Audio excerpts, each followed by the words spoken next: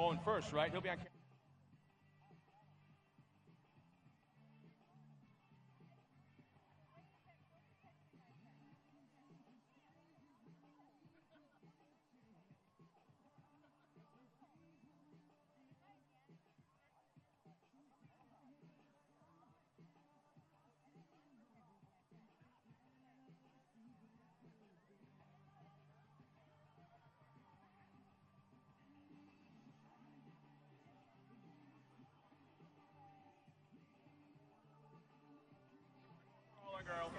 Welcome, everyone, to the Island Resort Casino Off-Road Challenge presented by Systems Control. A little bit later on this afternoon, Torc, the Off-Road Championship presented by Amsoil.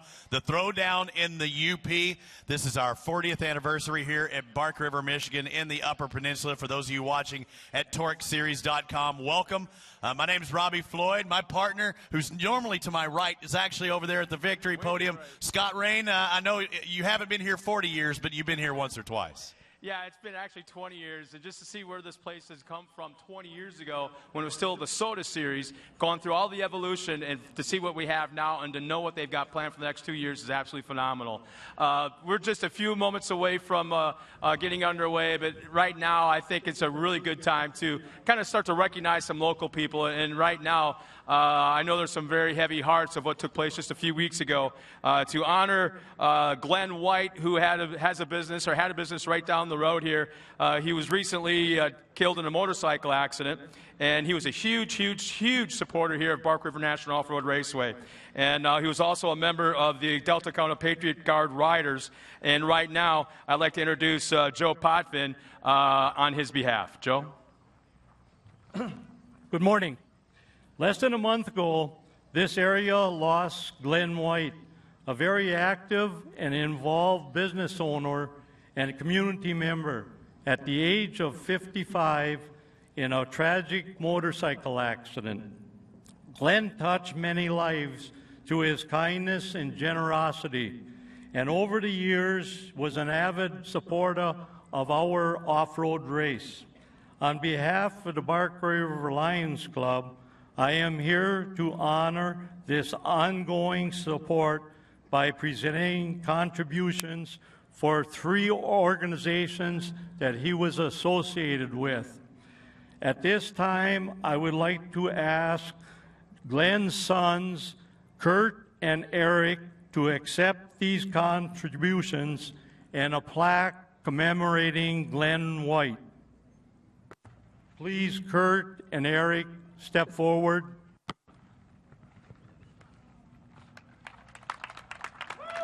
There's one from the Knights of Columbus, one for the Wells Lions Club, and one for the Patriot Guard Riders. And in here, I have an award.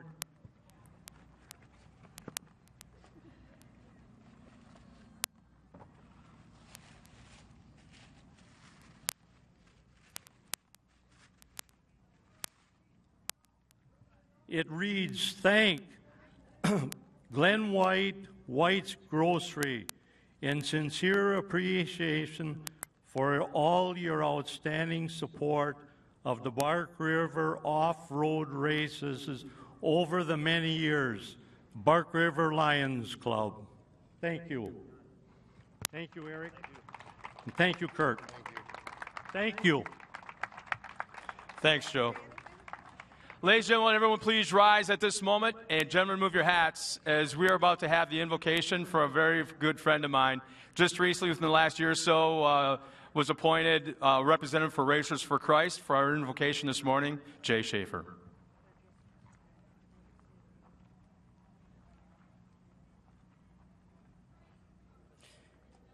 Thank you, Lord, for the weather here this weekend, for the Bark River community, for the Bark River Lions and Lionesses, for the USAC workers, for the stump jumpers. Please, Lord, bless the Glenn White family, and especially bless the wives and friends and families that make all of this possible for our drivers. Please, Lord, continue to bless the Bark River Lions for at least another 40 years in the entire off-road nation. Amen.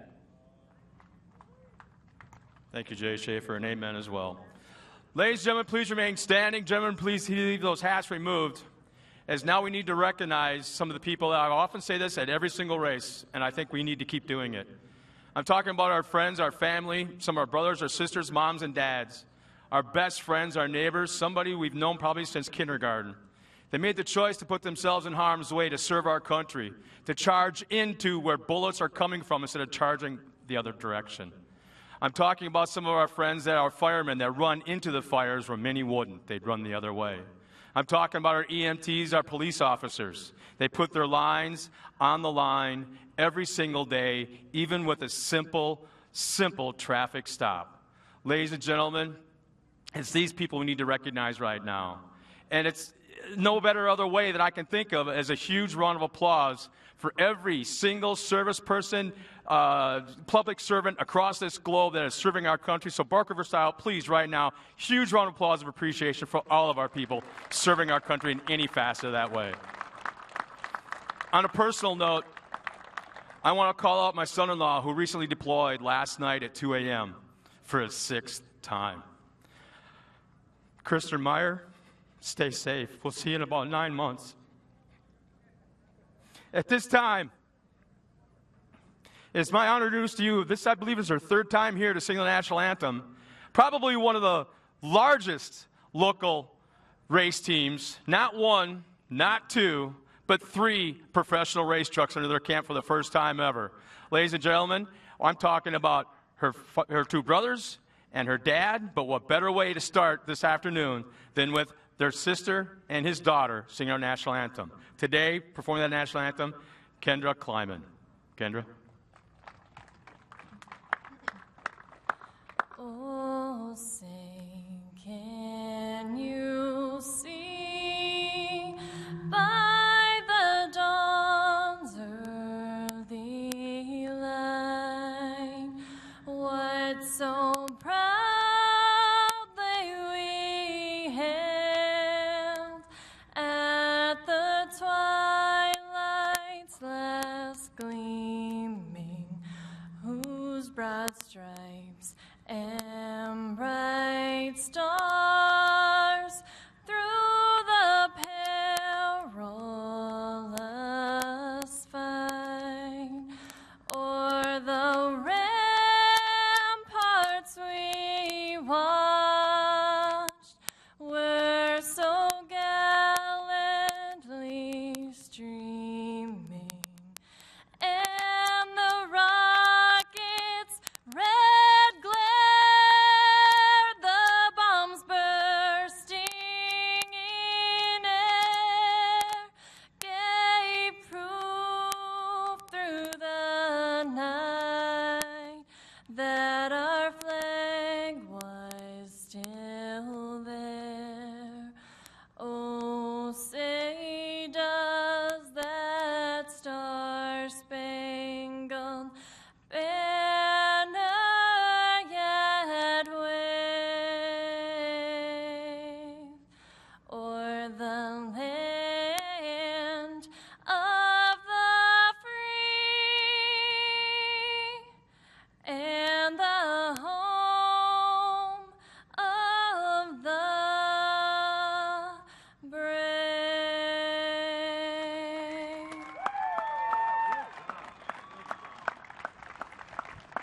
Great job by all of our participants this morning here at Bark River. Scott Rain will be now moving to the announcer's booth. He'll be calling our Sportsman Races today. My name's Robbie Floyd. I'll be calling the action for the Torc Series events. Again, it's the Throwdown and the UP for those guys. Now sitting to my left, Don Dimony. Don, you got to call it when we were at Crandon. Now you're getting to do it again. But it has to feel different for you not being in the truck and actually having to watch these guys race throughout the day. It's interesting, very interesting. Even especially the super stock truck class. I've been in there forever, and Right. it's hard to sit up here and watch them go around the track. But I tell you what, I did it for 30 years. That was enough. It's time to retire. Pass the truck off to the next generation. We have the kids' carts out here. We have the young generation. We got the middle generation, Right. and some of us older guys need to But just it's step hard. back. And that racer switch, it's hard to turn off. How hard was it for you to actually watch instead of actually being out there? And now you're going to get that taste again. It's interesting. It's interesting. I don't have many fingernails left. Yeah. You're biting the nail, I bet it is. and you want to get out there and you know, today it's going to be hot, so I'm kind of happy I'm not going to be out there. But that's honestly, you know, that's one thing that people don't realize is in those trucks on a day like today, and you'll go out there maybe a parade lap or something. In those trucks, they are 120, 130 on a good day. Yeah, and then the heat just coming on. The more laps, the more heat gets built up on that inside. You know, and then you have all of your safety equipment on. You have your helmet on, your race suit on, your gloves, your boots, and bacon. Once the green flag goes, it all goes away, though. Well, Scott Rain now making his way up here. Looking forward to anything today. What's the chance for rain? I know you're from up here in these neck of the woods. Chance of rain today? Beautiful sky. It's going to be perfect. It's going to be perfect. Yeah, yesterday. It's going to be perfect. I think a little bit of wind, so it'll be perfect racing conditions today. The rain yesterday, I think, actually helped. I know the Pro Lights were the first ones out there on the track. They were complaining a little bit, but I think the track needed every bit of rain that came there. So it should be perfect racing conditions. You see the CAT crew or the workers out here doing their last-second adjustments. They always do that parade out here on the front. And we'll get back here in just a moment. The Throwdown, the UP Torc, the Off-Road Championship presented by Emsoil. This afternoon, you'll see Pro Lights, Pro 2s, and Pro 4s, but a lot of sportsman racing today. So we'll step aside for just a second. Be back with more here in just a bit.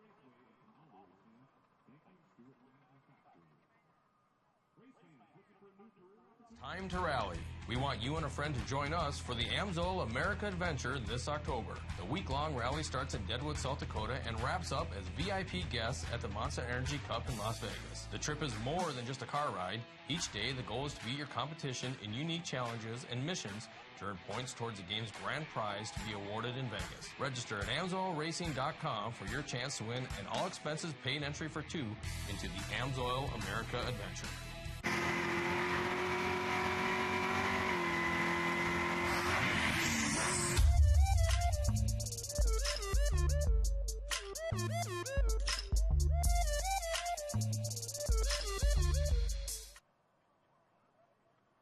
One of the most important routines I always follow is checking my tires. The same way you take a few moments to check your mirror position and buckle up, you should also make it a point to check your tires before every long road trip and at least once a month. Check your tires and know before you go. See you on the road. Acceleration is a beautiful thing. Pedal down, pulse up. And nothing feeds your engine what it craves like a K&N Performance air intake system. For more airflow in, more horsepower out. Guaranteed.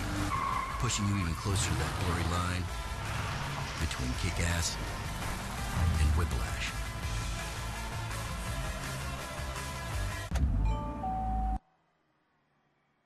America, it's time to rally.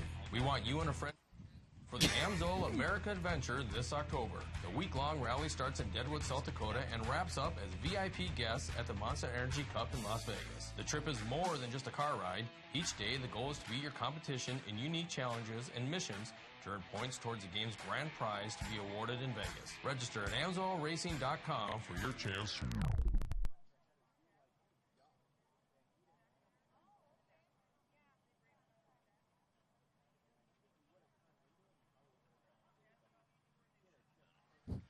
And we're back here at Bark River International Off-Road Raceway. Robbie Floyd's going to have a great time this rest of the afternoon until we go pro racing, kicking back and watching some sportsman racing. And you know what? There's a lot of these guys in these classes, no matter what it is. If it's Class 6, stock truck, super stock, super truck, even buggies, Don, that a lot of these guys aren't that far away from stepping up into a pro class, at least the Pro Light. Absolutely. Absolutely. They're one step below it. Some of the guys are comfortable where they're at, so they're going to stay there. And you've seen as the climbing crew, you were talking about that, you know, they've they've moved up to the 3 pro lights in their class. Oh, I know. What happened? I used to race with him in super stock truck. Oh, and he was he was fast. Outstanding. Yeah. I mean, it's like to the point. I think did he have like 4 or 5 wins in a row or something like that with 2 straight championships? Absolutely. And he kind of disappeared for a couple of years. He came back into a pro light, and you could see there's a learning curve he had to have, and he started getting that learning curve and getting to be one of the top 5, and all of a sudden he kind of disappeared again, and all of a sudden his boys are in, and all of a sudden Mark is back again. Yeah, he ain't going to stay away. Well, here we have our first race of the weekend, ladies and gentlemen. It's Classics and Stock Truck, another combined class, and huge numbers, which is going to make it really exciting to watch. We're going to start with, first off, our Classic starting grid, which is running up front right now, the first 3 rows. We have got, looks like Stanley Wood in the 603, Mike Mishler in the 687, Paul Prosperig in the 611, Galen Gee in the 655, Tyler Playman in the 614, and Dale Chestnut is starting in the back row in the 613. And Don, you've got the stock truck. Okay, we're going to talk a little bit about Dale. He's back. The last time he raced, he had Nick Bing in the truck for him. And Dale's back. So we have stock truck starting grid coming around the corner. Austin Stetsony, Brad Milan. Looks like Saturday we have Hunter Myers, Nick Visser in the 580. Kevin on Saturday, Kevin Myers, Dylan Sharkey, Lon Jasky, Caitlin Wurzba, Diesel Shank, Corey Marquardt in the 590 bright orange truck out there. Can't miss it. And Brandon Rouse. Coming around the back, we're going to take these guys 1 lap and half a lap in front of us, get them up on the start. And Scott, it looks like they're going to have 2 flags, they're telling us, I think. 2 flags. Well, 1 full track of trucks, huh? Yeah, this is going to be pretty wild when you start seeing this stuff when they take the green flag. And there's going to be some, I guess you say, class intermingling. So it might be kind of tough to kind of keep them situated, who's where, who's what. But they'll cross the line right now, and we have electronic timing and scoring. So as they cross the, let's see, the start-finish line, systems control starting line, they trip that wire that's actually underneath the ground, and that starts the timing and scoring, but it won't officially start until they take the green flag and come around. So we're going to give them like a half-lap reconnaissance. The smart guys right now, Don, got to be looking at the racetrack, even though they're on a parade lap on just half of the track. Oh, absolutely, Scott. Their spotters are telling them where the dry spots are, where the wet spots are, and they're trying to feel it out. The first lap's going to be a totally different race from the first lap to the last lap. Track's going to dry out a little bit. As you've seen in practice, they're already throwing up a little dust. So they just got to be patient.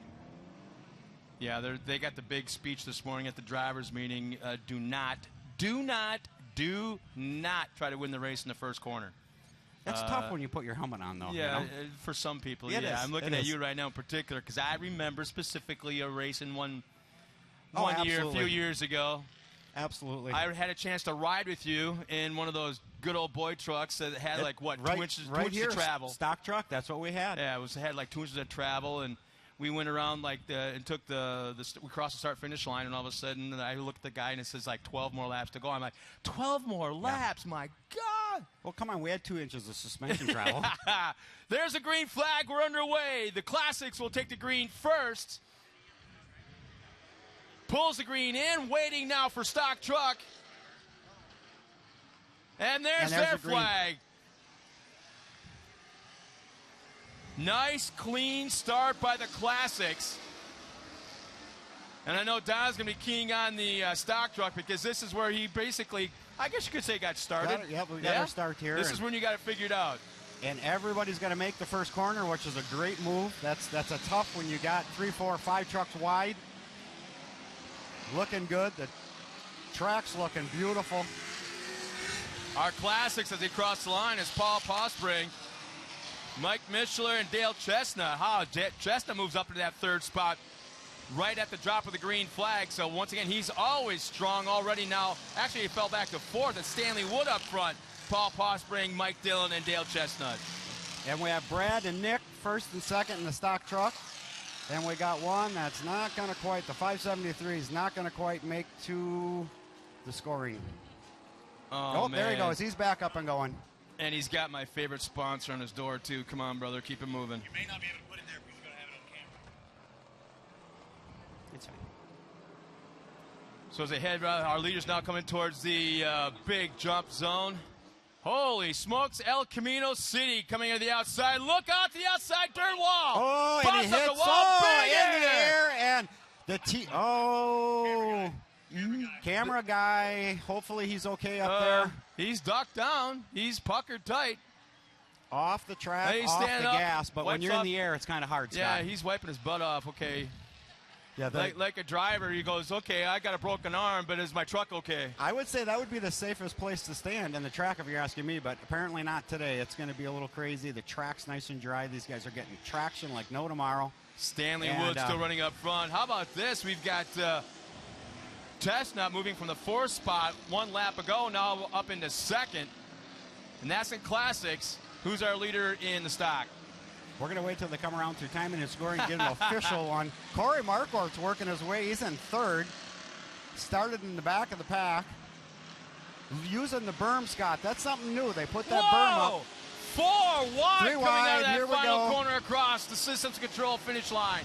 As the yellow flag is out, there may be something in the back section that we're unaware of as we check out the monitor. That should be Nick Visser, Corey Marquardt, 1st and 2nd. Well, what do we got going on in back? There's there's somebody. How about our leader, Chestnut? Going and up in made the smoke. lead coming around the gravel pit turn. I'm sorry, the graveyard turn, and he's going up in smoke, and he's starting to slow down a little bit. Man, Chestnut always fast. I don't think that's Chestnut, Isn't Scott. it? Nope. Oh, no, it isn't. No. He's smiling, though. He's pretty happy. It's always not good to see a guy Chestnut ahead of smoking. you smoking, right? Because then you know it's one less one you're going to have to battle Except for for. the smell you have to put up with. Yeah. So that's Tyler Playman, I believe. Mishler in 2nd. Chestnut still running in that 3rd spot. And it looks like our cameraman looks like he might be trying to plug it back in and find a way to continue on, because that's a vital spot, that camera, because he not only handles coming down the jump or coming down the hill, that whole back section, and then coming down into turn 1. So that's a vital spot, but it looks like the cameraman's moving maybe up to the flag tower. All right, Scott, we got our stock trucks catching up now to our classics. So we're going to have a little bit of a mix here. You know, that's a tough call. You got to have a really good spotter to let them know that we got stock trucks mixing with classics, and you don't want to battle with those guys. You're not racing against them. You're racing with them, but not against them. So you want to stay as clean as you can. So it looks like Mishler is starting to slow. Mishler is slowing down. No idea what for. Don't see any flat tires, but definitely off the pace as he's losing now 2, 3, 4, 5, 6 spots in just a moment. It looks like now he got back underway. Maybe it popped out of gear, but he's definitely falling back. Playman's still our leader, showing some smoke. Chestnut running in 2nd. Galen Gee has moved into 3rd. And like you said, stock truck not far behind. Oh, man, our leader's really smoking now. Just past that cemetery turn, coming into that dog leg right before our big hill jump. That just might be a breather, Scott. You know, when he That's goes it. around the corner, he's straight runs, he cleans out. Yeah, but the breather keeps spitting out oil. Yep. Oil's got to come from somewhere. It's the engine, and it keeps spitting out oil. And He's got 8 laps. as long as he's Put an smoking, extra that's a cord good in. thing. When he stops smoking, Yeah, that's when you're in trouble, and it gets real fast. And it's crappy. Yeah.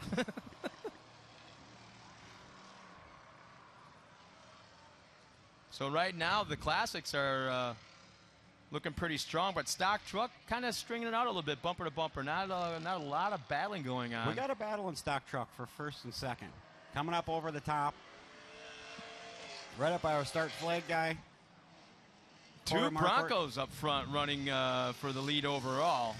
Now keep in mind, like you said, they had different flags. Oh, what about 8-9 second separation before the throwing of the green flags? Right in front of us, Scott's the battle for stock truck. Corey Marquardt. Man, Marquardt, that truck looks so brand new every single race. That thing is just, he's like probably just such a perfectionist. Like it's show ready every single race. He owns a parts store, so parts aren't an issue there. So he gets a deal on body panels at the very least. Yep.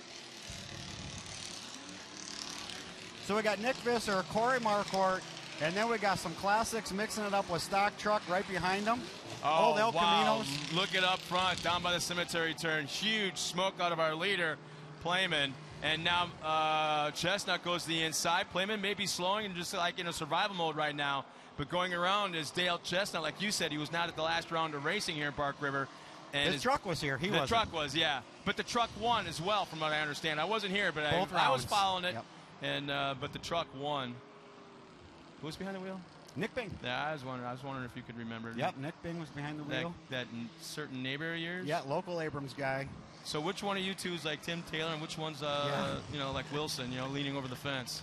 Is it Bing is the Bing's neighbor? the guy leaning over the fence. Neighbor? Oh, absolutely, absolutely.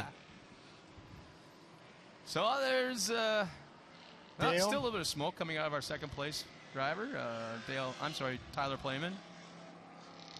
He ain't nursing it no more, don't look like. No, he's going to give Dale a run for his money, which is good. Dale usually gets out in the front, gets in his comfort mode, and just runs his line. Now, if I was, I know I'm going to get heat for this, but in the classics, if I was in that class and Chestnut is as dominating as he's been for the last 2-3 years, I mean, we're talking dominating, I'd be having that thing protested and tore down every single round of racing. Stop by his pit. Those guys tear that truck down. When Nick was racing, competition yell is just coming out, so we'll regroup everybody. Scott, they tear that truck down every race. Oh, I'm not doubting it. And you know what? It's race prep. If you can race prep that truck, look at Corey Marcourt.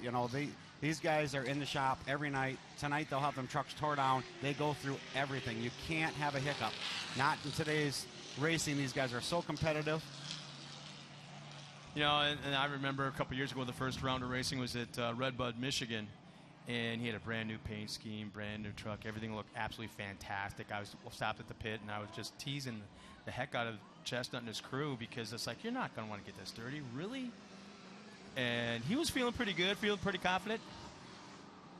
And he goes out and rolls it over. Just wads up the body, completely tears it up.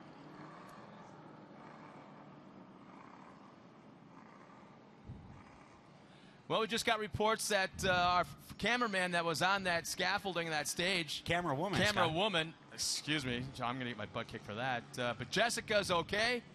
I think she's probably going to find a little better place to stand. But you know what, Scott? I think that's the safest place on the track. No, I don't know. Dude, you're coming down that hill, and if you don't pitch it right, like we just saw, that, you'd think that'd be. I'm thinking on the inside of that corner. I hope she got a good shot of that. All I noticed is that she jumped up, kind of went, okay, nobody saw that. She wiped off her butt, picked up her camera equipment, and jumped off that hunk of wood. And where is she now? She's not up there. I'm not sure. We just got reports that she's okay. Good. That's great news, because,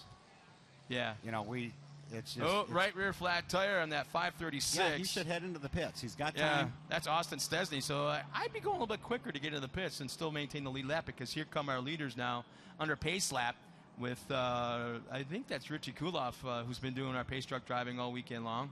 And I think that's actually Gary's truck. That's a splash of color. That's a beautiful truck. Yeah, I think that's Gary from right down the road here. Yep.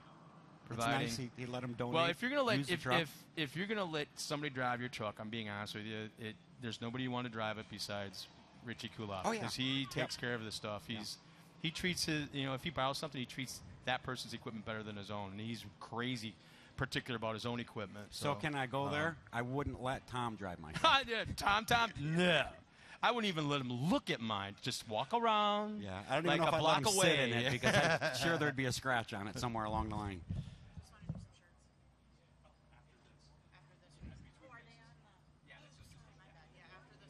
Here we go, Scott. Back to green. Dale Chestnut gets the whole shot. Corey Marcourt still second place in stock truck, and he's got a half of race now. They're going to figure it out right now. Is where they gotta. Well, they got spread out a lot in the first half, and now all of a sudden, when you bring in that competition, it groups them back up, and everybody's breathing a little bit like a second chance.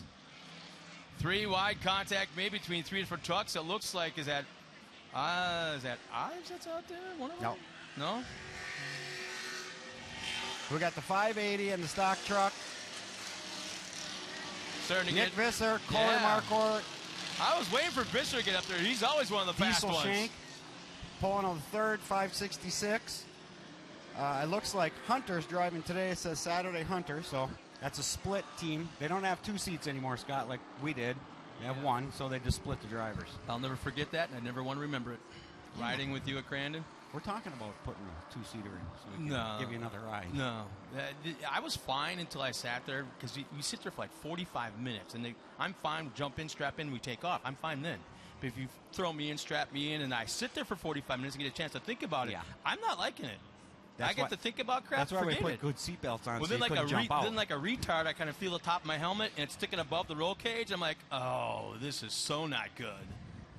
So, no, but I had a good time. Something you and I can giggle about for the rest.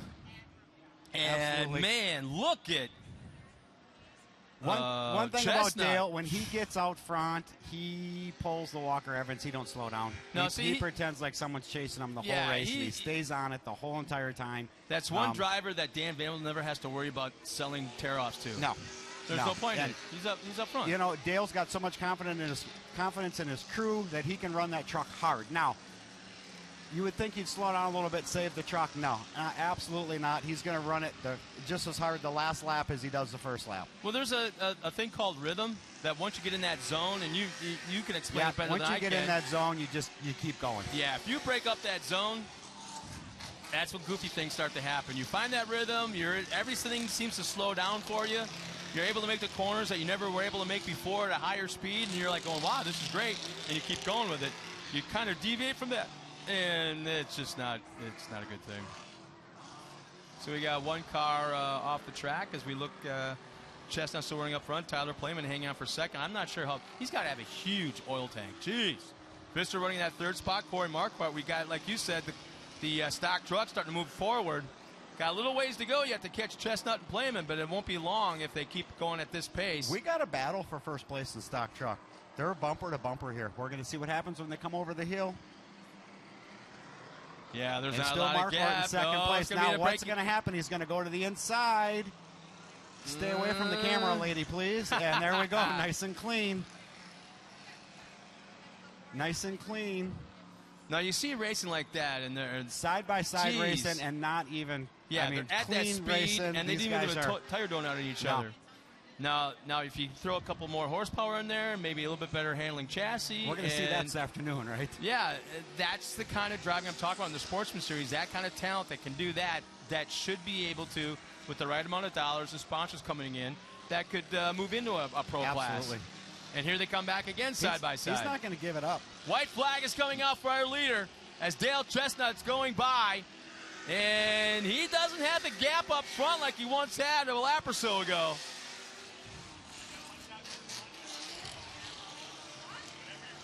Tyler's not giving up neither. His spotter's not even going to tell him about the smoke. I guarantee that. Just keep it going. You got to be able to smell that because that's one of the few classes where the motor's still in front of you. Yeah, the gauges might be pegged up, but you're not stopping anyway. Yeah, don't even pay attention to those red lights. Yeah, don't pay attention to them, man. What the hell's the point?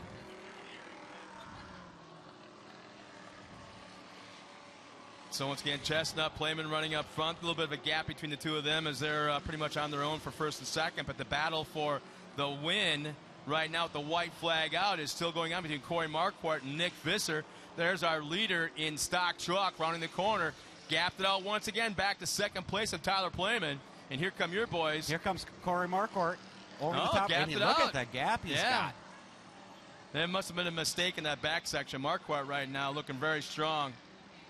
And you kind of pretty much, at this point in time, with half a lap to go, I don't care if it's overheating, I don't care if it's missing, I don't care if you got flat tires. Flat tires, transmission slipping, it's to the wood, brother. Oh, man, he's still showing some smoke, but once again, this is all Dale Chestnut. Corey Marquardt got a nice gap there on that last lap. I don't know what happened in the back section, Scott, but he's got some air. He's just got to finish this thing up. And here comes our winner. One more time, will notch another one into his career. Dale Chestnut will take the win. Tyler Playman second. Both those drivers start in the back row. Here comes our winner in first stock place truck. Stock truck, Corey Marquardt from Lena, Wisconsin. I think when they leave Lena, Scott, they shut the lights off. 580 is Nick Visser. 593, third place Diesel. There's your top three in the stock. Shanik. Yeah, the Lena Group, Scott, they got into off-road racing a few years back, and there's multiple drivers that come from that area. Kind of like Abrams used to shut Kind of like its Abrams gates. used to be, yeah, they shut the lights off. Last guy leaves, got to shut the lights off, and away they go. Coming across the line once again is the 517. Caitlin Wiersba. Caitlin Wiersba, yeah. And our pole sitter, Austin Stesney, had issues early on in the race, had to pull into the pits, back on the track, will cross the line. And then finally the 566 of Hunter Myers. Should be Hunter today, yep. And Yeah. here we, he had a flat tire, just going to finish it up. He went in the pits, didn't get right on the restart, but got to finish the race. Yeah, up. I believe he was able to stay in the lead lap, but admittedly, I think kind of was slow to get back to the hot pits, and was finished up well back in the pack.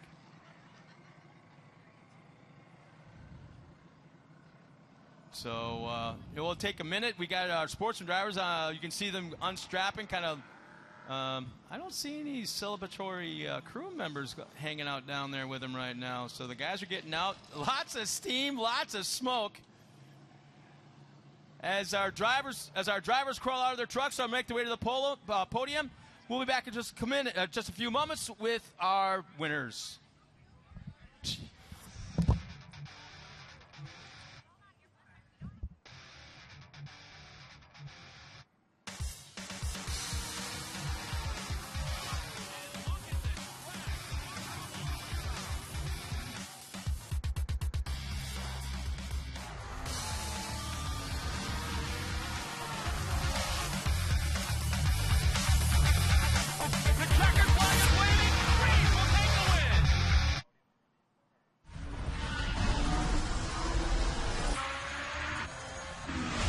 I'm professional drifter Ryan Torc, and I use VP fuels.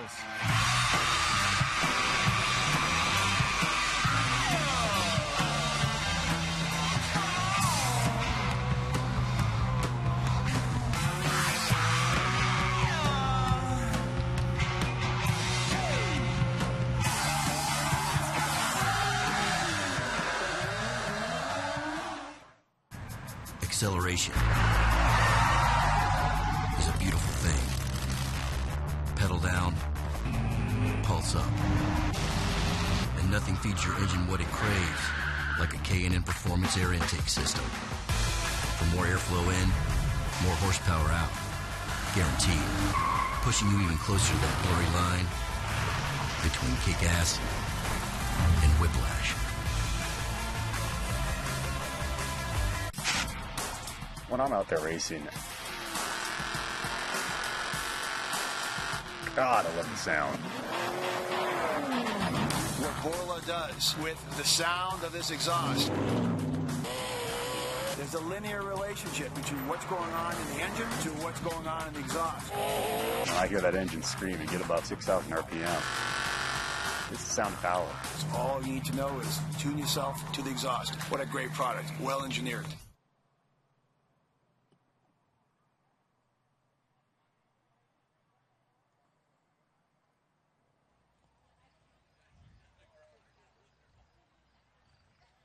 Where's camera?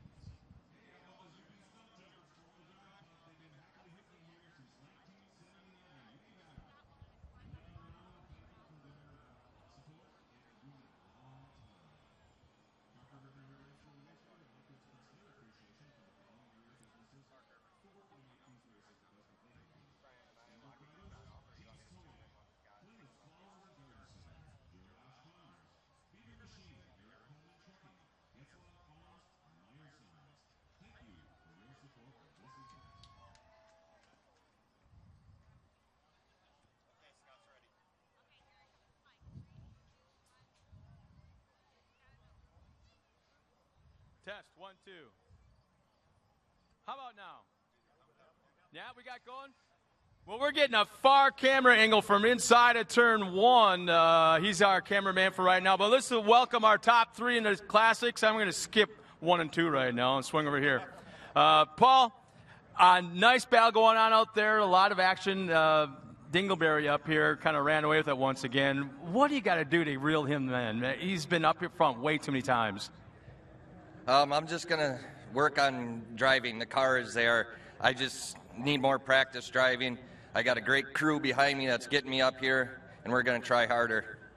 You know, you can like take one of those like bullseye stickers when he's not looking, put one on his rear fender, and feel free to nab that thing every time on any lap during the race. No, I want to beat him clean. That would be clean. I'm just saying. Well, I don't want to be black flagged neither. Nice job, man. Congratulations for being up here. Thank you.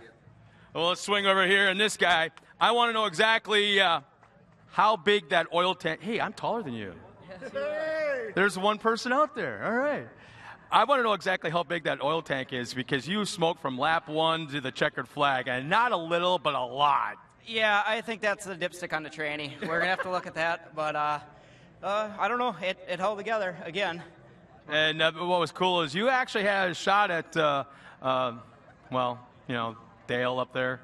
And Tyler, what were you doing to try to keep him in sight? Because it's like, yeah, dare I say he was messing with you, man. I'd be upset right now because he was messing with you.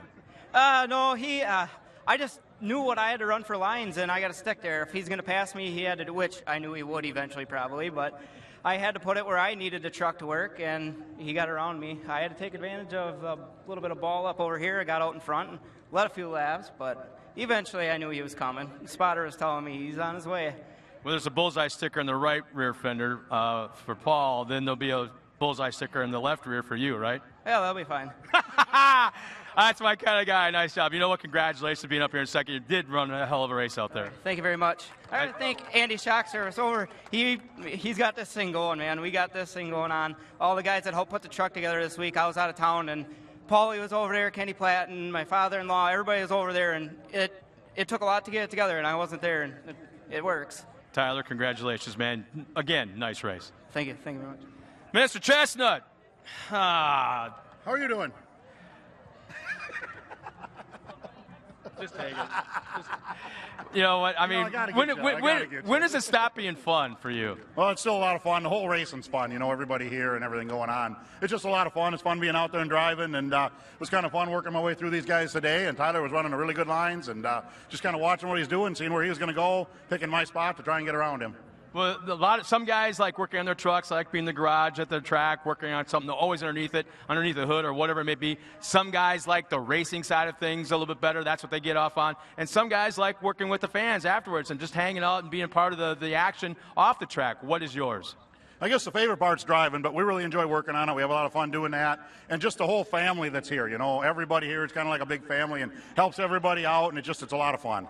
And by the way, you got something pretty darn cool here from the gang at, I believe it's Rapid River Knives. And you got.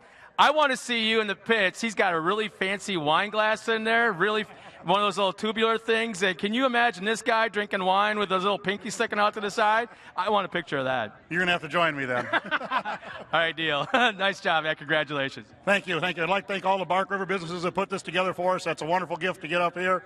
I'd like to really thank Turo Tires. They hooked up, let me go where I wanted to go, and I could put the truck wherever I wanted to and just go with it when I wanted to. And the Ultra wheels worked really good. ATD transmission, the AMSOIL products that keep me running.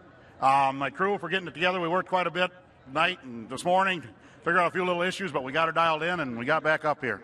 And you got to mention the fact that you won the race in the 40th anniversary. Congratulations. Going in the archives. Thank you. That's kind of cool to have in my record books. Ladies and gentlemen, let's welcome one more time up to the podium our top 3 finishers in classics. Finishing in third, we've got Paul Posbig, and second, Tyler Playman, and third, and running up front would be Dale Chestnut. In just a moment, we'll bring up the boys from Stock Truck. I don't know, man. Dale Chestnut holding a basket. I think that's pretty cute. You got a couple bottles of wine, a couple of those famous fire starters. I like those wine glasses. I think there's a bottle of barbecue in there. There's a knife. Yeah.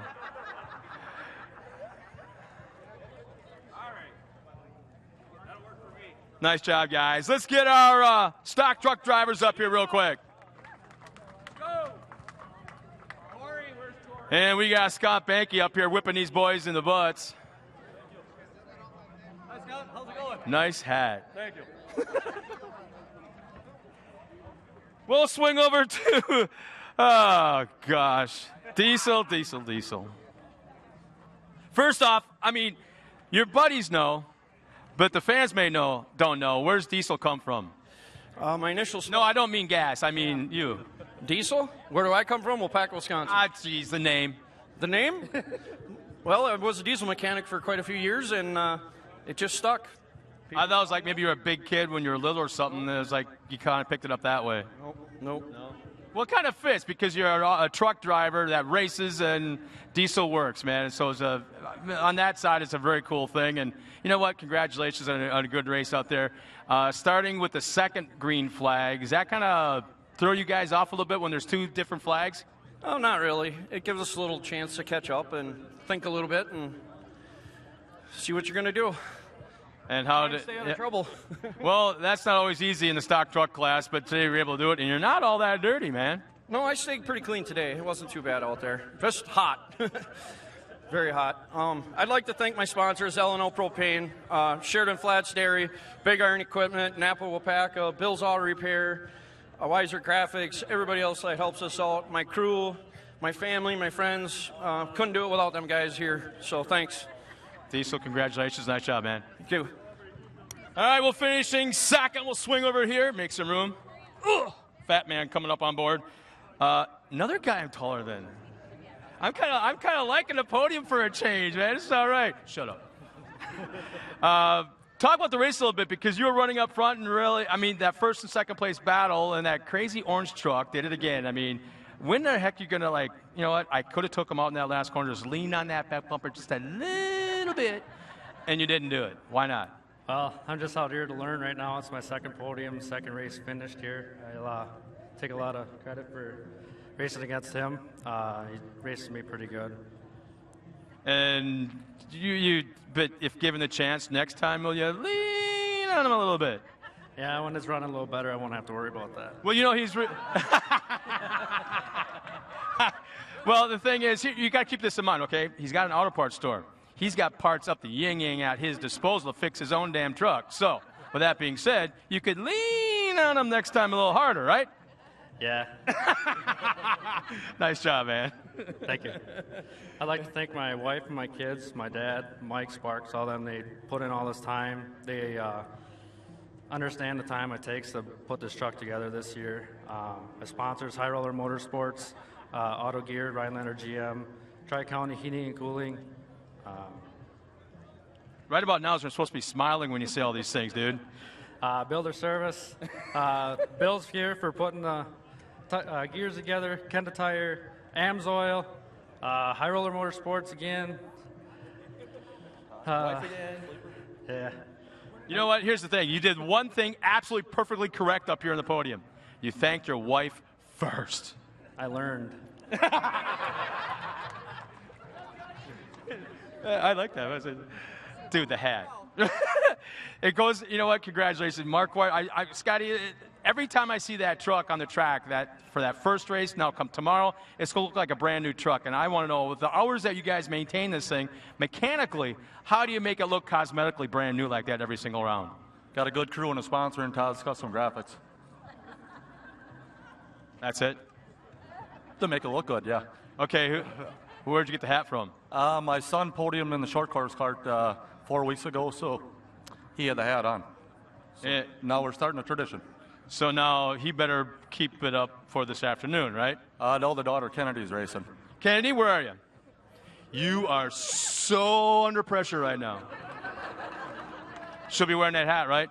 I hope so. All right. Well, basically, I'm going to ask you, how was the race for you? Because it wasn't just a gimme out there. The last lap, you were able to pull away a little bit. But other than that, man, it was a hard-fought battle. Yes, it was. Nick's a great competitor. Accidentally got into him a couple times, but we had fun racing together, and definitely made me work for it today. Well, once again, you're going home with a really cool basket. I'm sure you and Chestnut will be toasting each other with those fancy wine glasses tonight and the little pinky finger out. But you know what? Really cool basket by the guys. It's from Rapid River Knives, right? Did I get that right? All kinds of stuff inside of there. Wine. I see some maple syrup. I see a couple of knives in there. And here we go. It's Barker River Lions Club, Lakeside Industries, Northern Sun Winery, Rapid River Knife, Sage Point Financial, Sakely's Candies, Schaefer Maple Syrup Company, Made in UP Toffee, View Inc., Whitney's Famous Bloody Mary, which I can tell you is really good right now. And you know what? To the top driver goes the top prize. Congratulations, man. Thank you. I'd like to thank Barker River Lions Club, everything they do, more, everybody that put this event on to give us a place to race. Got to thank my wife. Can't forget that. Loser! That should have been the first one! Hoskin Electric, Todd's Custom Graphic, McGuire's Sports Bar and Grill, Jane's Classic Touch, Evil Smile Photography, Broken Dirty Motorsports, the whole crew from Lena. Lena's 500 and some people, and we got 100 here this weekend, so that's awesome. Who locked the city down when you left? Someone's got the key to that place. You know what? Congratulations, man. Good luck to your daughter this afternoon. I expect to see you up here in this spot wearing that hat. Congratulations, man. Thank you very much. Thanks for all the fans coming out here supporting our passion. 40 years of off-road racing, and this is the 40th anniversary. This is the 40th winter. Congratulations, guys. We got more racing coming up in just a moment. Did I hear it or didn't I? Did you hear what?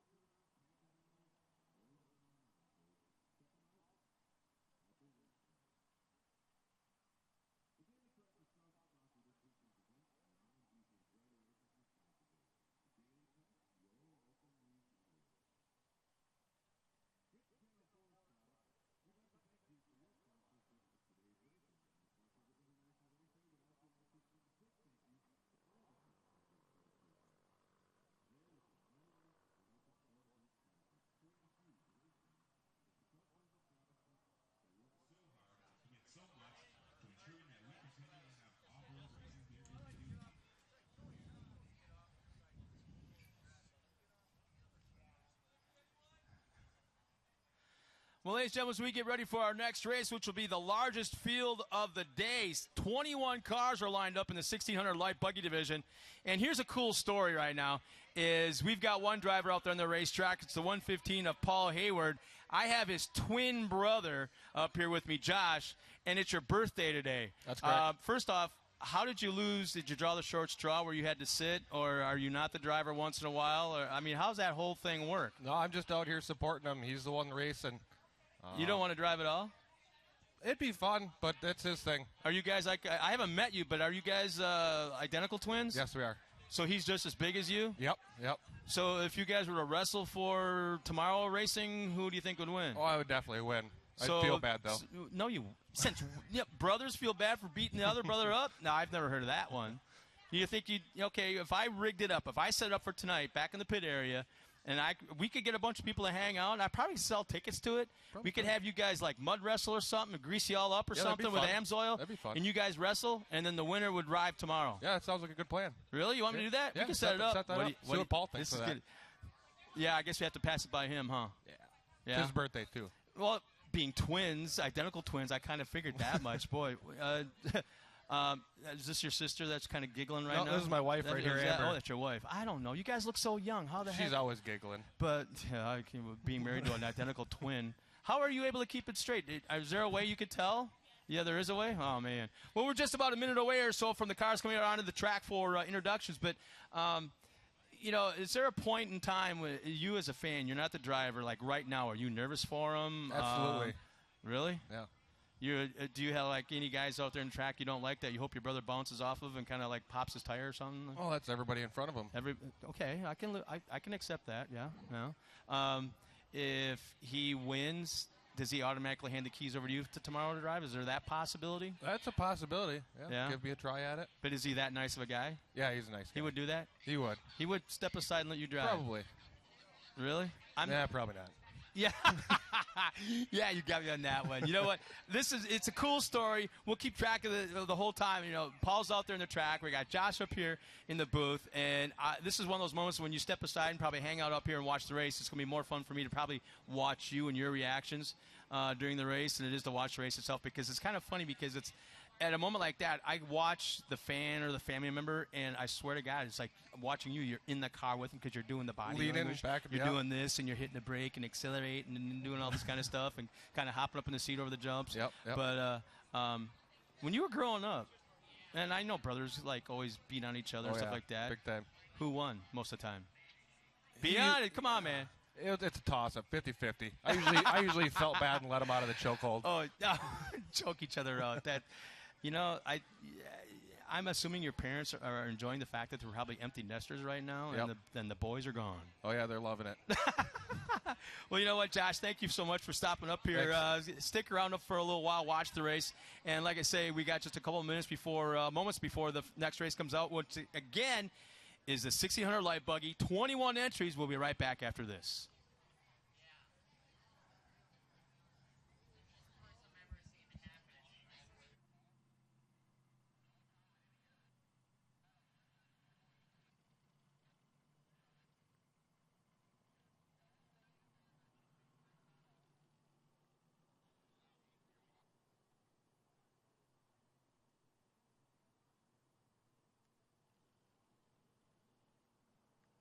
Data knows you post selfies like they're going out of style.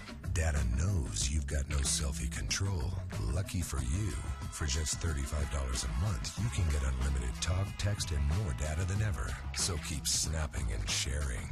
Boost Mobile cut the price and cranked the data. So stop spending a ton of money on a little data and start getting more data for less. Come to Boost Mobile and come to data. Visit your nearest Boost Mobile store at boostmobile.com for details.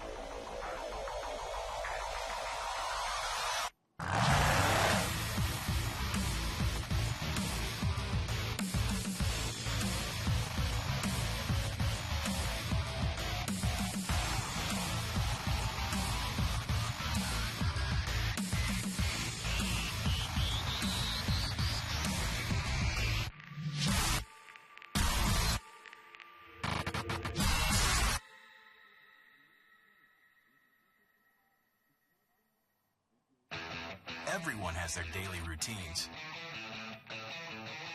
Some of us thrive on adventure, the thrill,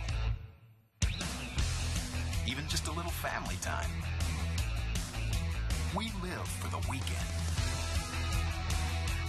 Whatever your passion, Kenda Tires is there for you. Kenda Tires, designed for your journey. Getting out in front on the racetrack or on the trail requires every performance edge you can get. AMSOIL synthetic dirt bike oil is formulated to maximize horsepower. Its synthetic base oils reduce energy loss to friction, meaning your engine works less to deliver more power to the ground, helping you get out front and stay out front. AMSOIL synthetic dirt bike oil. Out front performance.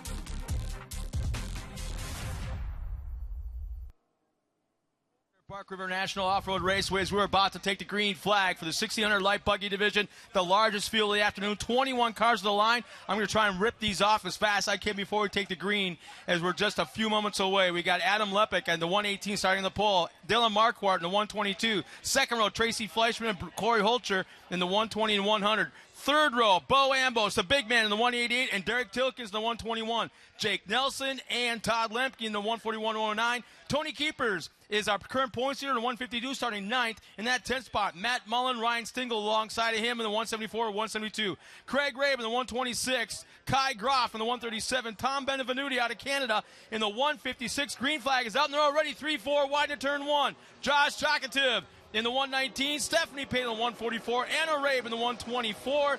We got Pete Thor in the 199, McKenna Endovic in the 173, Paul Hayward, the twin out there with his birthday today in the 115, and Ben Alcox in the 136. All right, Scott, you can take a little break. We had the Holter buggy get a little sideways in the corner. A pretty clean start, though. Actually, I'm looking at the lineup, and it's actually Ben Alcox that is the points leader. He's starting in the 21st position in the number 136. We have to keep an eye on him. I'm not sure why he started dead last, not just outside the inversion, but he started dead last. We'll have to find out what may have happened there, as he's already worked his way into the back of the pack, probably 2/3 way through the field. And as we look into the back section, we can see that's the highest speed part of the racetrack. Now, Don, when you were racing last year, you come into that cemetery turn. How did you try to slow that down? Was it braking? Was it throwing it sideways? Let that trickle force kind of slow you down a little bit, or did you just not slow down at all? Why would you want to slow down in the corner, Scott? Well, to make the turn. No, wide open, slide out a little bit. But it's called the cemetery turn for a reason. Yeah, that's okay. That's okay. You'll scrub off the speed yourself. You know, come into the corner, it'll scrub it off. Now you watch Stingle in the bright orange buggy. He's working his way right up on the inside. Yeah, this is one of the few races I've been to that he has not pulled a whole shot. No.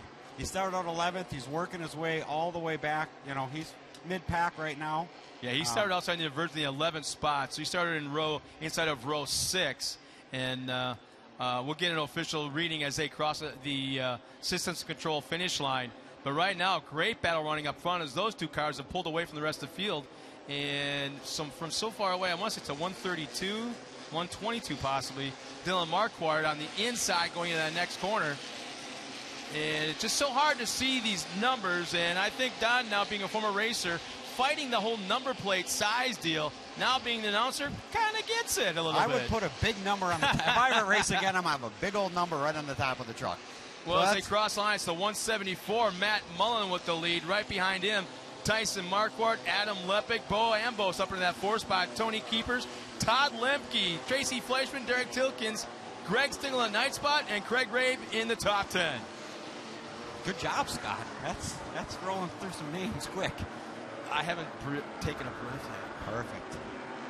But once again, we got our leaders got some clear air. He's pulling some car lengths there. We'll see when they come over the top here what kind of distance we got. Well, Mullen's got one of the more colorful cars on the track without a doubt. Big, huge skull on the side of that thing, so it's very easy to pick him out on the racetrack in that 174. We also want to thank, right before this race started, we had the gang out here and the family members from, let's see, from White Exxon, is that what the White Exxon? I believe down the street, they were throwing out T-shirts. So we had some of the people here from the grocery store, so we want to thank them for coming out. Glenn White and his family, again, he passed away recently in a motorcycle accident, so his staff and his family's here this weekend, and they were just recently, just a moment ago, tossing out shirts. So thank you so much for keeping that stiff upper lip and going on with this race, just as if the old man himself, Glenn, would have liked it. Man, it's one thing to spin out, but it's another thing to spin out and you have nowhere to go as the second car and you get hung up on somebody else's problem. And, man, Mullen is pulling away. Second is still Tyson Marquardt.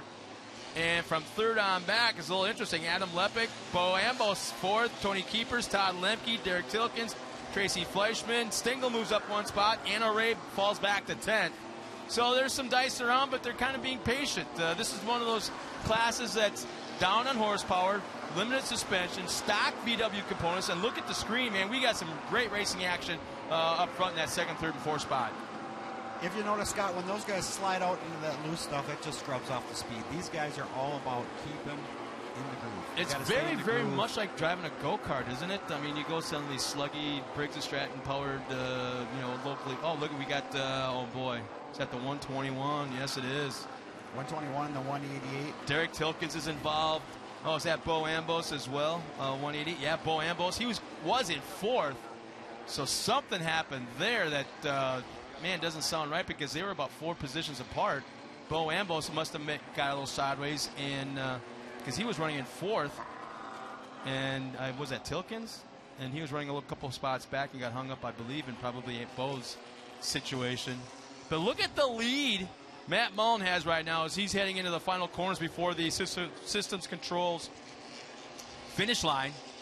And once again, we got to thank the gang from the Island Resort Casino for once again stepping up and jumping on board as we got a couple more cars in that back section and got tied up. But once again, thank you so much for the Island Resort Casino for getting behind the Bark River International Raceway and the Lions Club to bring you the 40th anniversary of racing here in what once was 41 years ago, a Farmer's Field.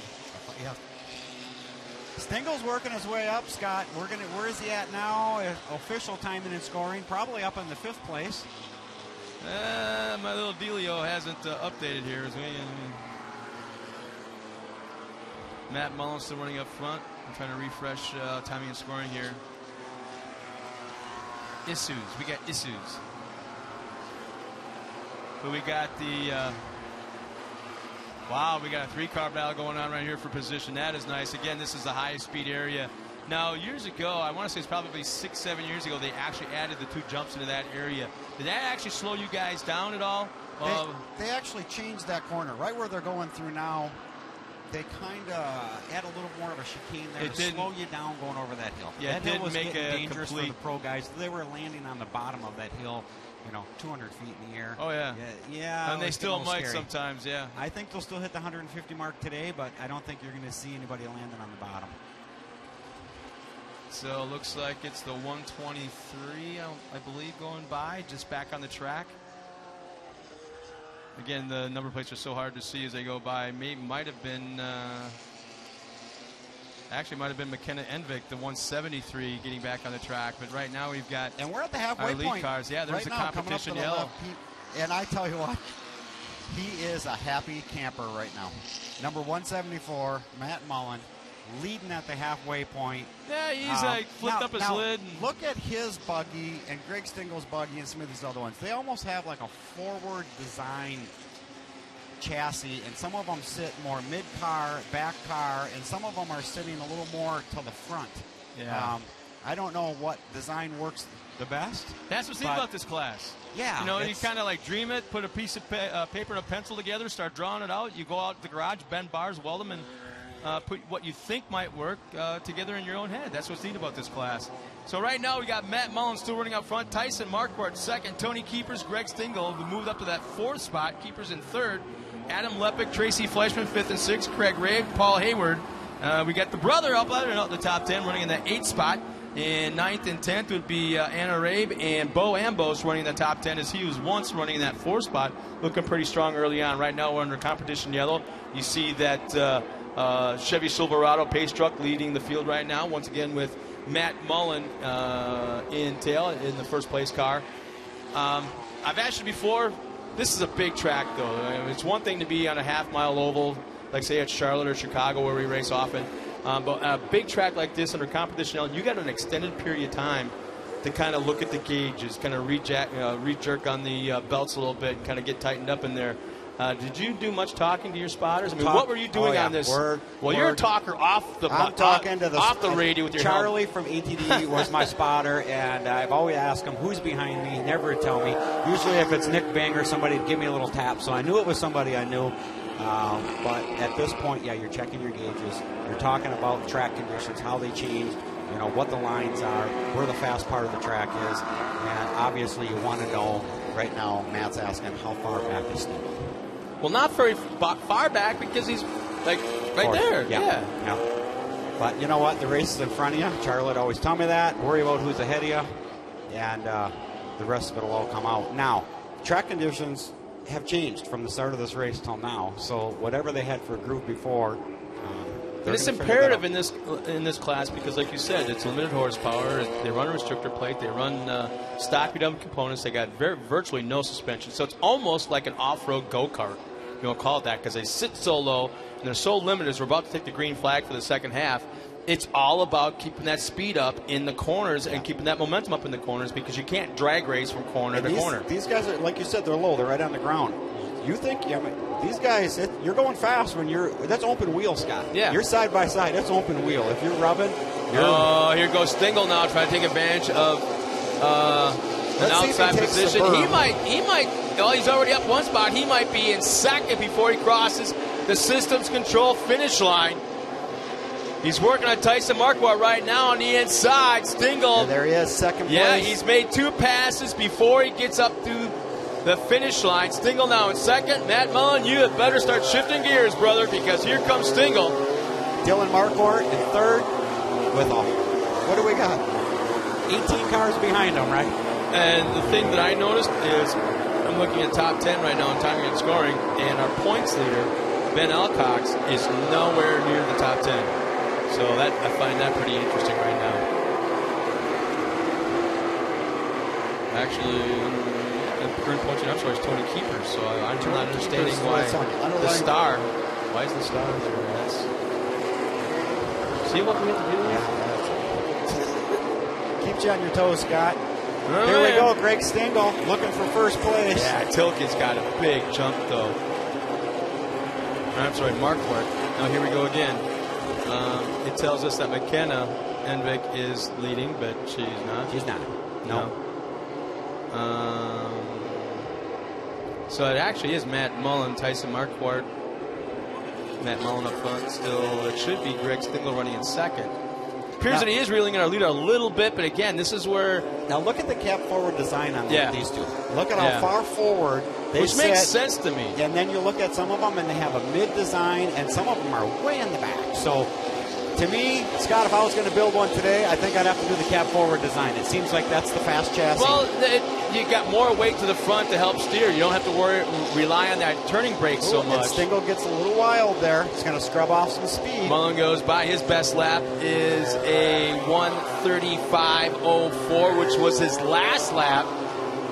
And again, Stingle, his best lap of the race was this last lap, and he ran a 35.87. So he's not catching Matt Mullen. Mullen is actually, we got car and slid.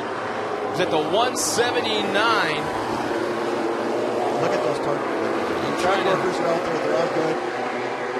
Hopefully they get them off the track before these guys come around. We won't have to go under full course yellow. Yeah, they're not in a very good spot. We got a single lane track to the inside. And it looks like it's Whitey Brunel right now. He's him and Tom Delicat. So I tell you what, Greg Stingle wants to see the yellow, and where's the first Matt yellow? Does not want to. So I don't see any yellow flags out just yet. There might be one coming out of the first turn. But it's a light buggy. Why can't 4 or 5 beefcakes down there just jump over there and whiff him over on his wheels? There's our driver outside of the car. Looks good. Yep, Whitey. And our leaders are coming around. There we go. See, 2 guys, 3.5 guys got the car back on its wheels. I want to say it's a 119, if I'm reading it right. Josh Shakovitz. So looks like they're going to force the cars under yellow now to go to the outside of the incident. And You know what? I think Stingle may be pushing the issue a little bit. Yeah, he was running pretty hot through the yellow, but there wasn't. There's the yellow. Okay. Yeah, yellow was out, but he was going a little bit quicker, trying to take advantage, and I think he did. I tell you what, Scott, what I did at that point, when I came into a yellow, I would give thumbs up to the flag person so they knew that I seen them.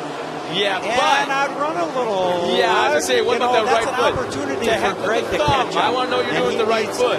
Yeah, well, as long as the flag guy knew that you knew they were there, they were happy with that.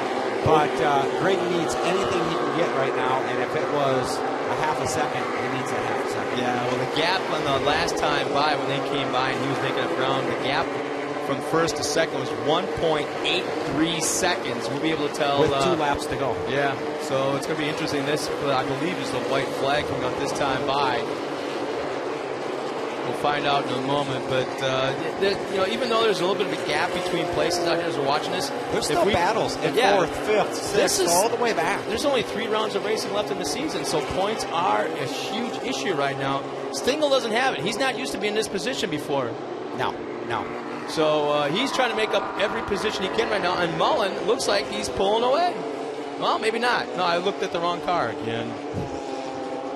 So again, keep in mind that the gap was 1.83 seconds on the last lap, and it looks like Mullen may have pulled away a little bit.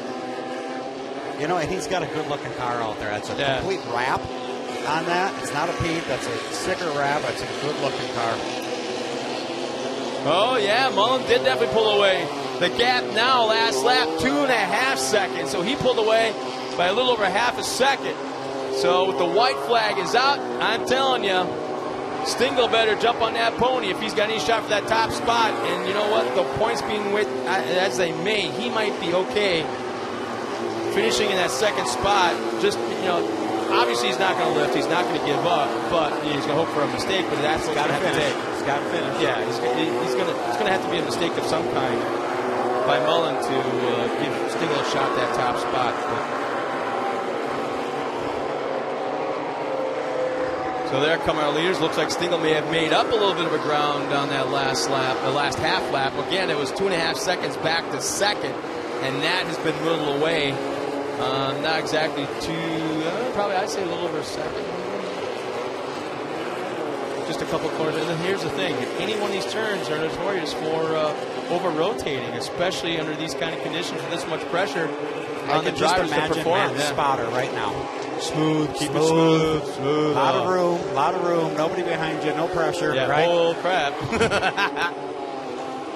2 turns remaining. Mullen has the lead. Stingle is definitely wheeling away. About 10 car lengths separation. 1 turn remaining. Last time by, 2.5 second gap back to second, taking the win on the 40th anniversary. Matt Mullen in the 174. Greg Stingle right behind him. And Stingle made up some ground, but not enough. Made up a half a second that last time by. Finishing third will be Tony Keepers. Nice job by him as well. Scott, you're going to have to show Greg where that second place podium stand is. He's used to hopping on the top, so this is great. Competition's great in this class. You have battles for first, you have battles for fifth, and these guys are still battling for 9th, 10th, and 11th. Yeah, and what's really interesting, such a group of guys. Look at the points right now, and the finishers 1, 2, and 3 are all together in the points chase. So they're right there with each other. So this is going to make for an interesting final 3 rounds, starting tomorrow with the 3rd round to go, and then the 2 days in Grandin. Well, race fans, quality and performance do not have to be expensive. It's breakdowns that cost you real money. Protect your equipment with long-life synthetic oils and fluids from AMSOIL.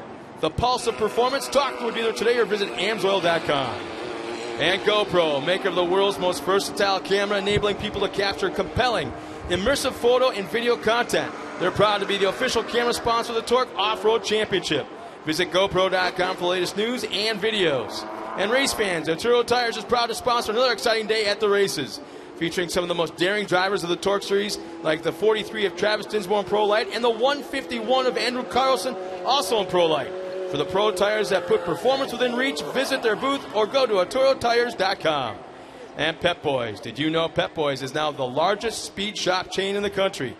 They have over 150 locations across the country with more on the way. Brands racers recognize and trust like K&N, Cooper Tire, and more. Go to petboys.com/speed shop to check out all the Speed Shop locations nationwide. Proud to be a Torc Series sponsor. Well, I'm going to work my way. Don, you're going to take the duties over to do the podium interviews? Yeah, no? Okay. Don's on his way over to the podium to talk to our top 3 finishers in the light buggy division. In the meantime, we'll step aside for a quick word from a few of our sponsors.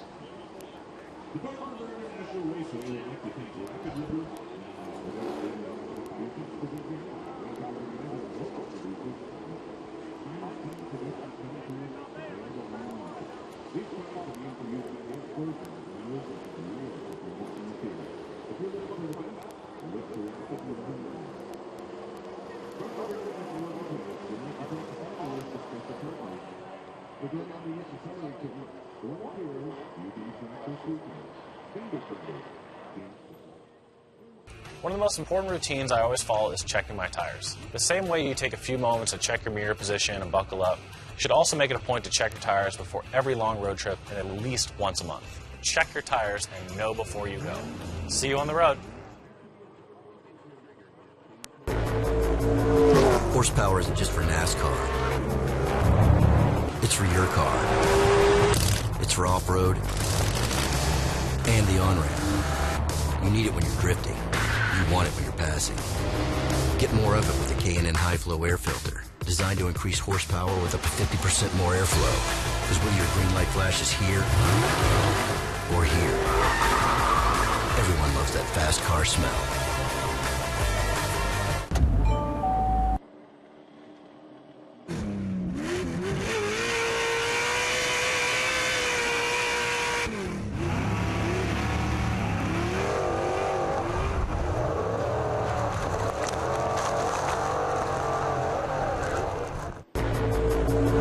Horsepower isn't just for NASCAR.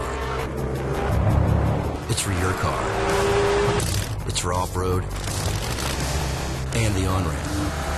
You need it when you're drifting. You want it when you're passing. Get more of it with the K&N High Flow Air Filter, designed to increase horsepower with up to 50% more airflow. Because whether your green light flashes here or here, everyone loves that fast car smell.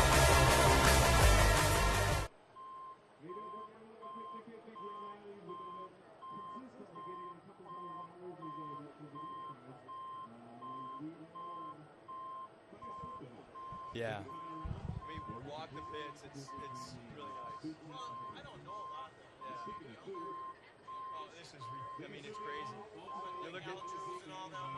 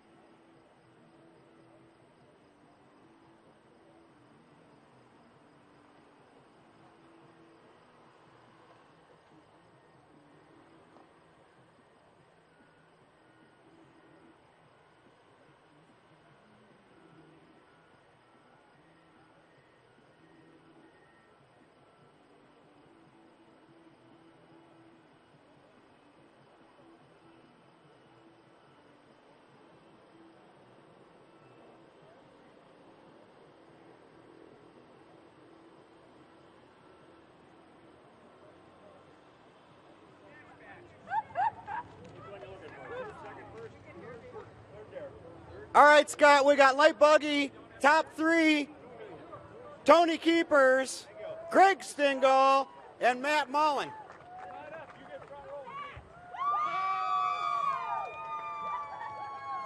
Third place, Tony Keeper. So on the start, you were the points leader. That's what it says here. Were you the points leader? I'm third in points. You're third in points. Hey, Okay, me and Scott were trying to figure this out. So tell us, that was an interesting race. Yeah. How is the heat? It was pretty hot. You know, you don't really think about it too much once you're out there, but it was pretty steamy, sitting there waiting for everything else to get done so you get out there. You know, it was pretty hot, but it's all right. Just got to push through it. Drank plenty of water this morning, so we're doing all right. All right, let's talk a little bit about your sponsors and how, what does it take to get here? Well, I got quite a few sponsors, J&J Insulators, Argon Lumber and Supply, Lou's Custom Stump Grinding, Elite Automotive, K2 Pro Signs, Sam's Concrete, and Forest Graphics. I got to thank all them guys. Without them, obviously I don't get out here because I'm not flinging this bill by myself. All right, great job. Second place, Greg, on the box. Halfway point, you were thinking, I got to do something different here. Now, this is a very interesting race. You had your work cut out for you. We were watching, and you were, all of a sudden, we can't see the back section. You went around back and came out over the hill in fourth. What happened back there? There was a couple of guys tied up before the halfway point and kind of wiped out, and I missed all the accident there. And then after the restart, we took off, and the guy in second and third started bumping and banging, and finally I was able to get around there. But Matt had no traffic, so he could just run like a scared rabbit, and he did. And once I got in second, if he didn't screw up, there was no way I was catching him because he was long gone. I tell you what, we could see him at the halfway point. He had a big smile on his face to be ahead at the halfway point. Yeah, I bet, because this is his first win, and we've been racing hard together. He's got a lot of seconds and thirds, and we're a bunch of great competitors. Plus, we drink beer together once in a while besides, so it's great. Congratulations to him. Thanks to Amsoil, BFG, Rapid River Knives. I mean, these guys are great. Every year we come here, Bark River puts this great prize package together for all the Sportsman Racers and all the classes, and they do an #1 job here. So we really greatly appreciate them giving us a place to race, and thank you very much. All right, great job, Greg Stingle, on top of the box. Finally, tell me what you're thinking. What's your spotter telling you at the halfway point where you're thinking, am I really leading this thing? He told me Stingle was fourth, and that was Keepers was third, so said just do what you did the first half and it'll be fine. So we talked a little bit about, we're looking at the chassis design out there, and you and Greg have what we call a cab forward design, and everybody, there's mid design and there's rear design. It seems like that chassis really works well at Bark River. Yeah, it works really good. After 2 years ago, my dad and us built them, and me and Tilkins both have one, and the things work extremely good. There's no complaints, and especially here, everything worked good. Between valve and shocks, had Johnny help me valve some shocks and stuff, so everything works really good. All right, let's talk real quick about the last lap. Greg Stingle's behind you. He's waiting for any slight mess up. He's hoping for that. What's your spotter telling you? Is he telling you Greg's behind you, or is he telling you got clear air and just finish the race? Yeah, he told me Greg was behind me, told me 2 seconds, and just do what you did the other 7 laps, and it'll be fine. So I tell you what, that was a great race. Glad to see you on top of the box. Let's talk a little bit about that great-looking buggy you got out there and your sponsors. Yeah, my buggy better look good because I make stickers for a living, so it better look good. Thank my mom and dad, Greg and Kara Wickman, Eric, One Eye Eagle in the Sky there for helping me. Keeble, Madman Chassis, Pro World Race Parts, Badger Race Straps, Prestige Custom Cabinets, Giddy Up, Amsoil, Oshkosh Tattoo, Ben Jones Inc., my grandma and grandpa, my fiance Gina. That should be first. Everybody that helps, thank you very much. All right, great job. Big hand.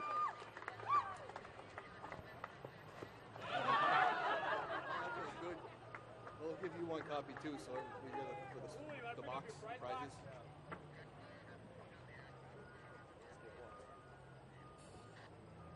I'm going to go get this to Scott. Oh, okay.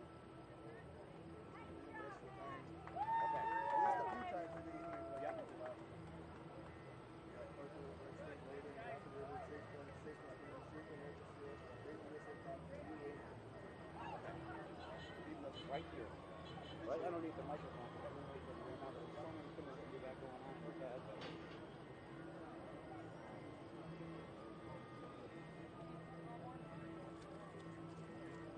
How did I do up there? Good?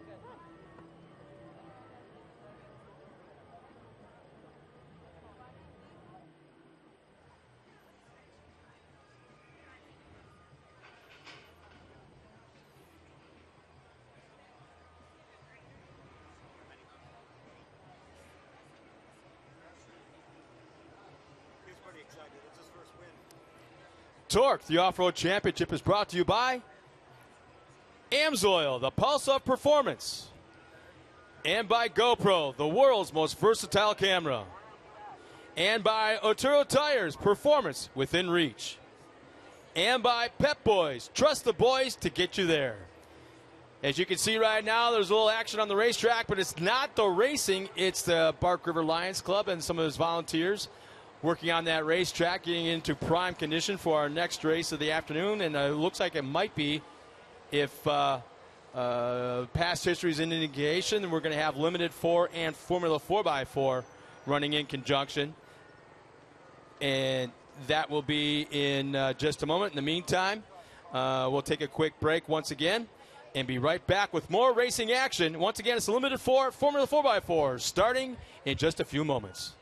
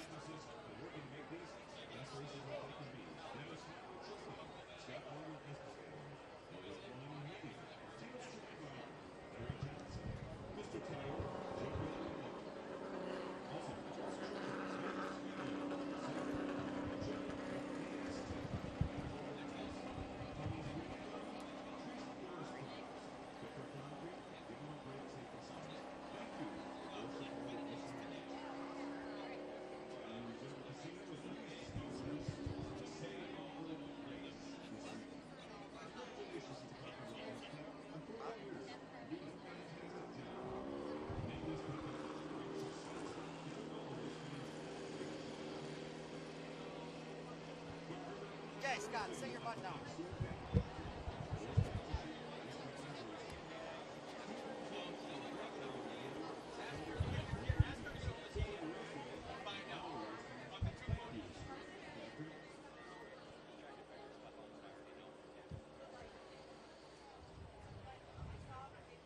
Two podiums, two green. Yeah.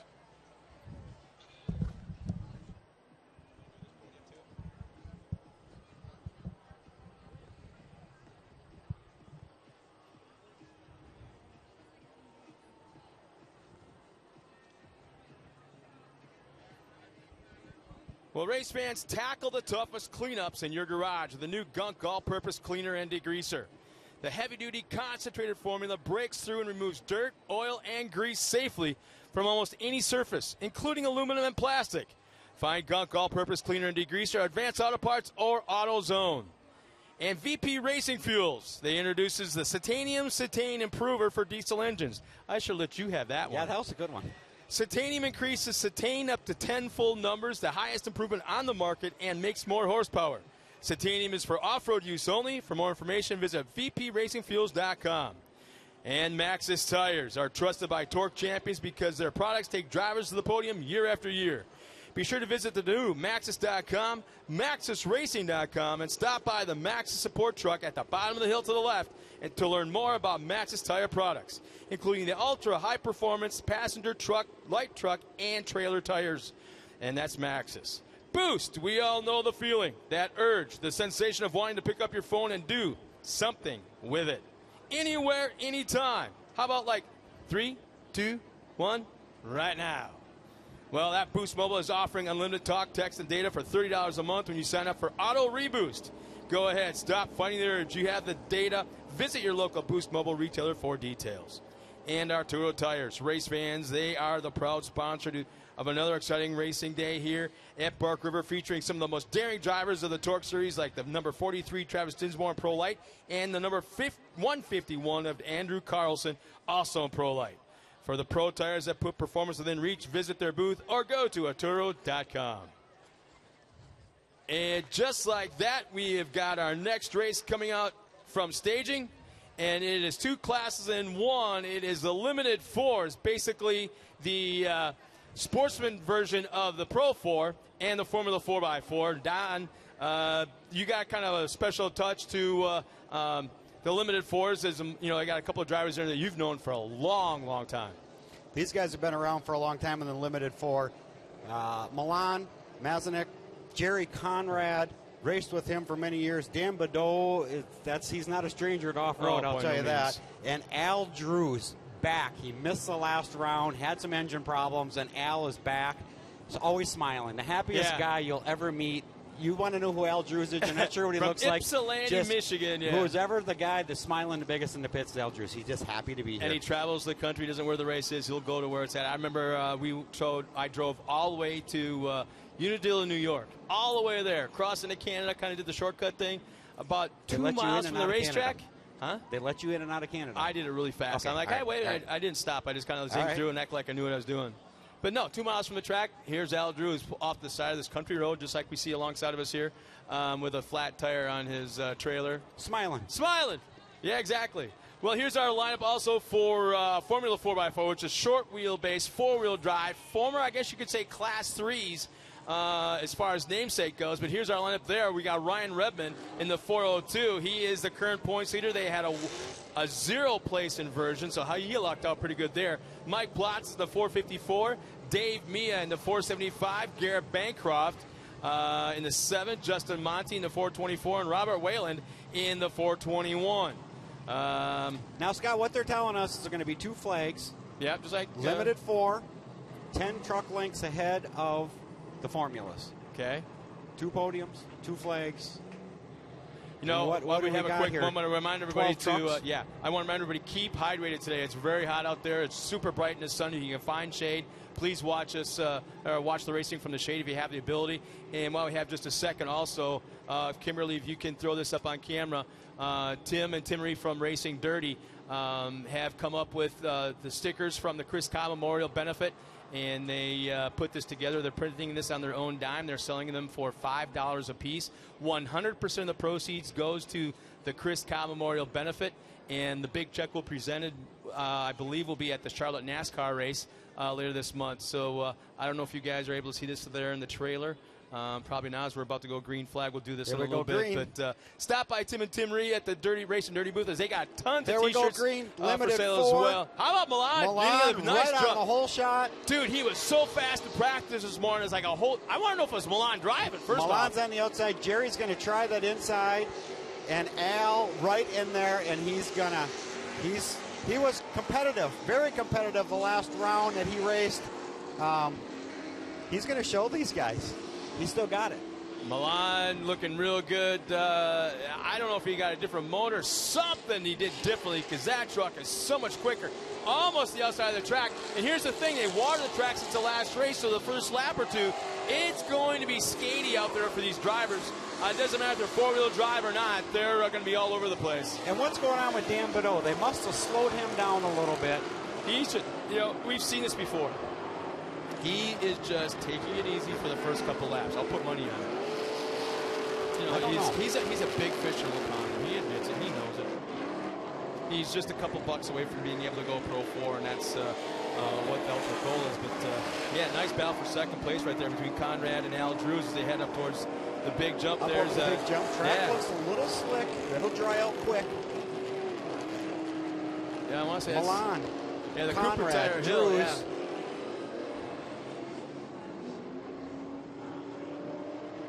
Dan Badeau's having some problems, Scott. He's definitely having some problems. He's just not running hard. But it's the first half. There's a competition. He has been that dominant and that fast. I mean, he's just a few horses down from being able to run Pro 4, but he's got more than enough horses to pull away from these guys at any time. And maybe you're right, though. I don't know. Watch the truck. I mean, does he have a pretty good push? Is there a situation where he doesn't have front-wheel drive, maybe? No, he's got front-wheel drive. And the truck sounds like it's running good. He just doesn't seem fast. Milan, on the other hand, looking, oh, man, he's done something. I don't know what. Maybe he got somebody to help him out with a new motor or something, but... You know what I think it is, Scott? It's just hot, and the faster it goes, the cooler it is. Yeah, the sooner that Milan gets to the pits to hit the cooler. Oh, no, you're cruising around. No, Milan, come on, man. He's just as much about having fun in the pits at night as he is on the track. Absolutely. And here comes our Formula 4x4s.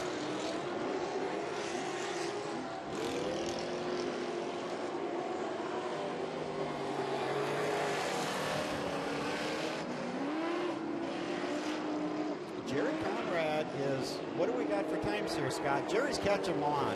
He's running on the straightaway. Seems like he catches up on Milan, pulls him a little bit when they got up into the technical section.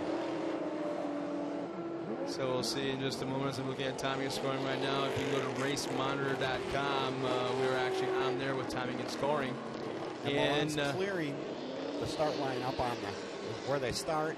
And look at him in the corners. Conrad's not going away, man. How about that? Conrad is hanging tough, and believe it or not, it used to be, or in recent history, it's been Dan Badeau and Al Drews and Milan kind of messing around with each other throughout the race, and at the last minute, Dan Badeau kind of runs into the checkered flag. But as they cross systems control finish line. Milan, Jerry Conrad, Al Drews, and what is going on with Dan Badeau?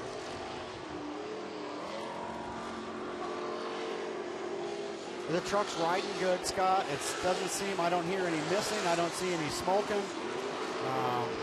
He's got to be frustrated.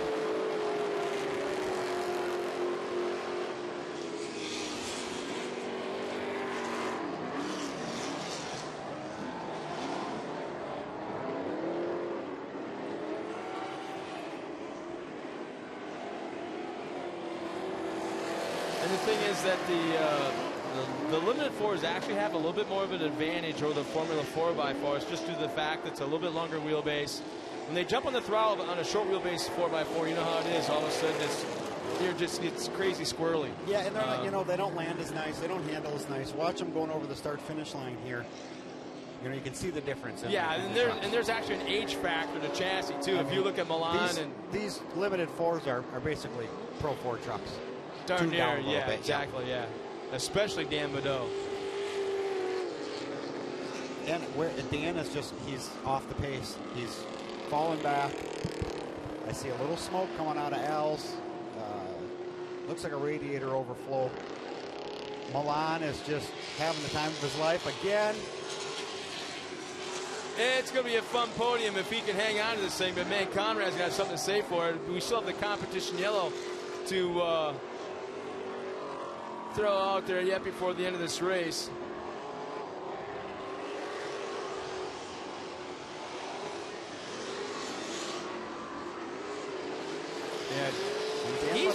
He's on a Sunday drive. He's just not pushing it whatsoever. Garrett Bancroft out there to 7. He's not pushing it either. Dan Badeau behind him. And, yeah, you're right. Something ain't right. Bancroft there, he's leading the formula. Scott, is that what we're seeing on the official scoring? Bancroft, yeah. Unofficial. Yeah. Al Drews actually has the fastest lap of the race right now, the 1:30.2. Jerry Kahn, everyone... This is funny because the third place driver has the fastest lap, the second place driver has the second fastest lap, and the leader has the slowest lap. We'll see. They're going to come around to the timing and scoring one more time here, Scott, and we're going to see. Yeah, Conrad. Al, look at Al. He's in there. He's coming back. I'm watching Conrad running in second right now. He's there's the hole there. Well, the opening was he couldn't get on the throttle fast enough because he had a push going into the corner. I tell you what, Scott, he's keeping that corner in mind. Next time he knows he's going to go low. This is where the spotters come in. Go high. The spotters have had for Milan had to have seen Conrad take that move, but couldn't make it work. Next time by, Conrad's spotters will say, "Don't open up that door." Or I'm sorry, Milan's going to tell him not open that door because Conrad will be able to take it. If Milan goes wide, Conrad's going to be right on the inside. It's going to be an interesting lap this next round.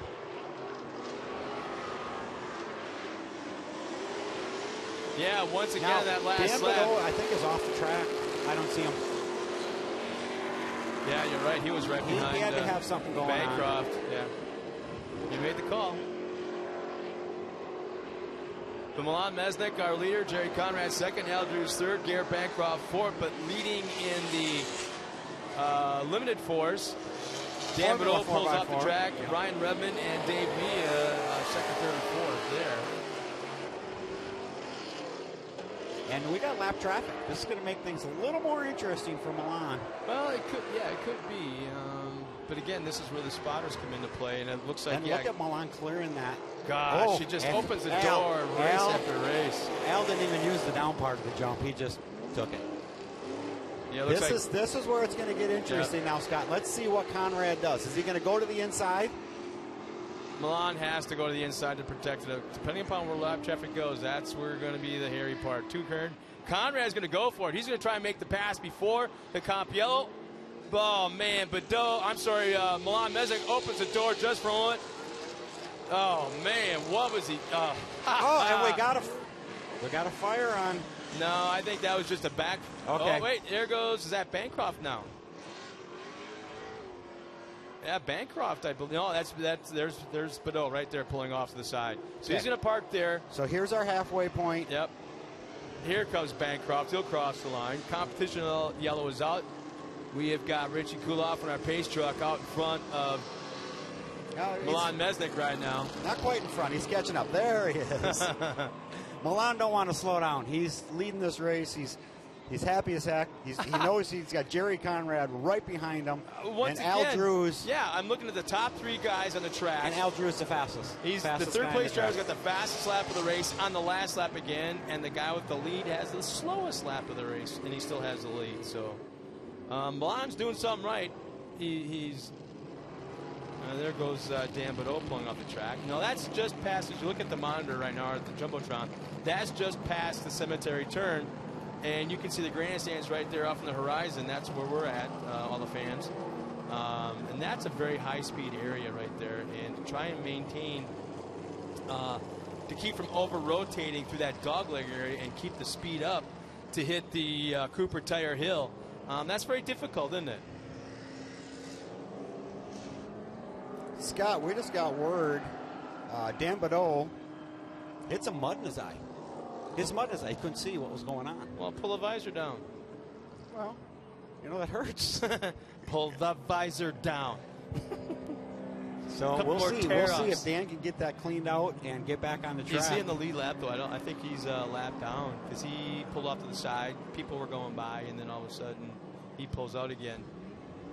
So you can see Milan Mesnik right now. Our leaders are going through. That is probably the hairiest corner on the track. Coming down off the Cooper Tire Hill into a tight right-hand corner, and then a couple of stutter bumps right there. Stutter jumps, I should say. You know, Scott, I was able to see some still photos of that camera lady up on there, she didn't fall, but the camera probably is not in very good shape after that run. So she's got don't tell any of the camera crew guys, but she was able to stay on top. She rode out the storm, but I don't know if the camera. Yeah, where do you run? You're up on a we're up on a scaffolding. Where are you going to run to? Here we go on our restart. Well, this is where Milan either has to jump in the throttle, find a couple more horsepower, or he's got to go into block mode. And right now he's got one guy on the outside, one guy on the inside, and I'm not counting out Al Drews. I'm not counting out Al Drews. Absolutely not. He is the fastest truck on the track right now. You know, Garrett Bancroft's in a pretty good truck, too, as well. So I'm kind of surprised he hasn't jumped up there in that top three to kind of battle it out. Now that's some close racing. 1, 2, 3. Yeah, and the fun part is our first place and third place drivers, they pit together. They're buddies, and they pit together every race. They help each other out. And Conrad's going to try the outside. Oh, it's just too loose out there, Scott. When you get out there, you're scrubbing off too much speed. And look at Al who's coming Drews for is second not going to place. make any.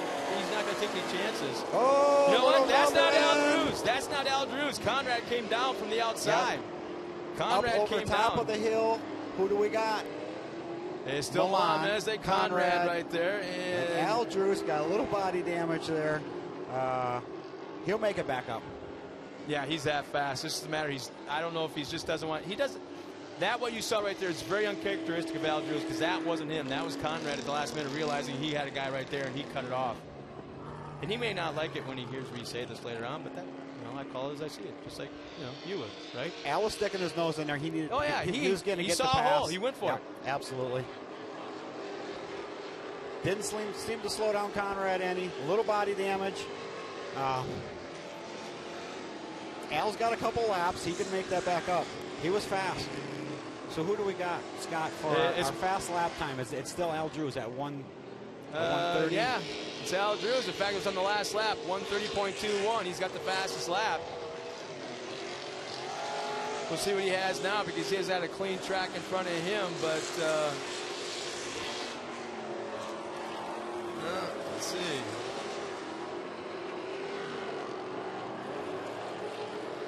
Refresh there, Scott, and we'll see where we're at. You watch on the jumbo screen online here, we can see Milan running clean.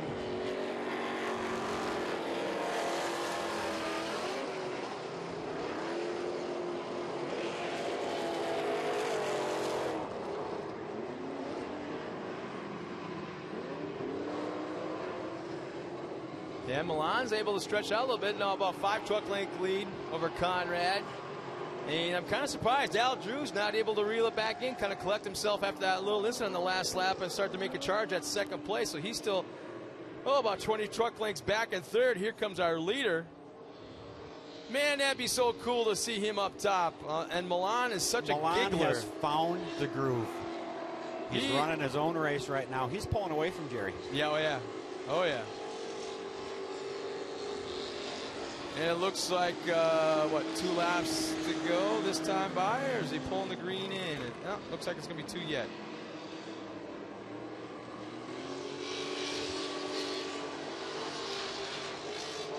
I think Jerry's got something going on. Yeah, when listen, him and Al got into it, I don't know if he's got a shock down or... I think it sounds like he may have, like, one cylinder, like a plug may have fallen. The exhaust comes out that side. Did he it just doesn't exhaust have off a little bit? Something's going on there. Yeah, it doesn't have a solid rhythmic V8 sound.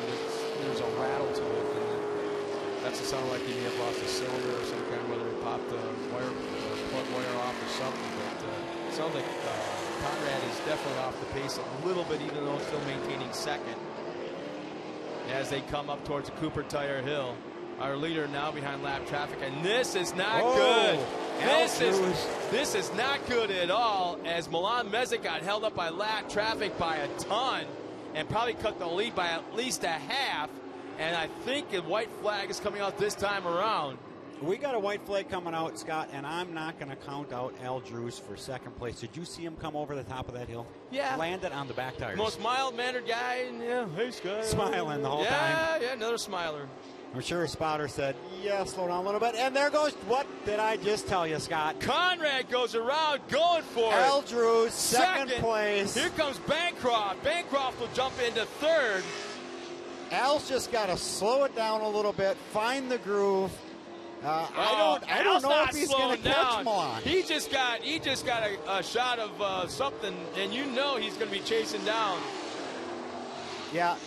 Conrad's definitely got something going on. He's all over the track. I think he's got a rear shock, rear stabilizer. Something's going on in the back of that truck. Watch him, Scott. He's really having a hard time controlling it. There's a puff of smoke coming out. Oh, we had two more trucks get tangled up. There's some body damage on the side of that truck. I think they got into something. Yeah, there. the 402 and the 475. That was Ryan Redman, and Mia got tangled up with about the turn right before the finish line. As we're watching our leader now in that back section coming up towards the Cooper Tire Hill. Let's watch Al come over this hill. Man, he's 2 laps in a row. He said lap traffic. Did you see Al Drews come over that hill? Almost he peels is off the door. on a mission. Yeah, I think he Come shook on. himself up. It looks like he's slowing down. What happened? Right front damage on the suspension on Al Drews. Can he make it? He's lost front wheel drive completely. The right front has stopped. He can't even push it right now. And where's Jerry Conrad? Conrad, I believe, has pulled off in the back section, but now. Here he is. Wait a minute. There's Milan Mesnik. He's well up front. It looks like Bancroft has second. Oh, man. Al Drews so close. But here comes our leader with 2 turns remaining. Appleton, Wisconsin's his home, but he's originally from Quebec, Canada. It's Milan Mesnik in the 69 taking the win. Here comes Bancroft for second. The number 7. That's in the Formula 4x4. I believe this is a limited 4 truck coming by. I'm not sure if he's in the lead lap or not. That's lap track, I don't think he's on the lead lap there, Scott. Is that Al Drews sitting up on the top? I don't think he's smiling That's Robert anymore. Wayland, yeah. He came over that jump and hit hard. Oh, man, they were battling for position right here. Mia will take the spot. Al broke the front end right off the truck, I think, Scott. Yeah, the right front just was pointing in a whole different time zone when he landed off that hill. And Conrad's thinking, I'm out of it. He comes around the corner and sees Al sitting there. So as our top 3 finishers in both classes make their way up to the well side of the track and then make their way to the podium, we'll take a moment here. And Torc, the Off-Road Championship, is brought to you by Gunk, makers of the toughest cleaners and degreasers on the planet. And by Maxxis Tires, we know dirt. And by VP Racing Fuels, our passion is your performance. And by K&N, celebrating the right foot since 1969. Well, I think we're going to send Don up to the podium one more time. Yeah, it takes a little bit of time for these guys to kind of dry off a little bit, get from the sweat and the dirt, and then wipe down and get a good cold drink of water. In the meantime, as they make their time out of their trucks and onto the podium, we'll step aside for just a moment. We're here at Bark River National Off-Road Raceway. It's the 40th anniversary. We'll be right back after this. we had these torrential downpours, and these trucks are not designed to have another 2,000 pounds of mud put on them, and then you pack the radiators tight. The tranny gauge, the water gauge, the oil gauge, everything's pegged. The Amsoil product came through for us and kept the rear end, the transmission, and the engine all running fine. And I tell you what, we were ready to go for the next day and pretty proud of it.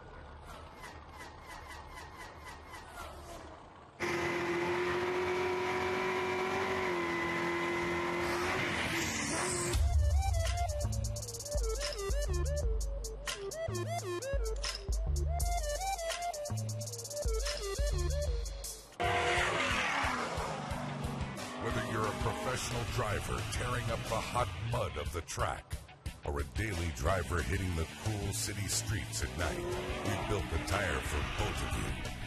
At Turo Tires, we believe great tires do not have to cost a great deal of money. A proven winner, a tire able to handle anything you throw at it on the street or trail. An Turo Tire, performance within reach. This is Pete. Pete is helping his aunt move, so he's not thinking about tires right now. But if he were, all he'd need to know is TireRack.com. They post their own test results and user reviews, so he could get the right tires for his car in as little as one business day. But Pete's not thinking about tires. Pete's thinking it would have been nice if his aunt had mentioned the Minor Bird. TireRack.com. Find, deliver, install.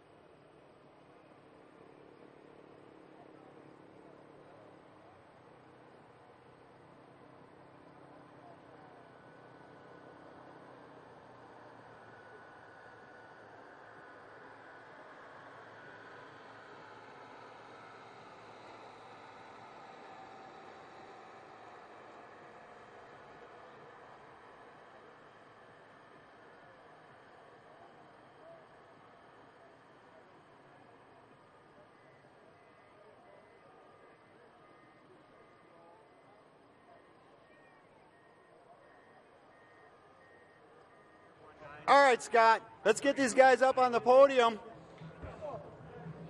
Limited 4x4, Jerry Conrad, Garrett Bancroft, and Milan on top of the box.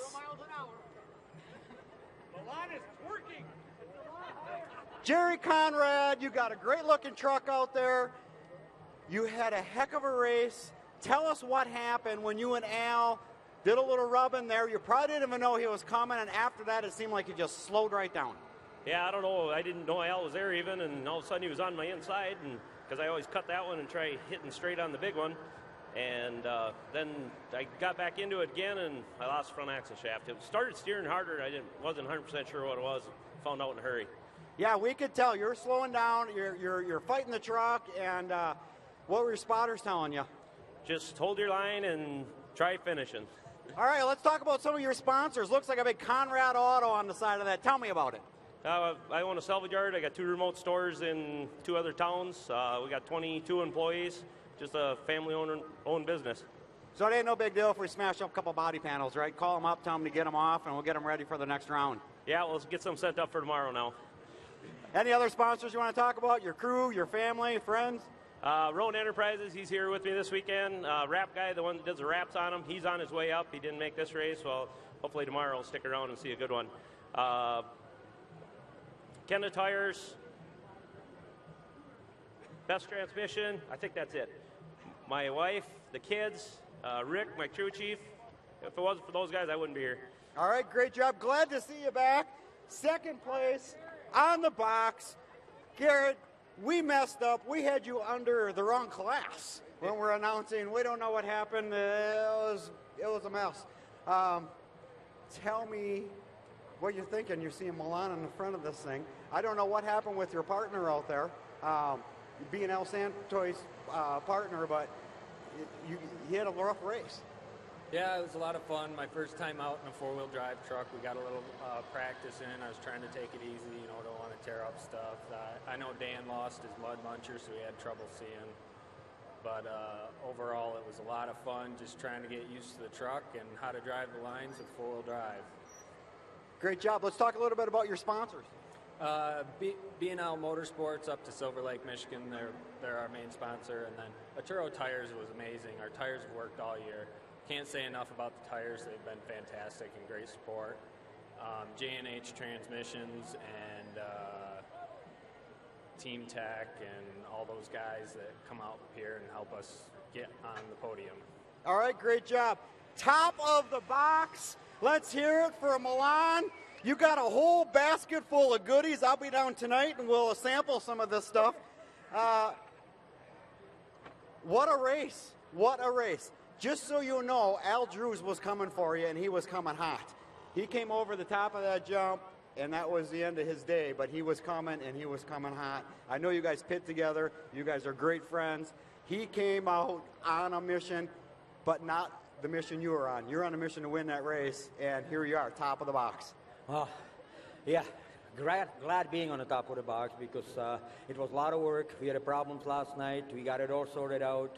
And it was a great race. I'm glad that Jared stepped it up and got into our class because it was nice seeing him out there. Awesome for Jerry to be up there and pushing hard. Great bunch of guys, great track, awesome spectators. Announcers are, Yeah. All right, you don't get this great basket from the Bark River Lions, Lake State Industries, Northern Sun Winery. Yeah, my wife will be over to have some of that later. Yeah, maybe I'm going to have to turn into a wino. Great job. We're hoping to see you back up here, top of the box tomorrow. We got another group of guys we're going to bring up. Anybody else you want to thank? Yeah, I want to thanks to my sponsors, Wagner Research for the awesome engine, ATD for transmission that doesn't give up, BFG Tires, they're awesome, my oil pump people, Raceline, and Visionary Metals for doing all the specialty little stuff that you can't even see. And I want to thank to Off-Road Fraternity for supplying the water when you get out of a truck. Otherwise, we wouldn't make it up here. Yeah. I tell you what, Milan, we right off the bat, we knew you were on a mission. Great to see you on top of the box. Give it up one more time for these guys.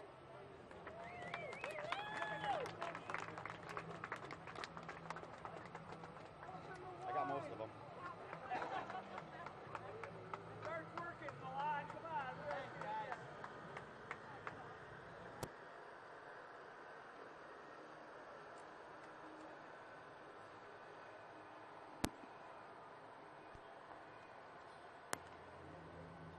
Hello.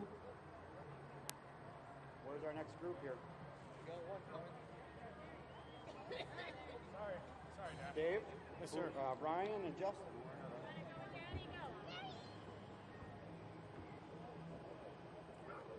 All right, and our Formula 4x4, top of the box. Dave and Maya, we're looking for Ryan and Justin yet. We're going to go without them if they're not up here.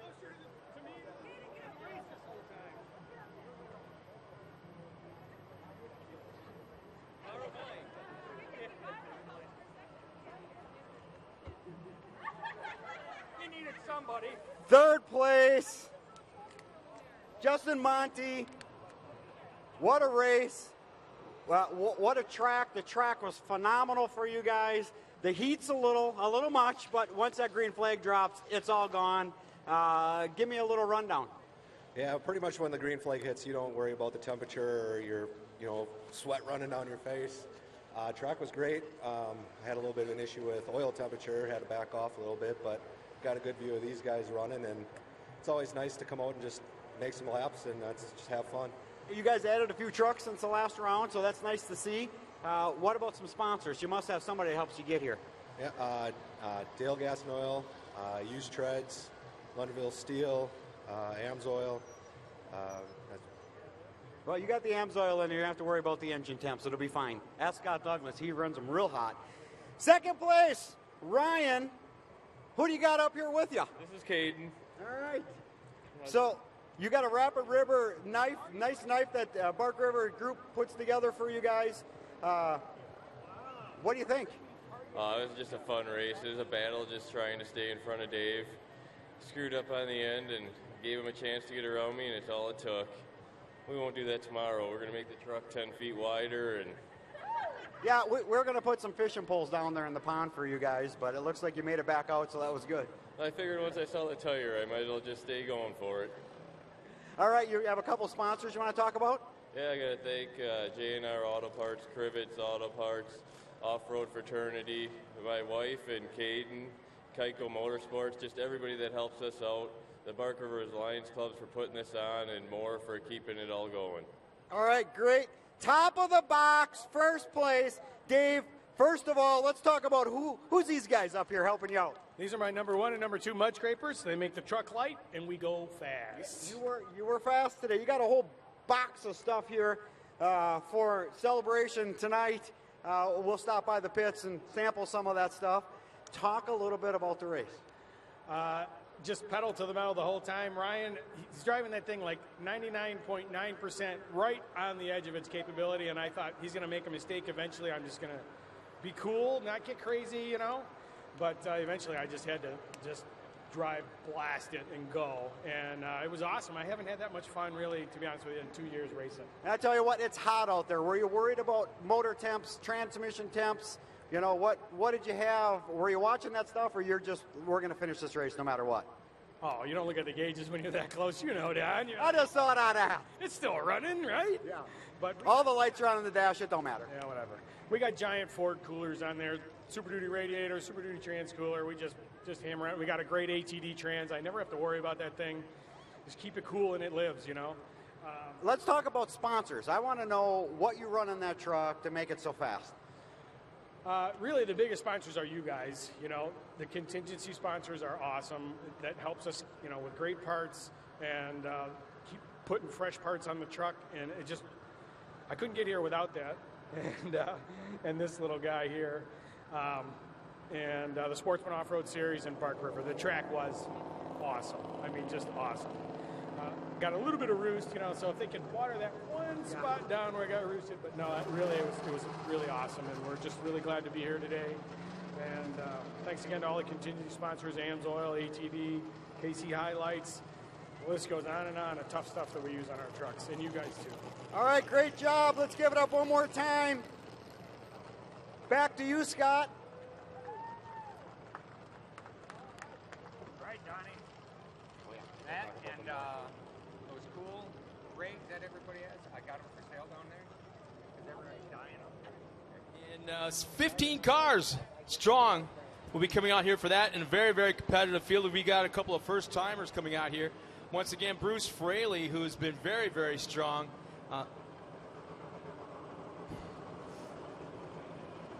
Bruce Fraley, who's from Las Vegas, has been very strong, trying to do that top spot. He's been on the second place podium for quite a few times and been battling Mark Steinhardt right down the line every single round of racing.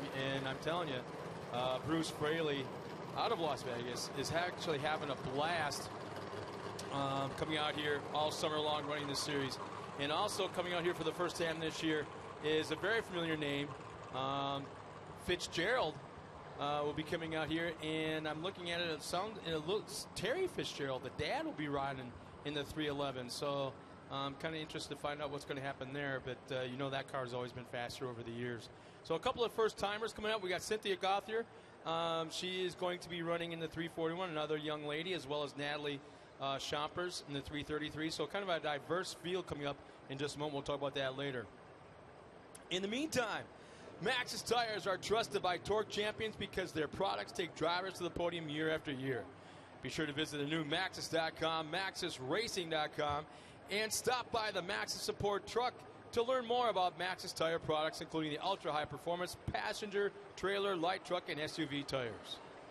And how about the official lighting sponsor of Torc, the ZXE headlights from Sylvania.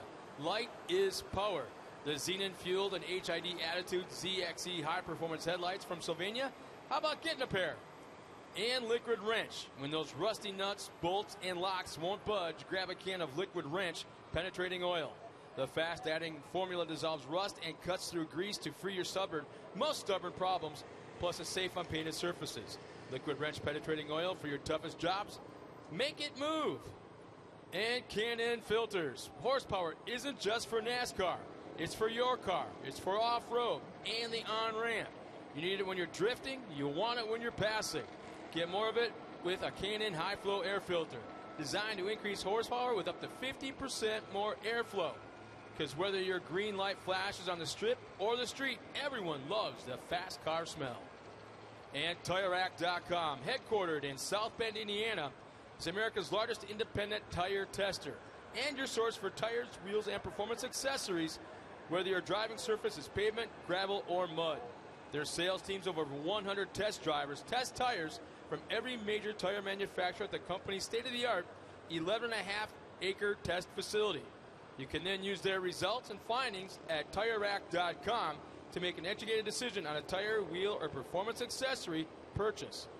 Place your order and have them delivered to your home, office, over 8,000 independent recommended installers nationwide. TireRack.com. Find, deliver, and install. Okay, when's the next race start? Well, I got Donnie coming back here. Was it kind of hot out there in the sun on the podium there? It's warm. It's warm, I tell you. It's a beautiful day in the shade. In the shade. We might need a fan. You know, now I'm actually talking to our producers back in the trailer, and I started mentioning it before that since the Dallas race, the Torc race earlier this season, we've become affiliated or partnered with the Chris Kyle Memorial Benefit. Chance to really spend some time with Wayne and Debbie Kyle and Jeff Kyle, the brother and mom and dad of Chris Kyle. If you're not familiar with that name, it's from the movie American Sniper. Well, we partnered with them as a series and tried to bring their cause and to that benefit. And if you've seen the movie, there's no way you cannot be touched by it. What I'm getting to is that we've been selling stickers. Tim and Timmery from Racing Dirty at their trailer, they've made stickers on their own dime. They've also, what's really cool is they take the same logo and made a flag out of it. So there's a very cool Chris Cobb Memorial flag they have on display, as well as many one-off, just for this event, hats, T-shirts. I think there's hoodies over there, some very cool female type of sweatshirts and stuff like that with matching pants. But I'm trying to get Kimberly down there to take a look at the camera here. Let's show the people what we got here.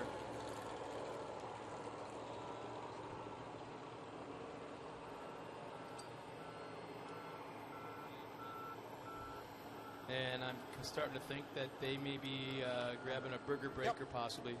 down there. But hey, Scott, while we got a minute, I want to talk a little bit about more Midwest Off-Road. Yeah, stop by, pick up a sticker, $5 a sticker. They go to the Chris Cobb Memorial Benefit. We hope to present Dwayne and Debbie Kyle with a really big check at the Charlotte NASCAR race later on this year. So that would be awesome. That is a really cool deal. So stop by and at least check them out. So I want to take a minute, Scott, and talk about more. It's Midwest Off-Road Racing, it's Voice of Sportsmen. It's a group of guys that got together and said, as sportsmen, we need to have a voice, and to let the tracks know what our needs are, and as a group have a voice to talk a little bit about concerns. So it's very neat. close to the way the Soda Series was back in the day. Yeah, it's we don't run races, we don't do anything. We're a drivers association. We're a group of guys that just get together and we're the voice. We're the voice to present to whoever may be racetracks, Brandon, facilities, River, promoters that would like to have a sportsman race. Having to announce a little bit around the hill. And we take any funds that we have and we pay it back to the drivers 100% at the end of the year. And what's really cool, there's so many volunteers involved, and not even involved in the Moore Series, but actually I should say not even specifically involved in the Moore Series, but involved in the racing. I'm talking like Nate Dogg from the Off-Road Fraternity.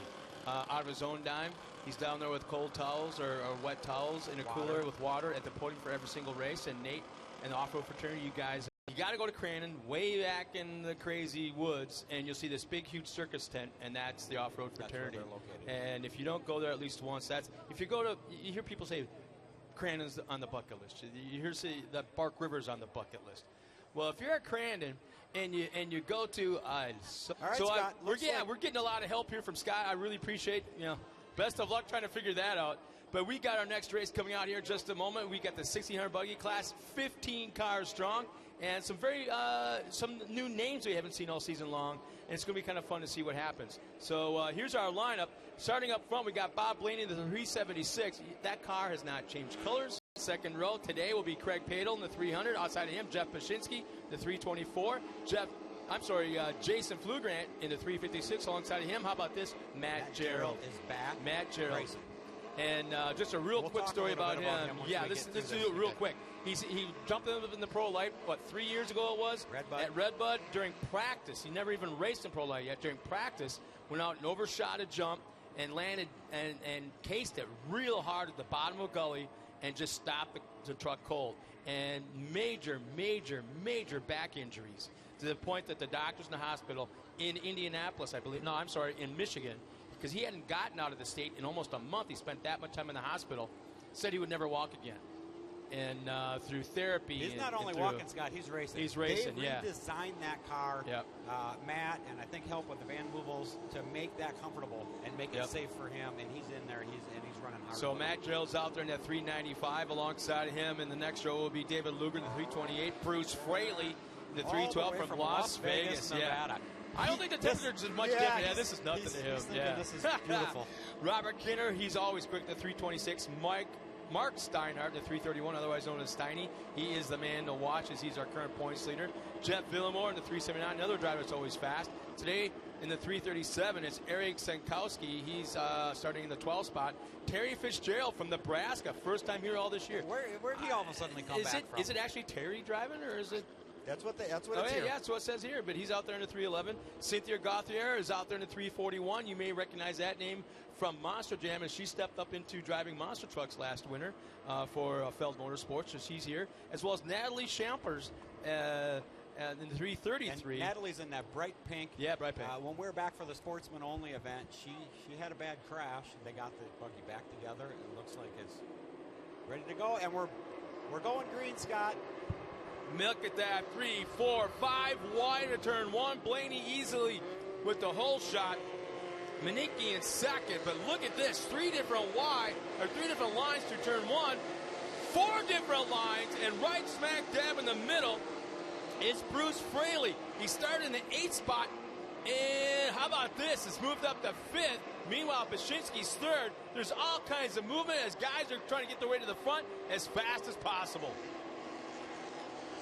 Nice clean start, green flag racing. It's nice to see everybody get around that first corner. Oh, and I talked too soon, Scott. We got a rollover right in front of us. On for keep it going. The B&L Santoys, if he can get that thing fired back up, he's going to keep rolling.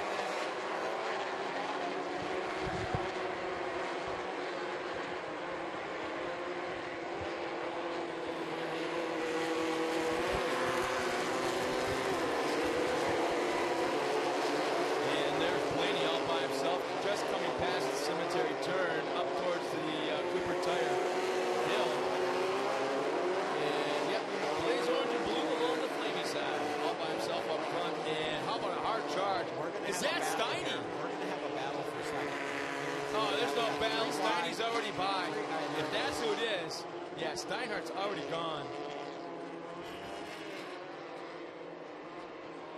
He's got a very colorful car to begin with, but then you throw in a little bit of mud. And it's kind of hard to see, but you just got to kind of pick it up by the driving style. That first place bright orange car is real easy to see. Yeah, that's what I like. I mean, Natalie's the paint scheme. Pink car, real easy to see. Yeah. And Bruce Fraley up in that third spot. Let's see.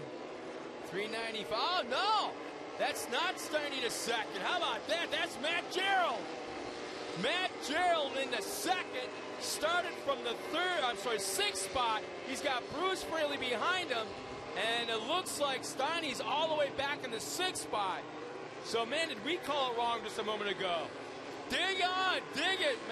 Matt Gerald right now running in second. Are we sure Matt's driving that truck and Mikey didn't jump in there for him? He's coming alive. You know, they had to redesign the car a little bit to fit him. So he was comfortable in it. I think he's got to figure it out.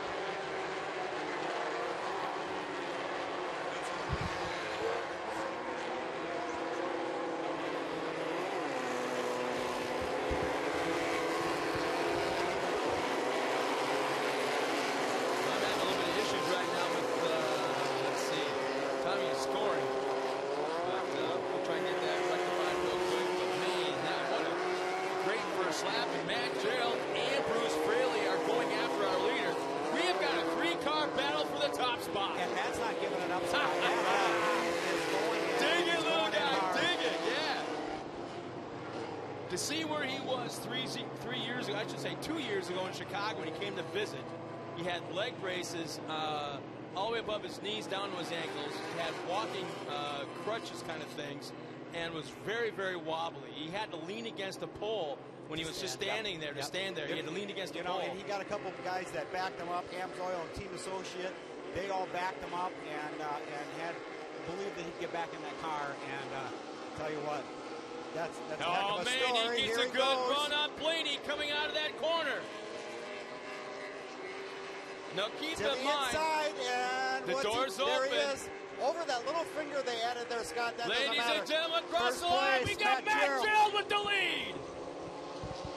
Matt Gerald with the lead. Here comes Fraley in third, trying to move up to second. But right now, the story is about the man up front.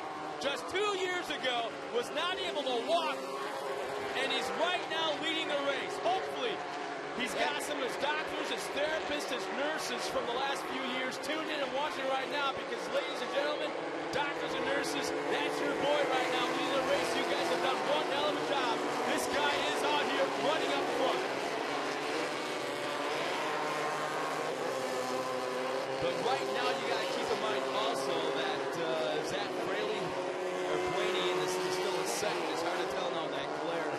Yep, it's Fraley. Bruce Fraley's moved up into second. And right now, Fraley's got to be getting that feeling that, okay, he's got Steiny behind him for the first time this year. You know, and Fraley had a bad record. Oh, he did.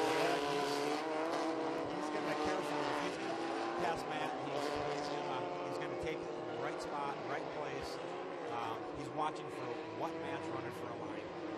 Well, I'm going to tell you right now. He's not going to pass him by following him. He's got to find the line. Matt's pretty level-headed, but I can't help but think that right now his heart's pumping. Oh, yeah, absolutely. So Kurt Gerald, his dad, has got his hands full keeping that young man calmed down right now. And here comes Fraley inside. They're side by side. Looks like Fraley made it the pass. That inside's the fastest spot there. You've just seen the pass last lap and again this lap. Fraley now running up front of Las Vegas. Matt Gerald in second. If he can just land the podium at this point, we've got Bob Blaney third, and it looks like Steiny's now moved up in that fourth spot there on the monitors. The battle for the lead as they round the cemetery turn. Matt's not going away. Hopefully, he said his last couple rounds racing, he made mistakes here, he made mistakes there. He said it was all about him. It wasn't the car. And right now, we have to keep in mind that I think at one point, Matt had a problem. He had said in the social media where he couldn't see. He had blood issues or visor issues where he couldn't see. And hopefully that does not happen now because he is getting roosted in track conditions like this, chasing down Fraley. Now watch this too, man. Scott, these guys are pushing each other. But they just got, right now, just calm down because there's that competition yellow coming out yet. Yeah, there they are. The flags are in hand. So just don't use up the car, don't use up the tires, you know?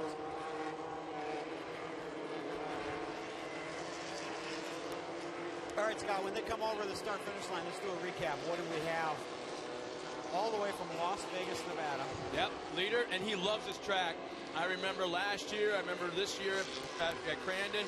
He's been running the whole season. He loves Wisconsin. He loves Michigan.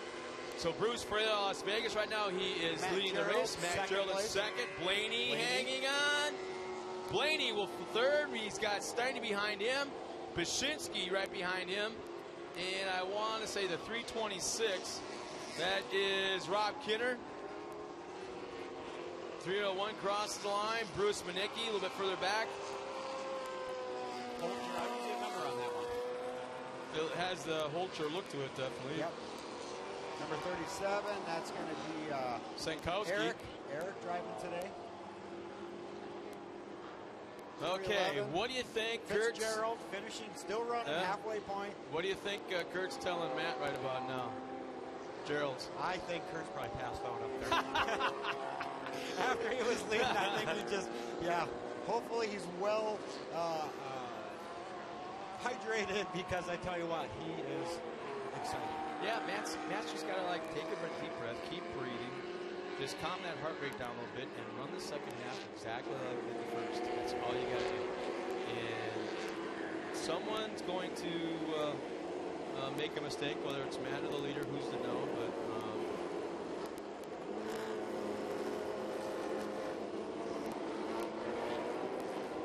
we'll see in just a moment. Look at that beautiful red splash of color. Yeah. I'll tell you, Richie Kuloff is doing some pretty cool views this year's race. I think that's a body shop. They can fix it. No, Tom, he'd be launching off the hill trying to go for that 200-foot mark. You know he would. He would be saying, Al, you did it. I can. You know what made Richie Kuloff's year is Wayne Kyle at the Dallas race had his truck there, specially wrapped with the Chris Cobb Memorial, had a camo. That was the pace truck, and that's what he got to drive both nights. And he was like, he took it. He left the racetrack on the second night, went to a car wash, power washed it, absolutely, and brought it back. There was no way he's going back to Wayne dirty, because Wayne would probably kick his keister. No, he wouldn't have. Okay, they pulled the flags in the window. It looks like we're going to have a restart. Watch for the green flag. And off we go. All right. Matt's going to have to, he's going inside or outside. I guarantee he's going to do something in the bank corner. He's watching Bruce. Look how tight the inside Steiny went. Matt gets a nice drive off the corner. He's going to go to the inside. No, he's not. He just doesn't get the aggressive bite out of the corner as Fraley did right there anyways. Steiny's now up in the third. We're going to have one heck of a race this second half as Fraley and Steinhardt have battled up front all year long. But Matt Gerald is going after our leader. We got to watch Matt in this back section, His biggest problem right now has got to be vision because the Ruse being kicked up our leader has got to be tearing away and his the tear-offs. He's coming to tear-offs. Okay, how many do I got left? Oh, man, that's the biggest thing. Right now, that's Matt's biggest problem is being able to see. He goes to the inside. I just don't think he's close enough. I don't think he's close enough to make an effort right now. Still one car lead back. Steiny's right there in third, waiting for something to happen. Here they come towards Cooper Tire Hill. It's bumper to bumper all the way down. Matt will go to the outside, keep that momentum up. He'll throw it south, just try to take away that line. Fraley Fraley slides in front. Still nothing there for Gerald. And Steiny's just waiting, patiently waiting. And the thing is, I can't help but think from a psychological standpoint, Steiny is being a little bit more careful with Gerald than he is with any other driver. Because Steiny's not a pusher, to shover, to banger. No, he's very, very clean. He understands that rubbing is just scrubbing off time. That's all it is. He needs to stay clean, wait for the two guys ahead of him just to mess up or to start battling, and he'll take them off. It's almost at a point in time now. It looks like Fraley's pulled away about 4 car lengths.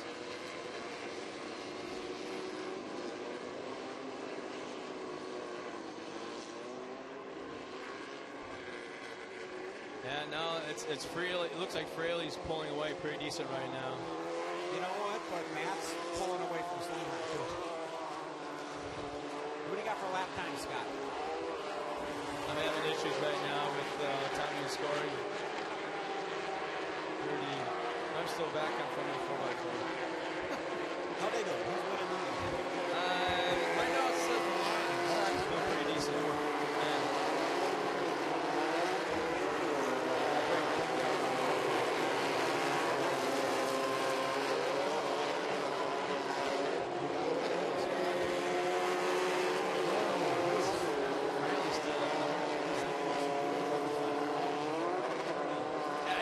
Call this hot? Yeah. You don't know what hot is.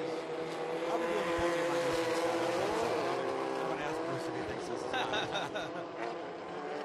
I'll bring him a water. Then take it away. Yeah. give him a cool, damp towel. Take it away, give it to Matt. I tell you what, Matt's got a gap there too. He's got 4 or 5 car lengths. Bruce has got a little more than that. 2 laps to go. Well, Fraley's got the fastest lap time of the race so far with a 1:33.65. Matt's best time is a 1:34.92, and that was all in the last lap. So our top 3 drivers are actually running very close lap times as they are pulling away from the rest of the field. I'm kind of surprised Steiny's fallen back as far as he has. I'll put money on him that they were running tight right after that drop of the competition yellow, dropping the green flag, that there was so much loose going on that second and third right now are having vision problems.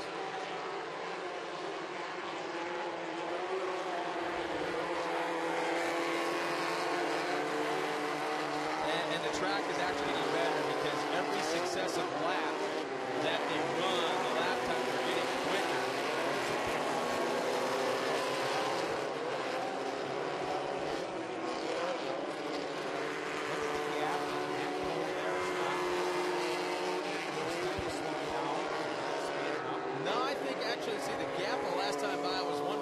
Seconds from first back to second. You see what it is this time by, but for a moment there, it just, yeah, it looks like he was. He's running different. He's not worried about passing. He's worried about running the good groove, and he's changing his lines a little bit, and he's catching back up to Bruce.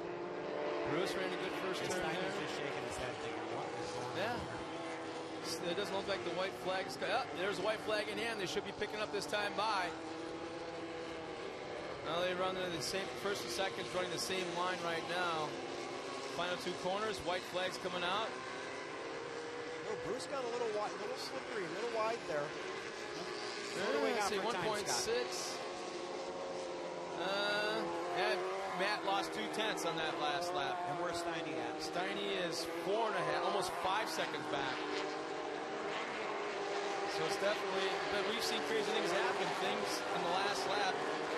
As we're watching Fraley right now as he makes that left-hand turn around the cemetery turn. And that's kind of a strange thing to call an obstacle or a landmark of a racetrack, a cemetery turn. Yeah, in the background there's cemetery. Yeah. Here's our leader right now. Pulled up a pretty good length, about 10 car lengths over Matt Gerald. It's still going to be a huge, huge celebration to get that geared up on the podium without a doubt. But if just one mistake, we got a whole different race with just a few corners to go. I tell you right now, the Gerald group is holding their breath, crossing their fingers, everything they got. They want to see him up on the podium. 3 turns to go, Scott. So we got 3. Yeah, well, yeah.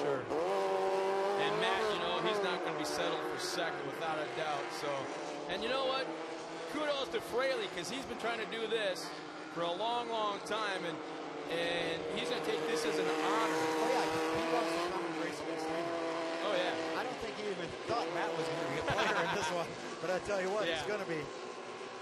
Well, here they come across the line, checking flags in hand. Bruce Fraley! All the way from Las Vegas. Yeah, we'll take Matt the win. Gerald. That's going to be a great podium with Gerald in second and Steinhardt in third. Very respectful of each other. They love each other to death. But, man, as Bashinsky, Kinner, Blaney, and I believe it's a 328 crossing the line. 328. So I suppose you're going to take this podium, aren't you, Scott? Okay, Go David ahead. Luger crosses the line. We're going to wait for our drivers to pull up alongside the fence, take a breather, crawl out, wipe down, a lot of sweat and mud. I tell you what, while you've got Yeah. some time, go have a Bark River beer. There's some food, there's water. Stay hydrated, guys. It's Of hot your out choice, there. yeah. Yeah, it's And don't hot out forget, there. we just had a couple of questions from some fans. They were asking about the Chris Cobb Memorial stickers. You'll find them at the Race and Dirty trailer, right adjacent to the grandstands. And they got very cool Bark River event-specific weekend 40th anniversary apparel there. So stop by and check it out. And it's Tim and Timmery over there at Race and Dirty. We'll be right back after this with the top three. Actually, hang on just a second. We got a little time while these guys work their way up to the podium, Scott. So There we go. All right, Torc, the Off-Road Championship is brought to you by Kenda Tires, designed for your journey. And by Boost, get unlimited talk, text, and data with Boost Mobile. And by Gunk, makers of the toughest cleaners and degreasers on the planet. And by Sylvania Silver Star ZXE, our whitest headlight for Xenon fueled style. Ladies and gentlemen, once again, we're here at Bark River National Off-Road Raceway, as we've got a lot of racing to go here this weekend. It's the 40th anniversary, as we are getting pounded down by the gentleman here behind us. And we'll be right back after this with our top three finishers in the single buggy division. Three very happy individuals. We'll be right back after this.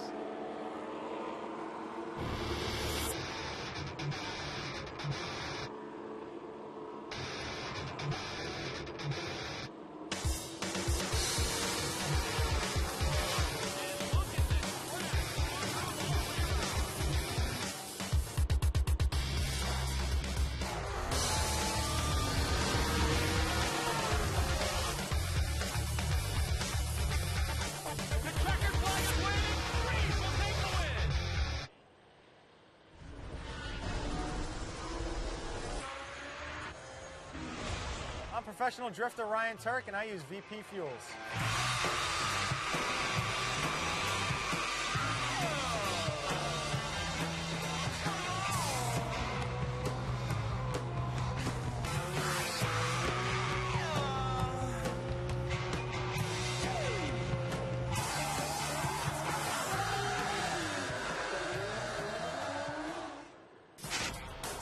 When I'm out there racing,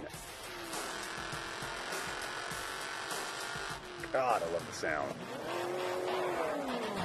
What Borla does with the sound of this exhaust, there's a linear relationship between what's going on in the engine to what's going on in the exhaust. I hear that engine scream and get above 6,000 RPM. It's the sound of power. So all you need to know is tune yourself to the exhaust. What a great product, well engineered. This is Bob. Bob's on a first date, so he's not thinking about where to buy his next set of tires. But if he were, all he'd need to know is TireRack.com. They stock over 1 million tires and can have yours shipped to a trusted, independent, recommended installer in as little as 1 business day. But Bob's not thinking about tires. Bob's thinking, should I tell her about that thing in her teeth? TireRack.com. Find, deliver, install.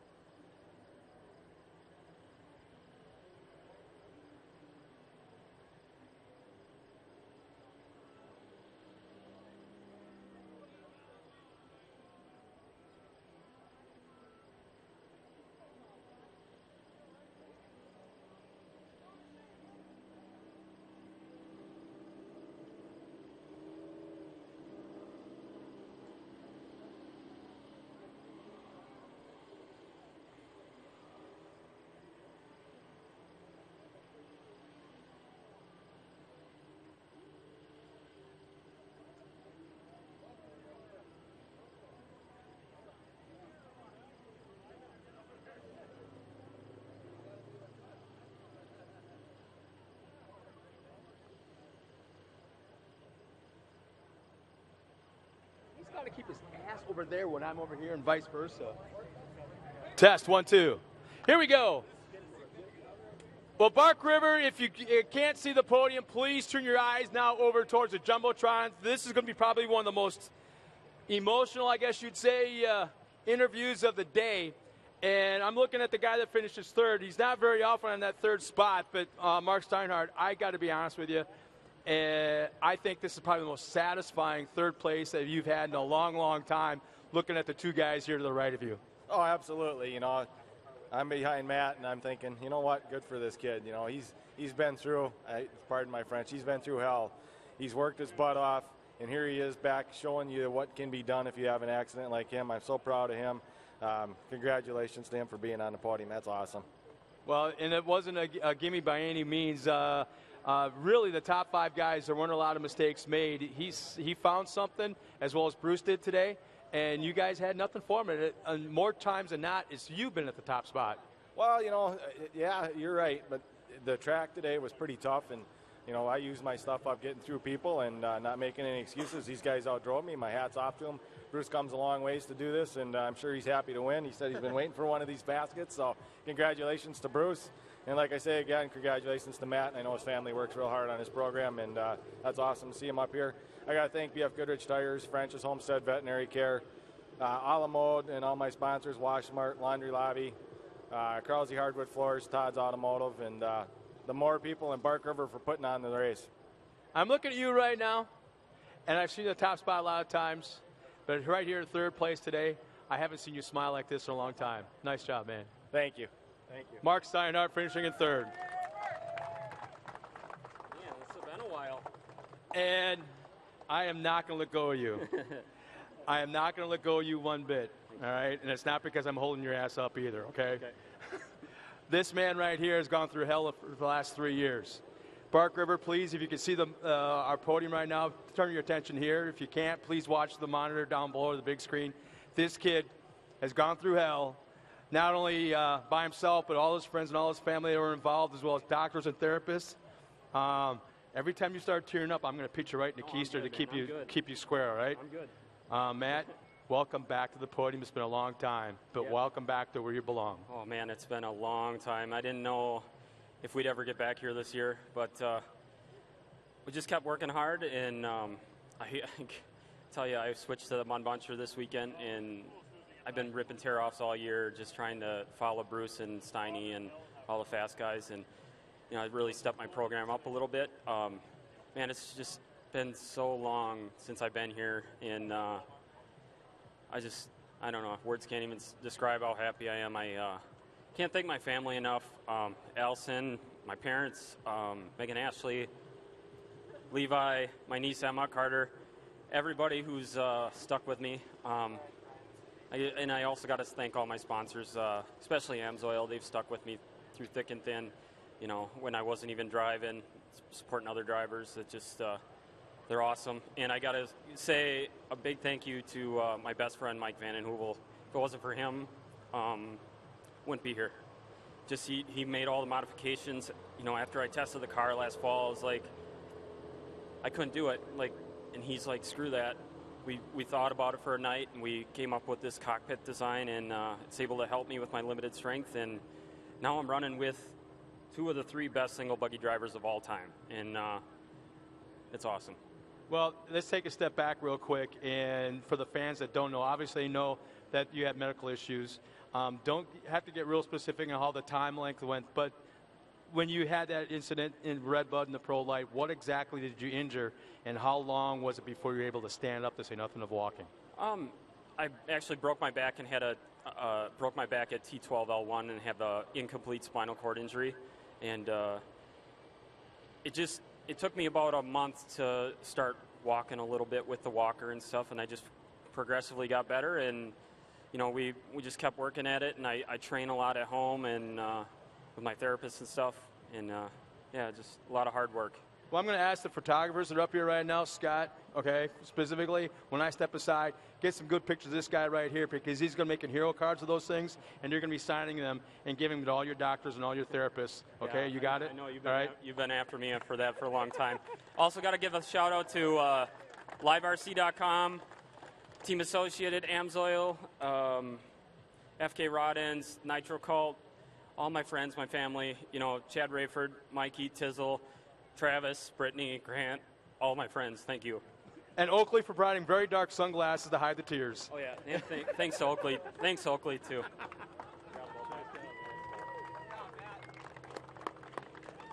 Okay. I'm standing in Bruce Fraley's living room. I'm looking at his fireplace mantle. All right? How many second-place trophies are up there? Too many. Too damn many.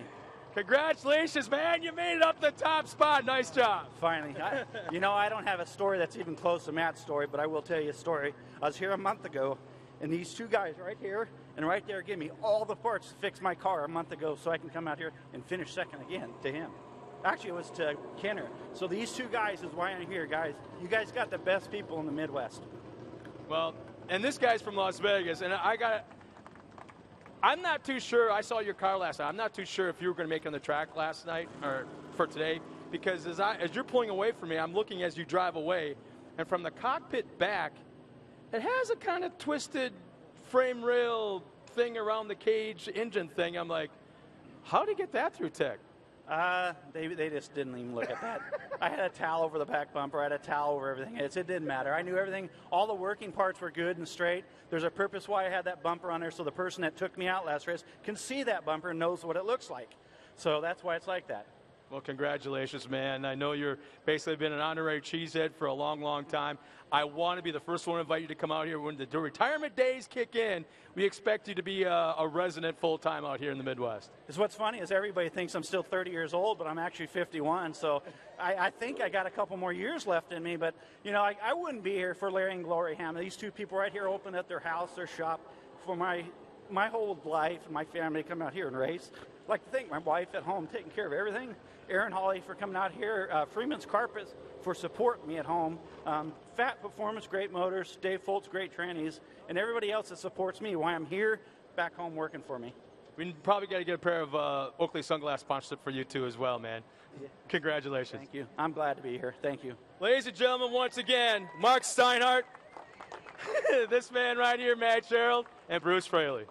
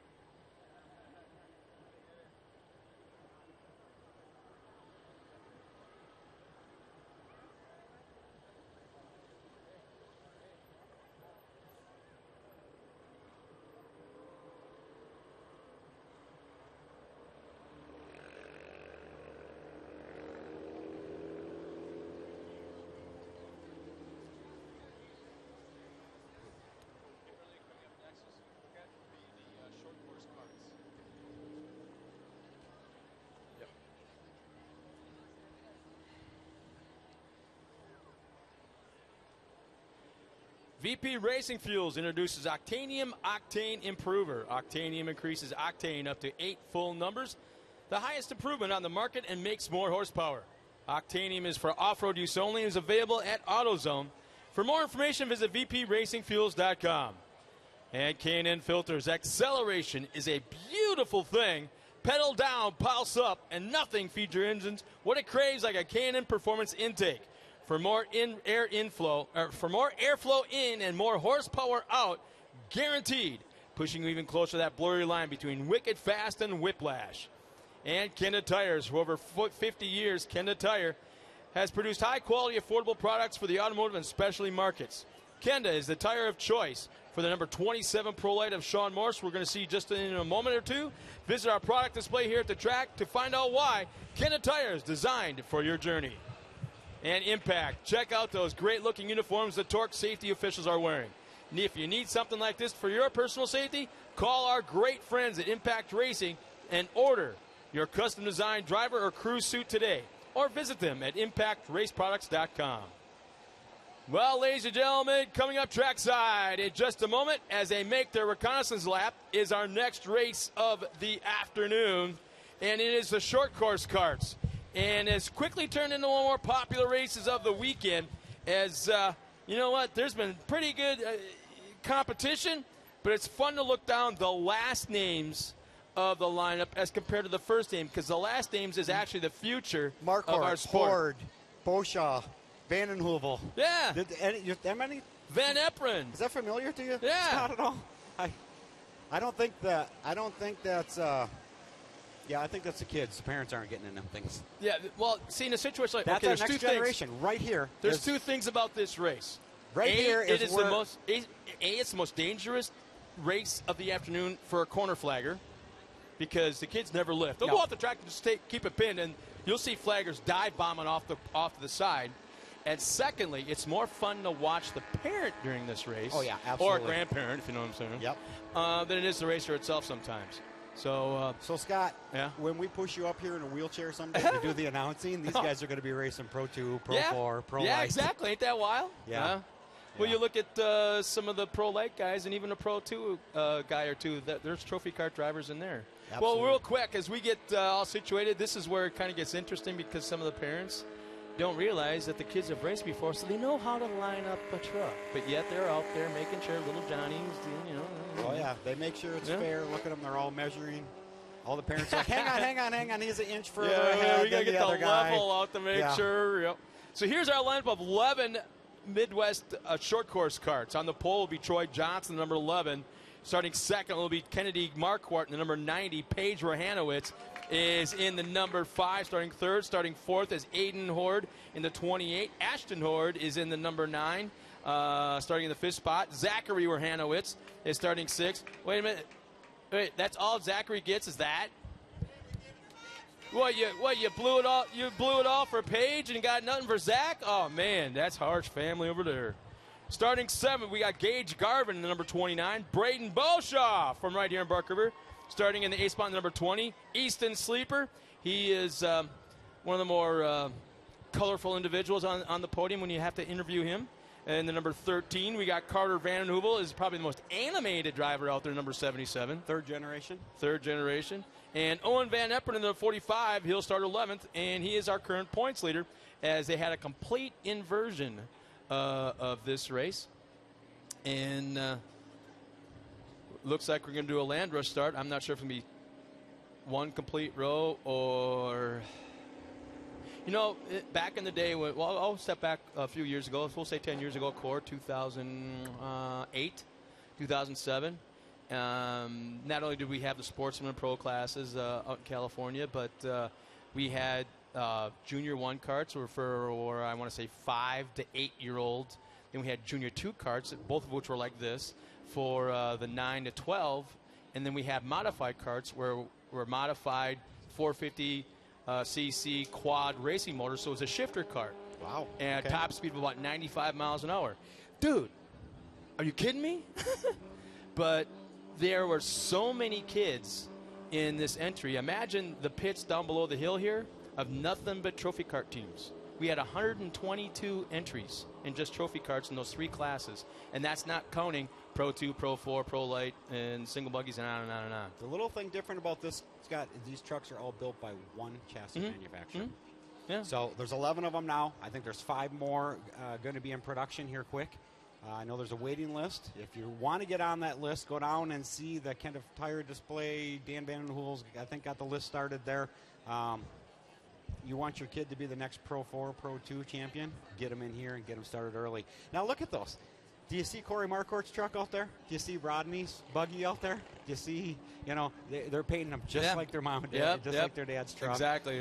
Beauchamp the same way. Okay, this is where the parents kind of like get the heck out of HE double toothpicks out of the way. Corner flaggers going, oh crap, and here there we go, green flag. Green is out of the way, and here we go. Oh, looks like one of the Horde girls pulls the whole shot. A little bit of a lead going into turn 1. Sleeper's right there in second. Carter Vandenhoevel. Oh, and he is saved that Carter? it. No, that's not Carter. Carter's that battling wasn't Carter. for third, Okay. fourth, yeah. So it looks like Horde.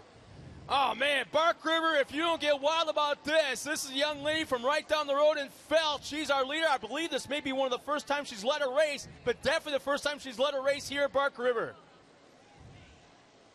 Here they come up across. I was told that as they crest this corner right here, going close, here goes Carter Vandenhoevel the outside, Sleepers on the inside. Vandenhoevel goes a little wide. He'll keep the momentum up and not only take over second, but now pushing for the lead. You should have lap times on these, Scott. Well, they just tripped the line, so it's time started now. Okay, all right, so we should have lap. The only thing different, they have to run the neck safety devices, the gloves, the boots. The only thing different is they're not allowed radios because I don't think the parents or grandparents would be good spotters at this point. Yeah. Otherwise, these are every piece of safety advice a pro truck has, these guys have. So we got Ashton Horde up front, Carter Vandenhoevel, Easton Sleeper, Kennedy Marquardt, Paige Werhanowitz, Troy Johnson. Man, they're just dicing back and forth, and here goes Carter Vandenhoevel, the outside of Horde. Vandenhoevel and Horde, how about that? We're not talking about dads or grandpas. No, this is the kids. Oh, yeah, a little right-hand turn. You don't want to come past me on the outside. I don't think so, as Horde maintains that lead. In that left-hand corner, they really scrub up. Dude, corner flaggers, you might want to take about 10 steps back. Do you see them stepping back, Scott, every time they come around the corner? They're like slow learners, I think. Yep. Well, at least they're, yep. Carter's getting a little aggressive right there. Ashton hanging on to the lead.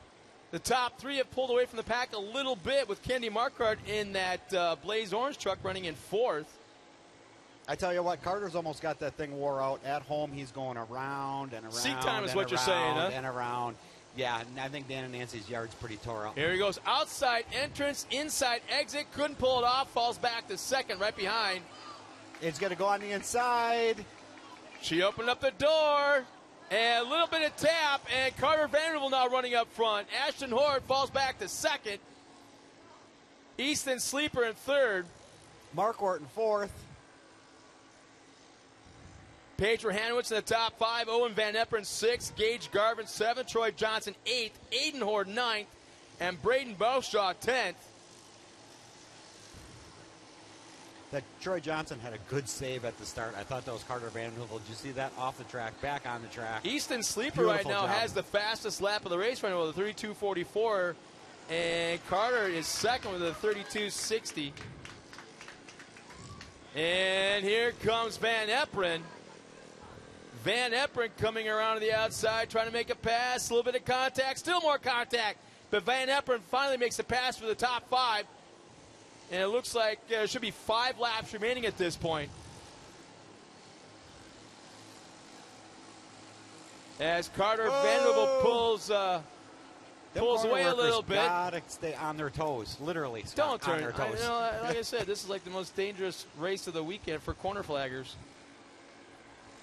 And it looks like Beauchamp a little bit further back in the pack is making a pass, moving up one spot. Look at Carter. Seat time is making the difference here. He knows where the groove is. And there's the competition yellow. Boom, boom, boom. So it's Carter Van Newell, Ashton Horde, Easton Sleeper, Paige Rahanowitz, and Owen Van Eperen in the top 5. I'm thinking you might want to keep your eye on Owen Van Eperen. He's kind of moved up pretty good as he started in the last spot in 11th, and right now running the top 5. Carter's got a big advantage. He can run any line he wants. Yeah, clean track. He knows what the fast line is. Like I said, he's got that thing wore out, driving it around Grandma's yard. He's got a lot no of seat point time. in cutting grass there is what you're saying. A lot of It's seat time in that wore thing. out. And Mikey hollering at him every corner.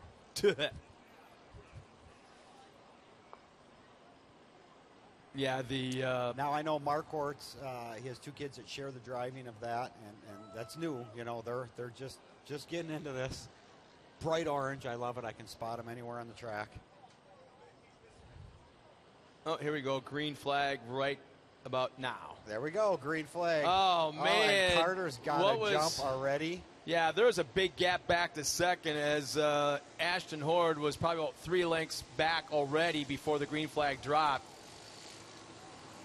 And look at Horde. She's cutting the inside. She's taking the shortest. You know what the fastest way around the track is, Scott? Not always. The shortest way. Not always. Yeah. If you got to cut off, if you got to cut in tight to scrub it off a little bit, yeah. Look at Carter. He is absolutely checked out.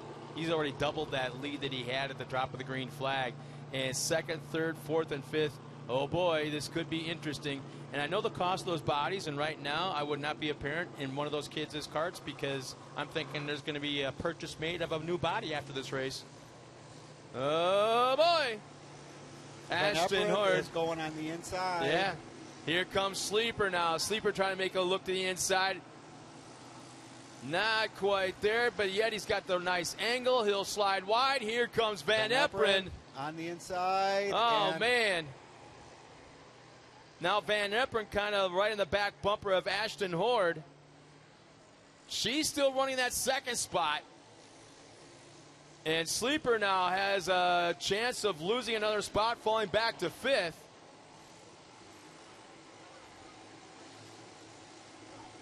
Nice run out of the corner.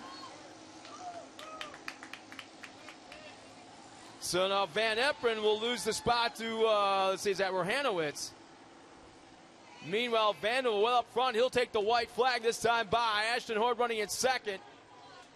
I'm trying to pick out Chad down there trackside because he's got to be kind of like pretty excited. White flag is out. 1 left to go. 3 trucks, 4 trucks. Back for that second span. Little bit of a love tap. Oh, we got one rolled over in the corner. Sleeper goes up on its side. And he's inside getting all ticked off. Come on, guys, on my wheels. I want to go. Come on, get on my wheels. Go, go, go, go. Okay, now pull the string. Get me fired up. Pull her up. Okay? Are you okay? Fine. Yeah, go, Let me go. go. Fine. Here comes Mike. Checkered flag is out. Here we go. Carter Van will take the win. Uh-oh, we got a call to be made here as the yellow flag is out. Did we have a pass under the yellow? I saw passing under yellow. Van Eperen, unofficially second. As they cross the line, but this is all unofficial from second on back. I emphasize all unofficial as I did see passing under yellow. It's Owen Van Eperen unofficially second, Paige Rahanowitz third, Ashton Horde fourth, and Kennedy Marquardt in the top 5. Meanwhile, from sixth on back, it's Gage Garvin, Braden Beauchamp, and I got names all over the place here. Let's see. It's Troy Johnson, Gage Garvin, Braden Beauchamp, Zachary Rahanowitz, and Aiden Horde in the 10th spot, and let's see, Kennedy Marquardt, was that? No, he was in the top 5, but unofficial. Yeah, there's a situation I think we may have to look at, but in a moment we'll get the kids up to the podium and have the interviews in just a moment. Meanwhile, as we wait for the kids to make it up here, Torc, the Off-Road Championship, is brought to you by Liquid Wrench. Penetrating oil dissolves rust and unsticks the toughest nuts and bolts. And by Ide Industries, professional race canopies and hospitality tents. And by Cooper Tire, life's a road. Come on, let's go. And by Motor Medic, maximize your vehicle's performance and long live your ride. Scott, they're giving away samples of that Liquid Wrench down by the. Every time I go by, I get a little bit. You know, did I give you one of these? Nope. I'm going to fill my shop. I use that stuff like crazy. Up here, we have a lot of rust in Wisconsin. On a yearly basis. Yeah, exactly. I just spray everything down. They have little sample cans. They're pretty nice. Oh, yeah. There's a lot of drivers down there in the pro pit area. Go down, would you? Stop by all the pro pits. You don't know how to use it, right? Yeah, from the top down. Well, ladies and gentlemen, once again, we're going to take a step aside as we're here at Barker International Off-Road Raceway. We're going to wait for our Midwest Kart kids to make their way up to the podium. In the meantime, we're going to step aside. Don, you can take a break, have something quick, cold to drink, and we'll find ourselves at the podium in just a moment. In the meantime, we hope you're having a great time. It's beautiful weather, a little bit on the hot side, a little bit on the warm side. Keep hydrated, and we'll be right back after this. We're here.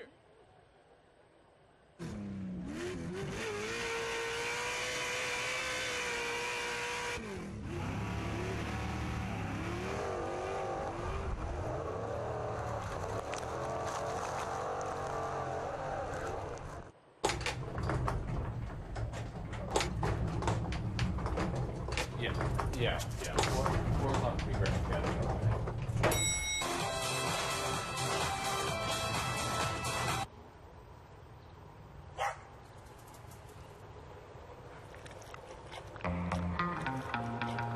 When you're stuck with a dead battery, Pep Boys has the one you need and the human decency to install it for free.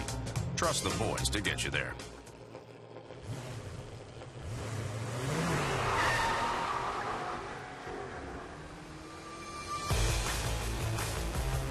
K&N Performance Air Intake Systems. For more airflow in, more horsepower out.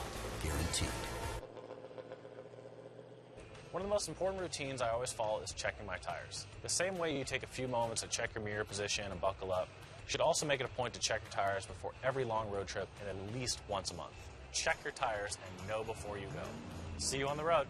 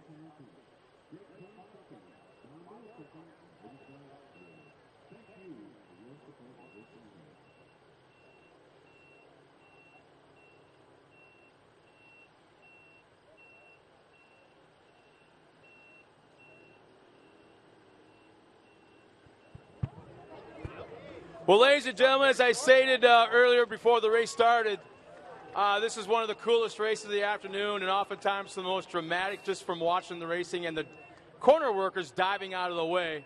And this is pretty cool. Some of the sights you probably can't see are some of the little drivers up here high-fiving the three podium finishers. So right now, first off, Paige, I got to come up here and talk to you. And you're not smiling. You just beat a whole bunch of boys out there. You should be back there. Now, that's what I expect to see. What was it like? You guys have fun out there? Yeah. You like beating the boys, especially? Yeah. No, see, now I'm getting somewhere. No, yeah. I really like beating the boys. Okay, let's take a step back, not talk about the racing, but, okay, 5 years from now, you want to be in a Pro Light, Pro 2, Pro 4? Hey, Daddy, do you think you can get, like, a big truck for me? Maybe. What do you mean, maybe? Come on. Sure. Well, what's it like when you're out there racing? Do you get nervous right before the race starts, the green flag flies, or are you just like, okay, put your game face on, you concentrate, it's like taking your test at school? Usually I concentrate, but sometimes I get nervous, like if it's at the big race or I don't know.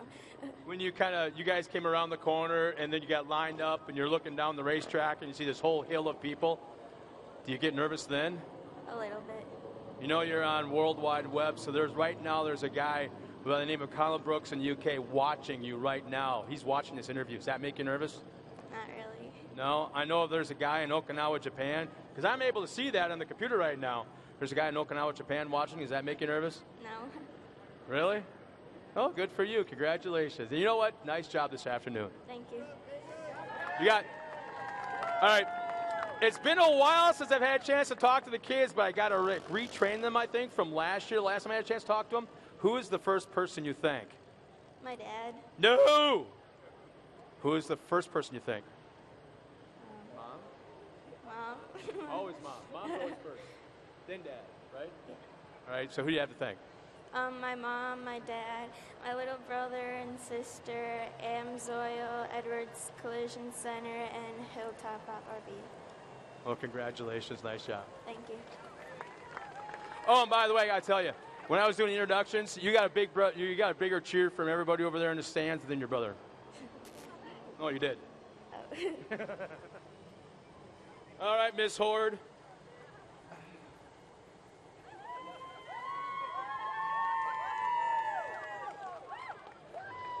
Congratulations. Thank you. Did you have fun out there? Yeah?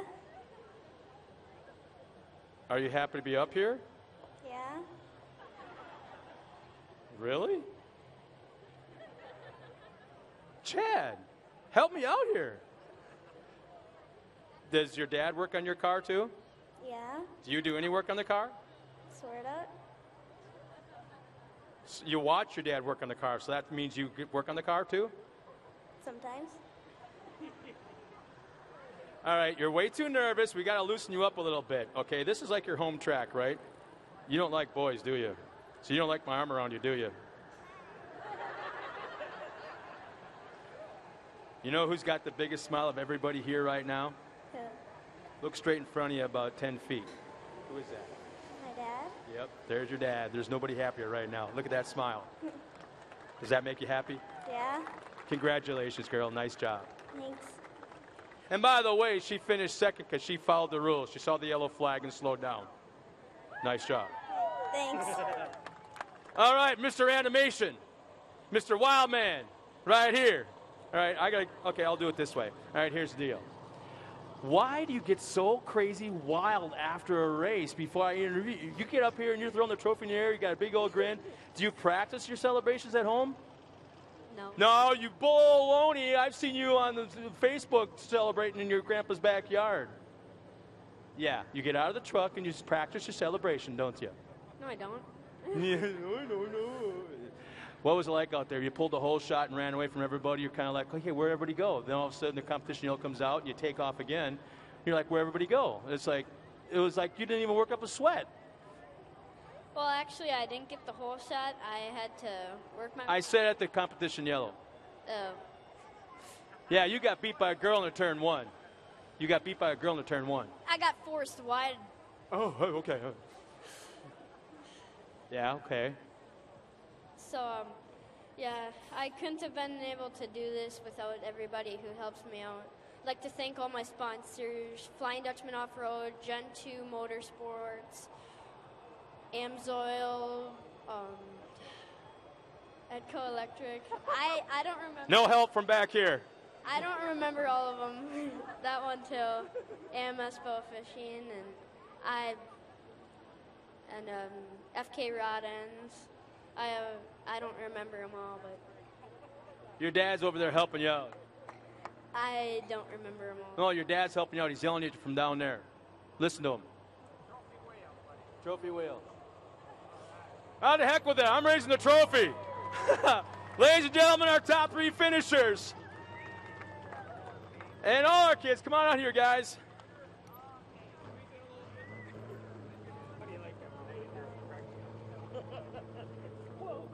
You don't like boys, do you? You don't like my arm around you, do you?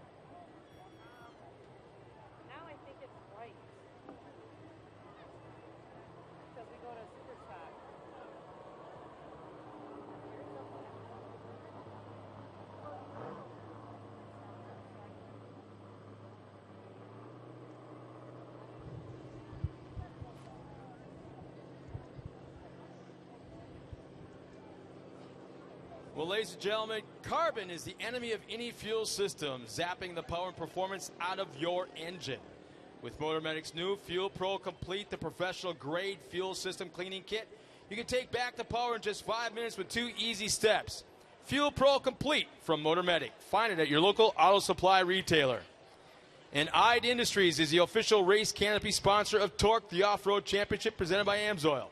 IDE is an award-winning fabricator of transport trailer canopy systems, corporate hospitality tents, mobile marketing exhibits, and custom shade structures. IDE provides pro hospitality for pro teams. Visit them online at racecanopies.com. And Pep Boys, are you a hardcore racer? Well, Don used to be. Are you a weekend street warrior? Are you a weekend street warrior? I love or just Pep Boys. Yeah, but you're not a weekend warrior. You're more like a violator, weekend violator down the side streets or something. Wannabe. Are you an off-road enthusiast? Oh, absolutely. Used to be. Well, the Pep Boys Speed Shop has you covered with thousands of performance and off-road parts. Don't wait for mail order to arrive. Check out the thousands of in-stock speed, performance, and off-road parts. All your brands you want to keep you going. Go to petboys.com/speed shop to check out all the Speed Shop locations nationwide. Proud to be a Torc Series sponsor. And follow all the action of your favorite Cooper Tire drivers on Twitter at Team Cooper Tire. Cooper Tire is an official tire sponsor of the Torc Off-Road Series. Visit coopertire.com to locate a dealer near you. That was my preferred tire, Scott. Cooper Tire. Yeah, you were crazy years. on the last two. Was it 2 years? Cooper Tires. I ran them, yeah. Yep. That was my preferred. You know what? You look really good on camera. Really? You look, no, look at the camera's right there. My camera's hair's right there. up. It looks good. Yeah, looks good. What little looks you better have. than you. Yeah, I know. I kind of. It sounds like we have about 4, maybe 5 minutes before our next race, which will be about the Super Buggy race coming out with 10 entries. In the meantime, I'm going to get you a cold, icy water because I think you need to be hydrated. I think a lot of the fans need to be hydrated a little bit as we are in the sun and we're starting to getting into the later days of some of the racing. We got pros coming up. Yeah, I know. We got to be hydrated. I know, exactly. In the meantime, we'll step aside one more time as we'll be back here at Barker International Off-Road Raceway with more racing. Super Buggy coming up in just a moment.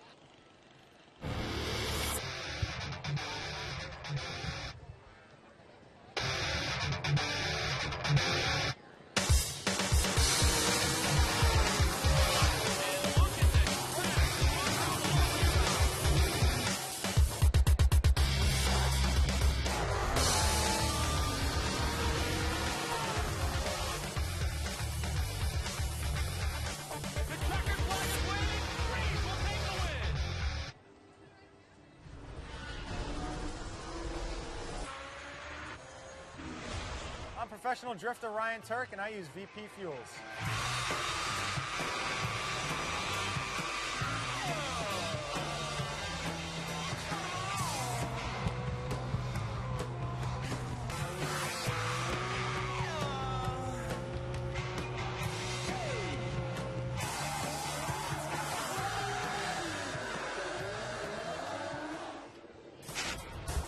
When I'm out there racing,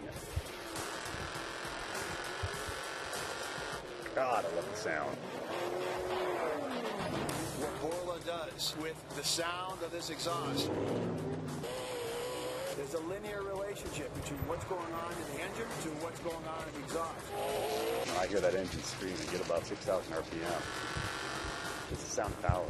All you need to know is tune yourself to the exhaust. What a great product, well engineered. Whether you're a professional driver tearing up the hot mud of the track, I can see that. or a daily driver hitting the cool city streets at night, we built the tire for both of you. At Turo Tires, we believe great tires do not have to cost a great deal of money. A proven winner, a tire able to handle anything you throw at it on the street or trail. An Turo Tire, performance within reach. 2015, all the way from Las Vegas, towed out here with a guy we just saw up on the podium in the single buggy division. So Aaron Hawley out here, who'll be sticking around for a couple of weeks before Crandon. He's out there number 24. Larry Pegram is back in the number 5 in the Popcorn Sutton's White Whiskey. We will also see him out here in the Mark Kwame entry in Pro 4. John Fitzgerald is out here in the 14 from Nebraska. Chris Hanlon in 972. And he'll lose about 4 spots. All the way to third last on the field, and right now this track is crazy sticky. It's wet. Oh, it's Aaron wet. Hawley off the track. We got tires, Scott. We got So it looks buggies. like we got father-son up front. Ryan and Scott Schwabe 1 and 2. Aaron Hawley, Eddie Van Eperen third. Third now. Yeah, third now. There we go. And Aaron Hawley's going, what in the heck just happened? That looking in, it was a few years ago. The Scott Schwabe, right now running in second, bought a brand new car. That's the one that's leading right now. Scott Schwabe ran it for the entire year. Put his son in his old car, and his son kicked his keys through all summer long. Come along, I believe it was last year. Put his son back in the new car. He took his old car, and you think he's figuring it out now? It's not the car. well, now it's the third year, and he put his son back in the car, and his son's right now leading the race with him in second. Scott, I don't think switching the cars were the answers. Scott, stick to a car. Yeah.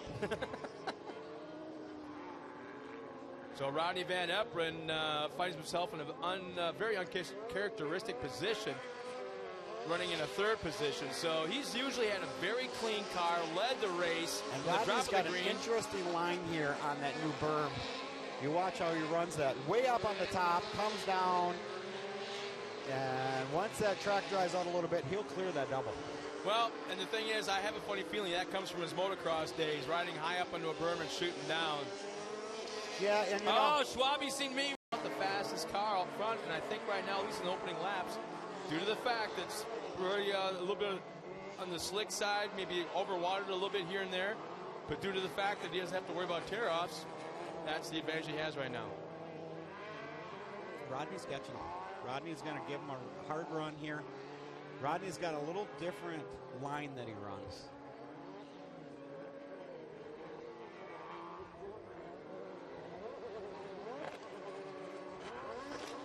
Ooh. Oh, missed a shift. Missed a shift. About halfway through the corner, just coming out of the turn, Ryan Schwabe missed a shift as he threw it into gear. You heard him pop real hard up on the chip, and he was stuck in neutral.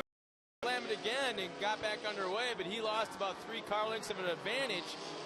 And Van Eperen now within 1 car length, trying to make a pass to the outside into the back section. Side by side up for that right-hand turn. Not a good place to be side by side. Van Eperen still alongside. Now Rodney's got the advantage here, Scott. He's on the inside of the corner. I wouldn't say that's the advantage because you got to be running the outside. You can keep that momentum, that speed up, and use the berm, and that's kind of what looked like what may have happened. Yeah, Schwabe went way out. I figured he'd scrub off a little bit of time, and that loose dirt didn't even slow down. Oh, wow. I'm looking at the lap times right.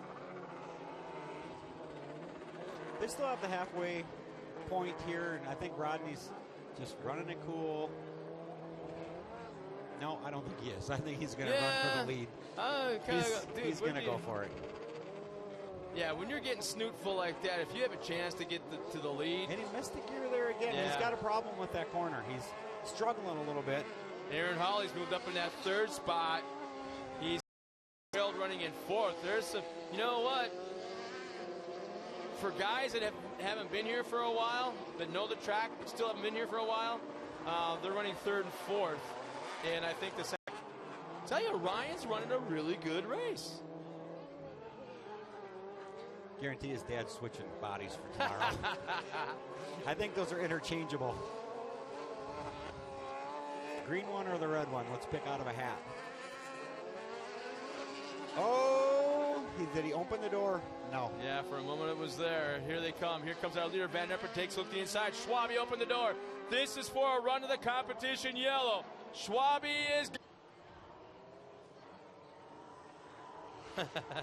Next over the line here, Scott. No number on that one. That's Chris Hanlon. Okay, there's Herman Barnum, and I believe that's Jamie Clyke. Yep. Jamie Clyke. I think he's going to retire that and get into my truck. He just purchased that last race, and new owner again. Really? Yep, new owner.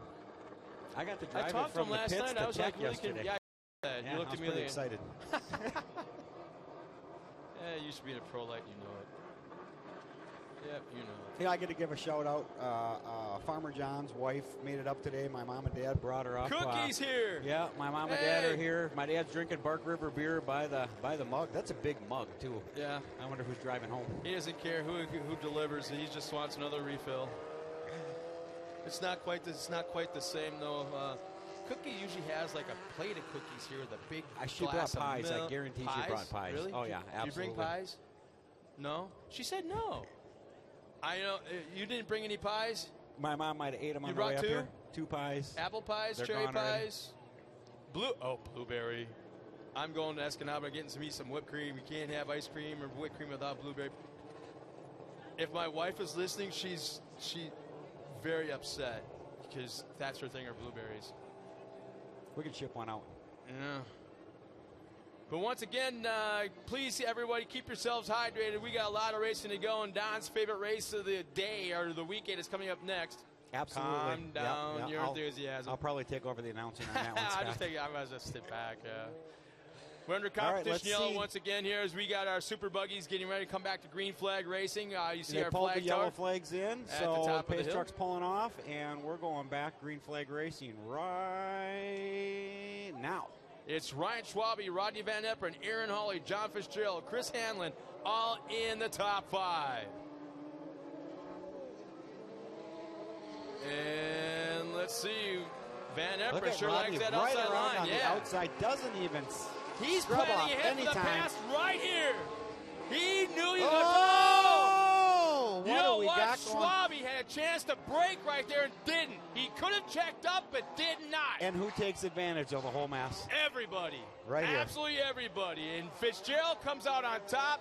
And I can't help but think, Rodney did the right thing. He went for the hole. He made the plan for the pass right here in turn 1. For turn 2, he had the lead. I'm telling you, Schwabe could have checked up and did not. That changes everything. They got to get these guys on hook. It looks like they're hooked up. That open wheel concept, probably not the best thing when you get hooked together. So if they get them on hook, these guys can get back on the lead lap yet. I just love technology when it's slow. But man, oh man, you can Scott, see we now. have 60,000 people here using the internet.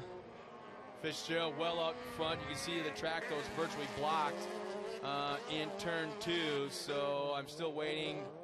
See if it's just an area caution. And they're still locked together. They can't get Schwabe. There they go, finally apart. But man, it takes our top 2 cars out of commission on the lead lap. Van Eperen. Now, how's Van Eperen going to pass him? Is he going to He's going to go right out. He's going. Schwabe's going. Yeah, he's done. Van Eperen's ticked off. There's no way. He's virtually out of it. There goes our leader right behind him. And let's see. Jamie Kleikamp running in second. Aaron Hawley third. That moment, and I'm going to tell, I'm going to get in trouble. Fine. You get yourself in trouble often, Scott. That's okay. Schwabe could have checked up, without a doubt. Van Eperen had him by about 3 or 4 feet as he cleared that corner. And got a flat tire at number 24 in the front. Oh, Aaron. okay. That's probably one. He got scraped on the way by and all that mess. As you see our leader going by right now, coming up on Van Eperen, who's I don't know if he's going to allow him to go by. Is that Van Eperen? Yeah, Van Eperen's about to go lap down, yeah. So this certainly put a wet towel over the whole race right here. As Fitzgerald went by and got by cleanly, the rest of the field got by. That's a Fleet Farm. I was going to say not That's available. a Fleet Farm tire. No. Farmer John's favorite tires that aren't available at Fleet Farm. They're not. No. Wild Country? No. Come on, man. Think. I think even Cookie would know the name of the answer to that question. His favorite tire was the Wild Country from Fleet Farm, I'm telling you. Ask Walker Evans. Okay, what tires was he getting for free at the end of his career? Goodyear was real good. There you go. Goodyear. Yeah, Little Joe. that's what Aaron Hawley's Little Joe running. was phenomenal. There's Great the guy. checkered flag. There's your winner. Fitzgerald will take the win. First time here out of Nebraska in quite some years. Second place, lap down here. Yeah, he's a lap down, but that's Rodney Van Neppel, and he'll cross the line for 4th. But here comes 2nd place, Jamie Kleikamp. I'm going to have to find out if he's going to retire that buggy and get into the truck, or if he's going to attempt to race both. With all the repairs you have to do to a Dodge, you'll probably have to retire the car, sell the car, and use the money for points. Drives itself. So that's what you're saying? It wasn't the driver when you were winning? Well, you know, after watching him practice today, I kind of felt bad because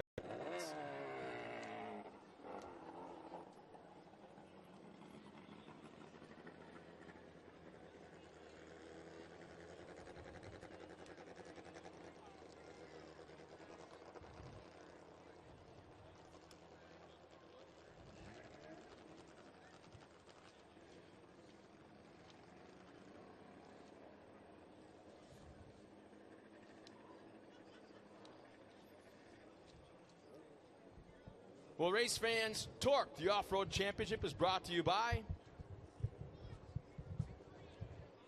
KMC Wheels, like no other. And by Boost. Get unlimited talk, text, and data with Boost Mobile. And by Kenda Tires, designed for your journey. And by AMSOIL, the pulse of performance. Well, you can see the guys, well, that's a good-looking tire right there on the Jumbotron, huh? Had a couple of grooves to it. You can see the fans now working their way up towards the podium once again for our top 3 finishers in the Super Buggy division. And the course workers are making their way back on the track as we get ready for the next race.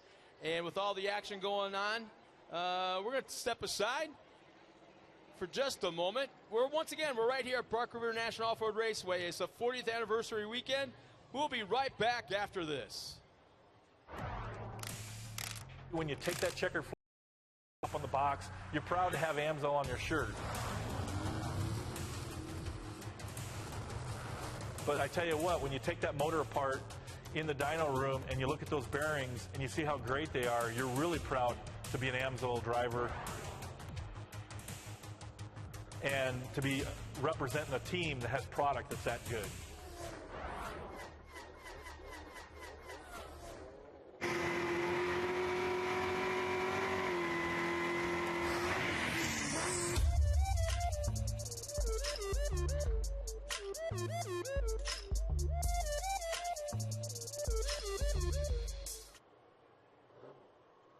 One of the most important routines I always follow is checking my tires. The same way you take a few moments to check your mirror position and buckle up, you should also make it a point to check your tires before every long road trip and at least once a month. Check your tires and know before you go. See you on...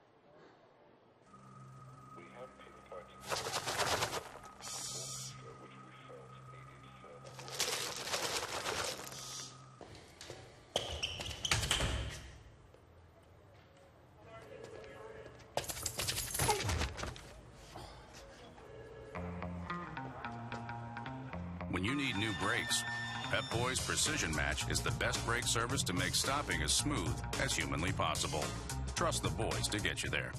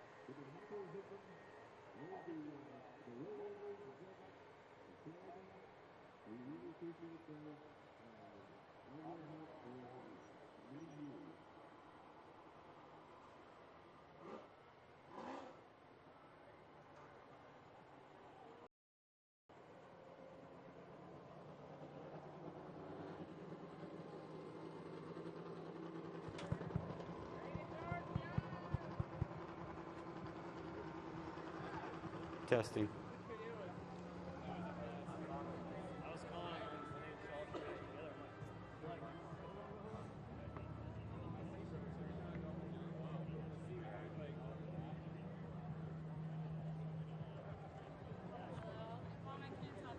All right, we got our top three finishers, John Fitzgerald, Jamie Kyklamp, and Aaron Hawley. We're going to start off with Aaron Hawley, all the way from where?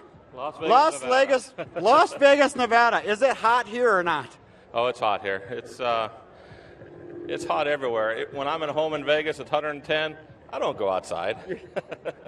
Unless you're going to go racing. Exactly. So I'm here. I'm standing out in the heat. But it was worth it. It was a little crazy. I thought I could win that race, but it didn't come out what we wanted. But I'm all right. I'm happy as heck to be on the podium. I tell you what, that's a long haul from Las Vegas to Barker River, Michigan. Tell us, what do you got for sponsors that help you get here? You know, Croyer Racing Engines does a great job building my stuff. I mean, I really can't thank them enough. Bruce Fraley, you know what, I got a whole bunch of local family here. They're not even my family, and they're my family. You know what, I come back here to race short course in Barker River and Crandon because these are the people that I just love to hang out with. You guys are the best. I got to tell you, I've raced a lot on the West Coast, and there's a lot of rude people. And you people, I got to tell you, are wonderful people, and I really appreciate all this. And I'll tell you what, there's nothing better than Barker River beer in that big mug. Do you have one of them yet? You should now. No, I'm figuring after this you're going to grab me one. All right. All right, second place, Jamie Kyklamp. Now, tell me what's going to happen at the end of the season. You're going to retire that buggy and get into a new truck? Yep, tomorrow's the last day. Tomorrow's the last day for the buggy, and rumor is that you have one of the fastest super stock trucks on the track you just purchased. I guess so. Talk a little bit about, I go by your pits, you have some antiques sitting in there, you have the car you just drove, and you have a super stock truck sitting there. Yes, we have my dad's original race car on the wall back here. We have my dad's super buggy is the one I just drove, and we have the super stock we purchased to start running next year. It looks like you're going to need a kid's cart pretty quick, too. Yeah, I'm thinking in a couple years I'm going to have to step down and start being a crew member. Well, let's talk about some of the sponsors you have that help you get here, and we'll talk next year about the sponsors you have on the truck. Let's talk about the buggy now. We got Jay's Auto that support us, Handcheck Farms, Marscheck Farms, Four Seasons, Radio Results Network, my crew, Adam, Mark, Matt, my dad, my mom, my wife, my kids, Dave, Dan, Tony, Chris. Everybody helps us. Everybody knows Todd Wallace. He showed us how to tune this motor last time we were here. You can't do it without these guys. All right, great job. Top of the box, Fitzgerald. Tell me what you're thinking. You come around the corner, and that's all you seen was carnage. I knew it was going to be a mess on the restart, how slick it was, and just had to play it cool and wait for those guys to make the mistake, and it all lucked out. Everybody just moved over and gave me a clean run at the lead. Yeah, and I tell you what, after that you had clean run. Didn't worry about how many tear-offs you had at that point, did you? Just finished the race. It was all yours. Yeah, just trying to keep it clean. We had a whole bunch of issues with the car. I mean, we'll take it, though, and we were just trying to keep it straight. It didn't want to do what it needed to do, and we made it, though. Just limped her in. All right, let's talk about some of your sponsors. I got Never Lift hooking us up with all the cool gear, and BFG Tires, QTM, and Adam Lick Motor, and just got to thank my dad and band for coming out, Sean Morris and all his guys, Ray, everybody just got us here. And Barker River for putting this really cool wine box together. We'll be over. Me and Scott are going to come around and sample all these tonight. How's that sound? Sounds like a plan. We'll be celebrating. All right, one more big hand for these guys.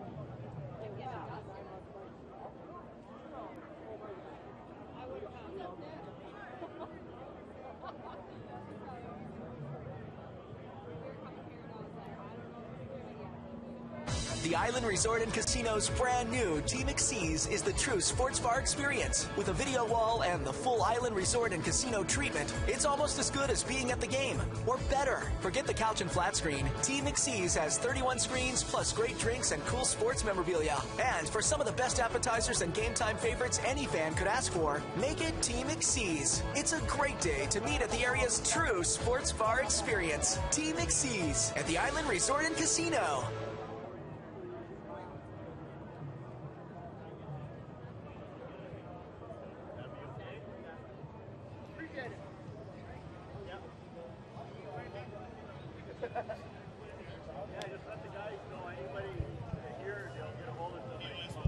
Here we are back at Bark River, Scott, with the best sportsman class coming up by far. Super stock truck, by far, top of the line sportsman. Are you done yet? You know what? I have to tell you a little story. In the Here we drivers' go. meeting today, every single one of these guys are on probation. You should have seen the last round. These guys, they put on I their saw helmets. pictures. They put on their helmets and they put on their boxing gloves. They don't use driving gloves in this class. They use boxing gloves. Is that why you retired? Well, A yeah, I year- started to a get year old. too early? I started to get old. I tell you what, this is the class to watch. If you're not on the hill, if you're not logged in, get up here, get online, get your Bark River beer, get your soda, beer, water, whatever you got to get. The Because 50-50 drawing for the fans that aren't here at the track, it's absolutely amazing. They have a 50-50 thing going. And as of about an hour and a half ago, it was well over $6,000. Wow. And this place, I think if I remember right, it was like 2-3 years ago they had the 50-50 thing, which I do every year. It's a huge tradition. Somebody went home with almost $17,000. Yeah, I could buy a race truck for that. So there's so much things going on. This is actually a destination bucket list item if you're a race fan anywhere in the country, especially California, where it's the hotbed of short course. Boy, the drivers, the teams, sponsors, you got to come out and check this place out. Yeah, the people exactly. here at Bark River Yeah. and Crandon are just phenomenal. Yeah, and they really take care of you. You heard Bruce up on the podium. He wouldn't be there if it wasn't for all these Yeah. guys Somebody getting local. together, giving them every part that he needed to put that truck back on the track. Well, race fans, win a trip for two to participate in the 2015 AMSOIL America Adventure, a 6-day driving competition that takes teams across the country and challenges them with new clues and prizes each day. Enter to win at AMSOIL.com. Cooper Tire. Follow all the action of your favorite Cooper Tire driver on Twitter at Cooper Tire. Cooper Tire is an official tire sponsor of the Torc Off-Road Series. Visit CooperTire.com to locate a dealer near you. And if you're looking for Don Demeny as a Cooper Tire driver, no, that was last year, not this year. He's done. Borla Performance has long been the manufacturer of high-quality stainless steel exhausts that smash the competition when it comes to both sound and durability. Stop by the Borla booth in the vendor area to find the perfect note for your vehicle, and be sure to enter for a chance to win a free exhaust. Borla, building excitement. And I've been told that you need a muffler every once in a while. You love racing. You love rubbing it in your friend's face that you're here, and they're not even more, especially here at Park River. With unlimited data from Boost Mobile, you'll be able to post all the action shots. Maybe next time your friends will join you instead of doing whatever the heck it is tonight. But get limited talk, text, and data for $30 a month when you sign up for Auto Reboost. Visit your local Boost Mobile retailer for details. And TireRack.com. Headquartered in South Bend, Indiana, it's America's largest independent tire tester and your source for tires, wheels, and performance accessories, whether your driving surface is pavement, gravel, or mud. Their sales team of over 100 different drivers test tires from every major tire manufacturer at the company's state-of-the-art 12-acre test facility. You can then use their results and findings at TireRack.com to make an educated decision on a tire, wheel, or performance accessory purchase. Place your order and have them delivered at your home. Office over 8,000 independent recommended installers nationwide. TireRack.com. Find, deliver, install. Okay, Scott, they're bringing him back out. We got Robbie Floyd messing around with us back here. He's having too much fun itching today. to get in my seat is You what know he's why doing. he's having so much fun? He's itching like, to get in the seat. He's going on vacation to Mexico as soon as he Are you leaves kidding? here tomorrow. Really? No, he is. That's why he's like, look. He's doing his Dumb and Dumber impression behind us here. We could carry the suitcases and stuff for him, don't we? No. They got people down there for that. Yeah.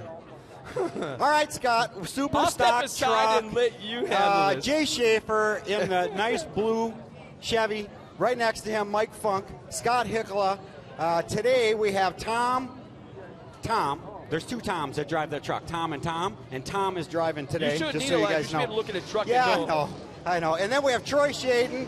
He worked all night long on that truck, thanks to his crew and his guys. Looks They like got he's it back on the smoking. track. Yeah, that's okay. Little extra oil. Joey Matashek, Nick Bing, Jeff Fannin, Danny Beauchamp, Matt Sorek, Mitch Dorr. He's the guy to watch today. That's what they're telling me. Matt Dale, Garrett, Lore, Harvey Lewis, Kenny Patton, Scott Allison, Charlie Wilson, Rob Lenegrat, and Ken Wilson in the very back. And I tell you what, Scott, 19 trucks. They're all on verbal probation. The last run, we didn't make one lap before we had a crash. And that was Saturday. Sunday was a whole nother story. These guys are ready to battle. We have our points leaders, our top running guys in the middle of the pack. It's a mix-up, you know. And what's really interesting is this field. We have some locals. Is growing. This class is growing, and they're spending a ton of money. They're making fantastic improvements. They're tweaking things here and there. They're pushing the limits of what the rules say, and then they're going on the track and beating the living HE double toothpicks out of each other. And after the track, they have a couple of words, but then you know what? They turn around and walk away to their pits and come back, and okay, they start working each other's trucks. Yeah, they're sharing parts and drinking beer together. Park River beer. So this is going to be interesting, Scott. I don't know. I'm going to say they're not going to make the first lap without some crashing. We're short one truck. There's one in the pits there. Jamie. They'll make the first lap because you're not out there. Oh no. You and Conitzer are not out there. Yeah, me and Mitch would battle. I mean, all these guys. No, not Mitch. No, you and Al Conitzer are not out there. So we will have a complete lap. We had fun. We had a great time, and they're green flag racing. And what? Oh, Jay Schaefer gets it sideways right away. Not the place to be doing that. Here they go to turn one. Jay Schaefer way to the outside. He does have the position at this point. He'll come out of the corner up front. Clean. Jay Schaefer, nice job. Nick Bing up on two wheels. And look at there. Smoke is already, Jay Schaefer up on the berm. There's not a Demeny out on the track. Yeah. Looking good, guys. Like I said, they're all Look on at a the verbal smoke probation. coming out of Shaden's truck. Oh, that's okay. Nick Bing's trying to work his way any way he can go. He's going outside. He's going inside. He's getting pushed all over the place. Who is that? That's the Joey. Joey's pushing a little hard there. 837. Is that what? Mitch Dorr. Bad start. He's in the back. The 870. I think that's a new truck. Rob's been out here. Whew, take a breather, Scott, up over the top of the hill. Let's see what happens. Oh, this is your race. On live stream. We got him in the back. I'm looking at your mom. I'm watching your mom. She's just happy that you're not racing in this thing anymore. Jay Schaefer still leading the race. Your dad's not having a heart attack? Because there's more work for that he has to do to fix? He doesn't have to fix anything. Yeah, exactly. Tom coming right. Tom in third. Now today we have Tom Graff. No. Tom Varner. I don't know. It's Tom. That's all we know. Shaden's making the pass up on the top. Jay Schaefer is still leading the race. Whoever Jay by has spotting. 10 truck lengths. When's the last time you said that? Yeah. Glad I'm not racing. Here's the thing. I hope whoever's spotting for Jay can keep him calm. Keep him calm. Keep him up in front. Keep him breathing. Yep. Tom's trying to find his way out any way he can and made a bad call. He's got a flat tire. Driver's side front. Bad day for Tom. Shaden smoking like crazy, going around the outside. He's on a mission.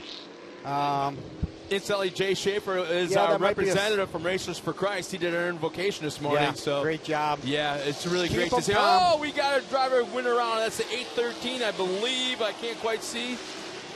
Nick Bing and now these guys are respecting each other up this hill, Scott. That's a scary location to be tapping and rubbing.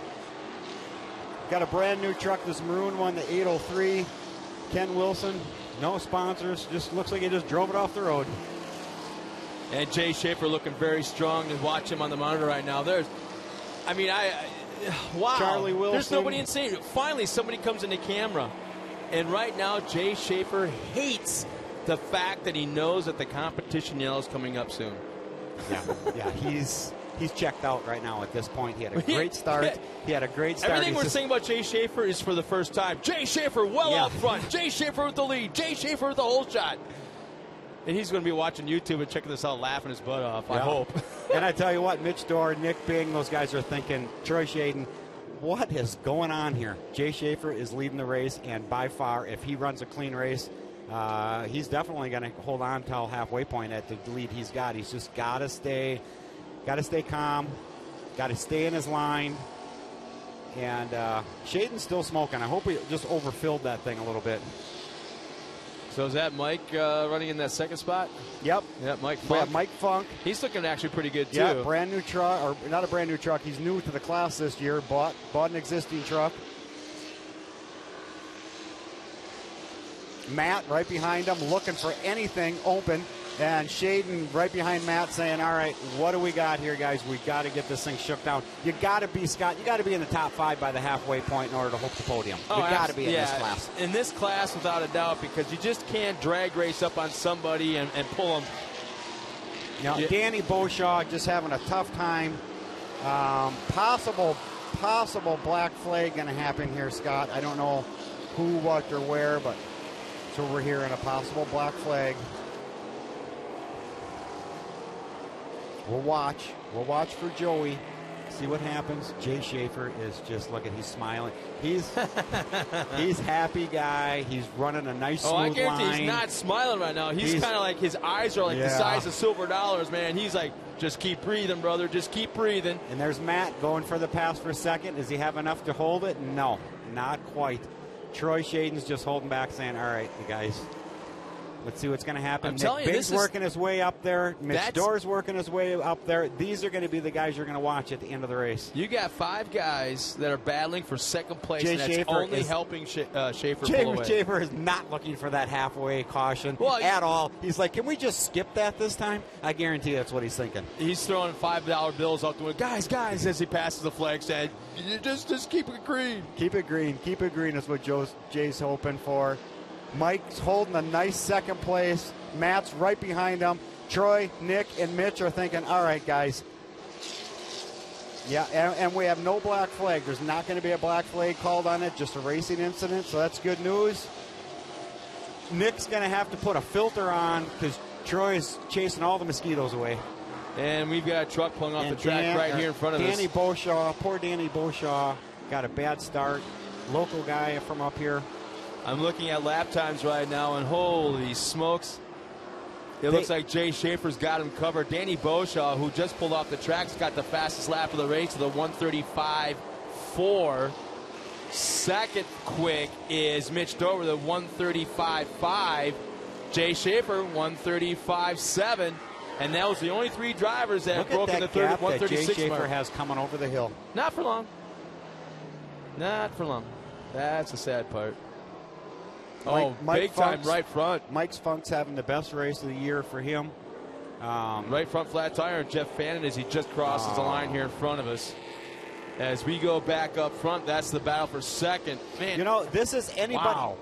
Scott, prime example. This is anybody's race at any time. Don't ever take it for granted that you think you're a fast racer, you got the best truck out there, because it's anybody's race at any time. I would love to have a listen-only radio right now with Jay Schaefer and his spotter. I'd like to talk to him right now. No.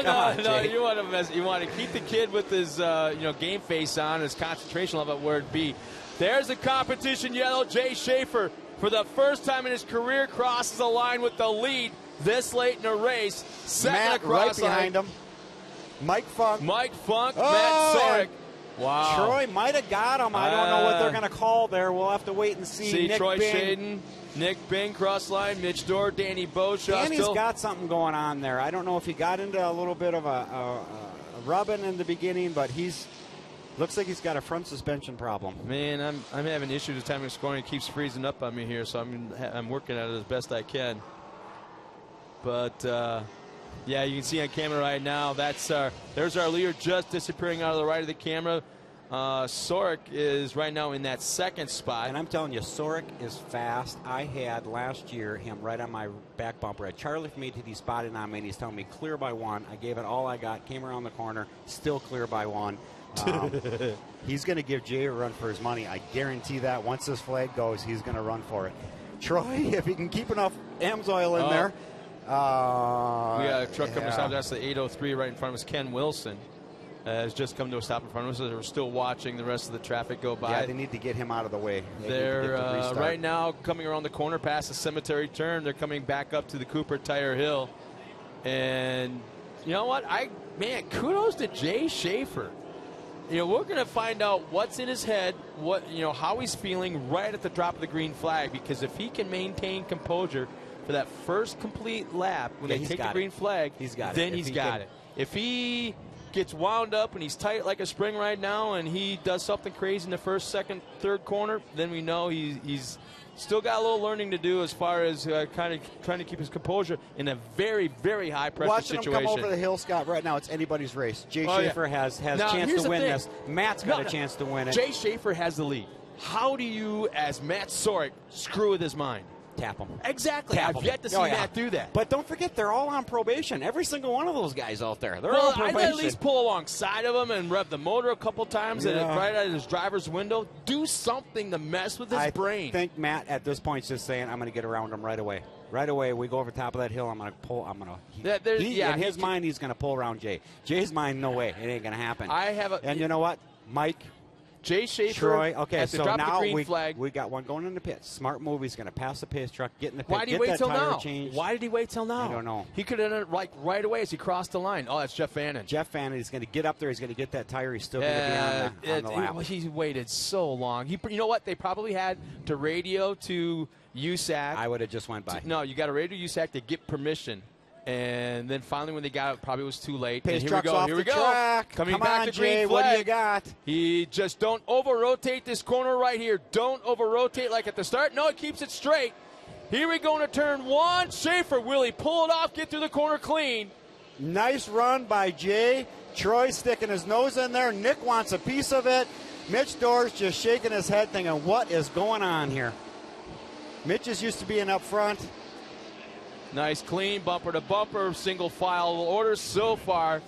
And the problem is, not only is Sorg trying to take the lead, but he's got to worry about Shaden. Here comes Shaden to the inside. And that is helping Schaefer pull away. This is exactly what Jay needed. This is going to help him keep his composure. But here comes Sorg back. Back through this stretch, Scott. This is a little rough on these trucks going through them. And look at Shaden wide open. And he's going to push it hard inside. And what has he got? Matt's going to close the door on him. Close. Matt's going to close the door, and Jay just needs to run his race. Worry about who's ahead of you, Jay. Don't care about who's behind you. A little bit of sideways, just about too much sideways. You can't scrub off that speed. You got to keep it straight. Track's starting to dry out a little bit. Here we go as they crest the Cooper Tire Hill, coming down in the Troy's hard to the right-hand inside. corner. That's right where I'd go. Side by side. Oh, there we go. That's got to help Schaefer. Shaden goes a little sideways. Here comes Sorg back to the inside. Schaefer's got the preferred line up front, and Sorg comes back inside a second. Schaefer, Sorg, and here Shaden, comes Bing. Bing in that door. horse truck. He's banging the back bumper of Shaden. Shaden gets forced to the outside. See, and here Shaden comes got Bing rattled. inside. And door right around. Shaden got rattled. Danny Beauchaw's going to go. I'm following. I'm going right with him. And I can't get my computer to refresh on timing and scoring, so I have no idea exactly how many laps we got left. Three laps left. Seeing what's going on. We got 3 laps left. Jay's got this if he doesn't over-rotate a corner. That's his biggest problem. And look at him. I can see him. He's calm as heck in that truck. Are we sure it's Jay driving? Well, I hope so. Oh, watch out for the wall. All right, we're clean. Mike. We're back up front as they head down to the back section. Sorg is right there. These guys are flying off these jump. Now they're right at Schaefer. They're on the urge of. Oh, man. Right Schaefer now. a little bit out of control. They're a little sideways past the cemetery turn. They're past that now. Schaefer still got somewhat of a comfortable lead, but now Nick Bing is a huge player in this. He's starting to reel in Sorg. Those two, I tell you, Nick Bing is the kind of guy that he will lean on you to get by, and that's going to help Schaefer if he could just catch him before Sorg tries anything on Schaefer. And Sorg is going doing anywhere it. he can go. He's going Keep inside. it tight. He's going outside. Keep it tight, he Jay. knows that he can't beat him by following him. He's got to get around him. And it's going to happen. If it's going to happen, it's going to happen on this lap because Matt's right there waiting. He's studying what Jay's doing. He knows where Jay's going wide. Jay needs to change up his a little line. sideways. Good way to protect your corner. Jay's doing a phenomenal job. Now we got green and yellow simultaneous. What the hell's that mean? I don't know. Oh, we got one broke down on the inside here. All right. But that, that was, what's that? I've never seen yellow. that. I don't know what's going on. Why they don't get that truck off the track. We got some. All right, Jay Schaefer, back to Jay Schaefer. We were less than 2 laps. Matt's right on his back door, and Nick. Oh, and where did Door come from? Door was running in fourth behind Bing. I'm telling you, Mitch is fast Jay, in the second half. Jay's Always has got been. this. I'm telling you, I'm calling it right now. Jay Schaefer's got this. How about if we bet a Bark River beer on this one, Scott? I'll go with a daiquiri. I'll buy you a Bark River beer. I'm going with a Bark River daiquiri. All right, here we go. Lap and a half remaining. We got 3, maybe 4 trucks battling for the win. Flag for Jay Schaefer if he can win this thing. Sark has come right back. Here's the thing. Mitch Dorr, he's going to be aggressive. He's going to go after second. That will help Schaefer. There we go. Here comes Dorr to the inside. They're going to be side by side through turn 1. Schaefer's got the point. Come on, Jay. Just hold tight. White flag, Scott, is going to come out this time. He's never led a race before this late in the race. Sark takes a peek to the inside. The yellow flag is still out. No, it comes back in. White flag coming out. This time by. All right, Jay Schaefer seeing the white flag. His spotters telling him one more time. Oh, contact made. Mitch Dorr. Sark and Mitch Dorr. And Nick Bing. That's what Jay needed more than anything. The 2 fastest truck on the track made contact. Now Schaefer's about 4, maybe 5 car lengths up front, truck lengths up front. But here comes Nick Bing on the back of Door. Is there time? If Jay runs the race, the last lap he has the rest of the race, he's got this. His spotter's got to keep him calm and tell him, just keep running it, Jay. You've got a lot of room. And Mitch Dorr's going to be crazy aggressive. He's reeling him in big time. Now 2 truck lengths. Here they come towards the Cooper Tire Hill. Oh, he goes inside. Schaefer, open the door. Mitch Dorr goes inside. We got a brand new leader. Out of nowhere, Mitch Dorr just outbreaks Schaefer into the corner, and now here comes Nick Bing for second. Oh, man, I got to tell you, I think Jay Schaefer was going away. Something with that truck might be going away because Mitch Dorr made that pass look so easy. And that Bark River beer is going to taste good, Scott. Yeah, whatever. Oh, man. Let's see what Nick Bing's got. He's got 2 laps, and he's going to try the inside. Schaefer's got a hurt truck. He has got a hurt truck, I'm telling you.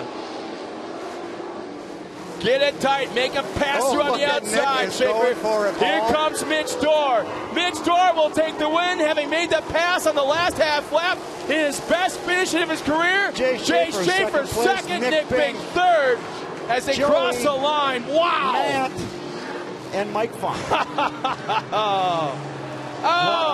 Man. Was that cool or what? That was a race. Bark River, the field is just smoking, spitting steam, fuel. Oh, boy. Oh, brother. You know what? He should have worn his Racers for Christ shirt this morning during opening. He did. That's what. No, he didn't. Oh, no, okay. he was in a T-shirt, so that's why he didn't win. You know what? This is God speaking, Jay. If you had worn my jersey at the opening ceremonies for invocation, you would have won. All right, they're going to work to the podium, Scott. I'm going to let you do some announcements here, and I'm going to head over there. All right, you got it.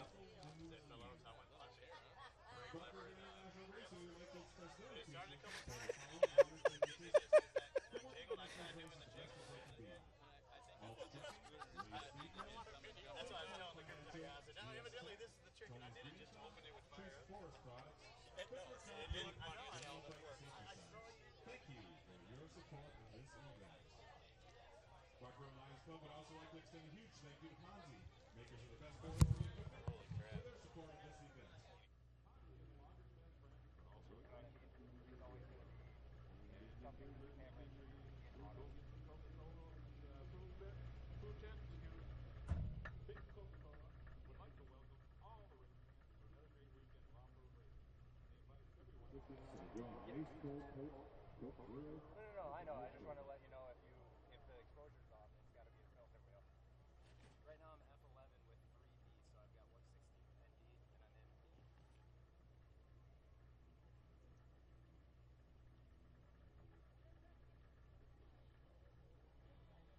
Long been the manufacturer of high-quality stainless steel exhaust that smash the competition when it comes to both sound and durability. Stop by the Borla booth in the vendor area to find the perfect note for your vehicle and be sure to enter for a chance to win a free exhaust. Borla, building excitement. And for over 50 years, Kenda Tires has produced high-quality, affordable products for the automotive and specialty markets. Kenda is the tire choice for the number 27. Pro Light of Sean Morris. Visit our product display at the track or to find out why Kenda Tires are the hottest tire at the track, designed for your journey. And Ide Industries is the official race canopy sponsor of Torc, the off-road championship presented by AMSOIL.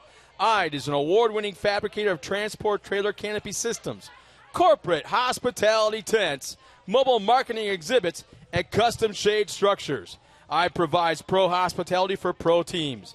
Visit them online at racecanopies.com. And Impact. Check out those great-looking uniforms the Torc safety officials are wearing here this weekend.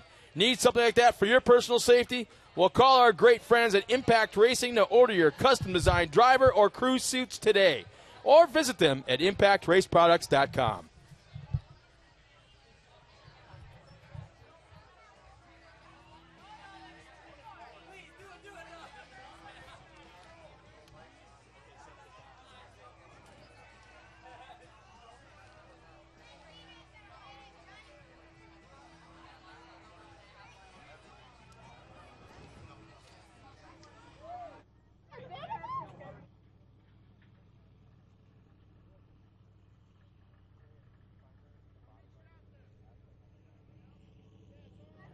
Testing. There we go. We got Super Stock Truck up here on the podium. You ready? Yeah, I'm done. Third place, Nick Bing.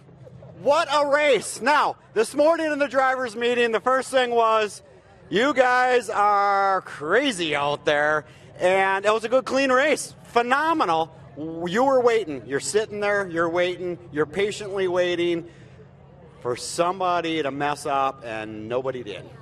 What were you thinking?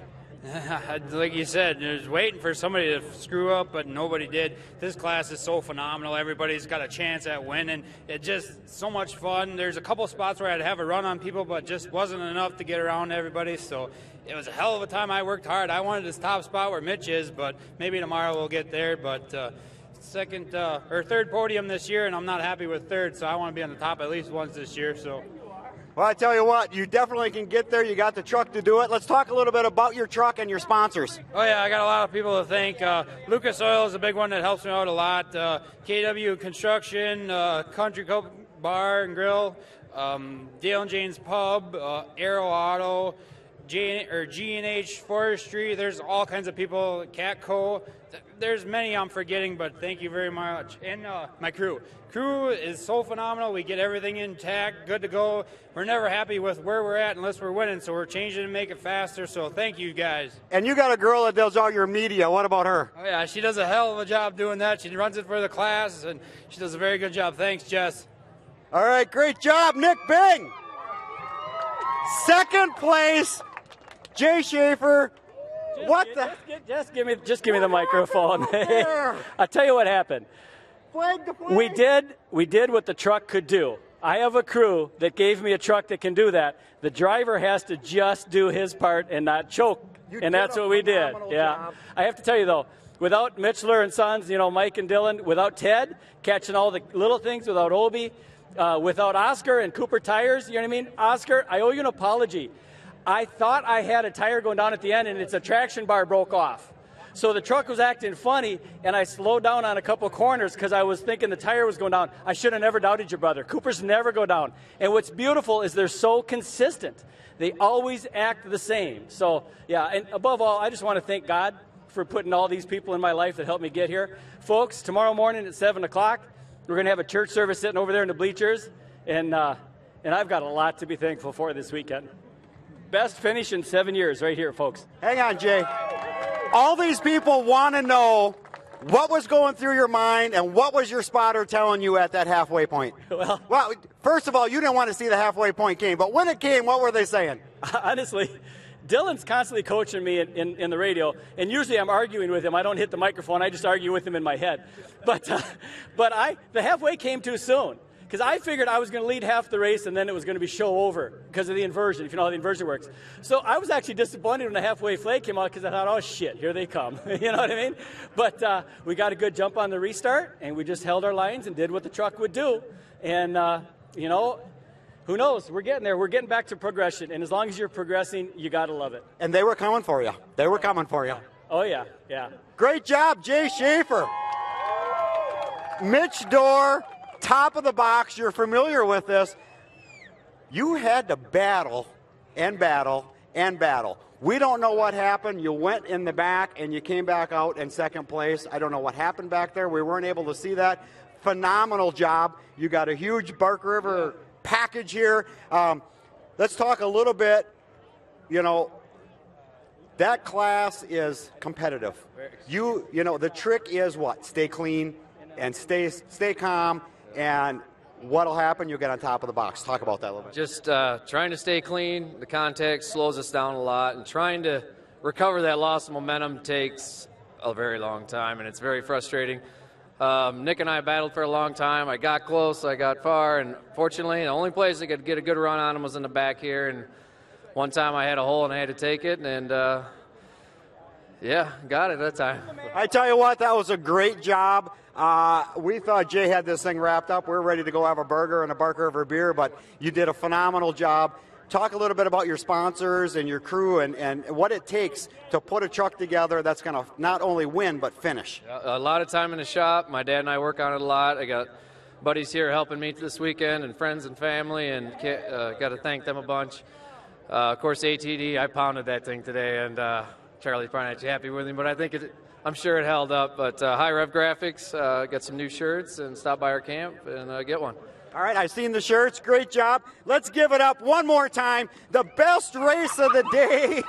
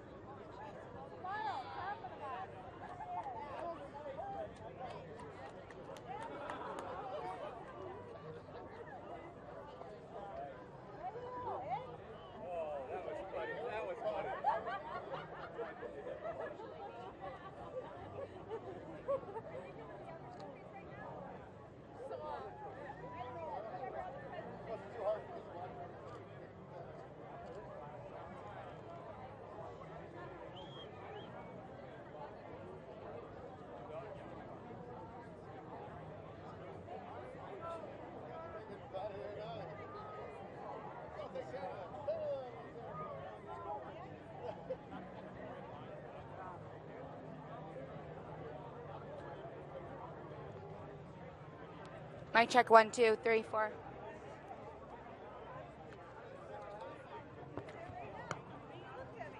I got you.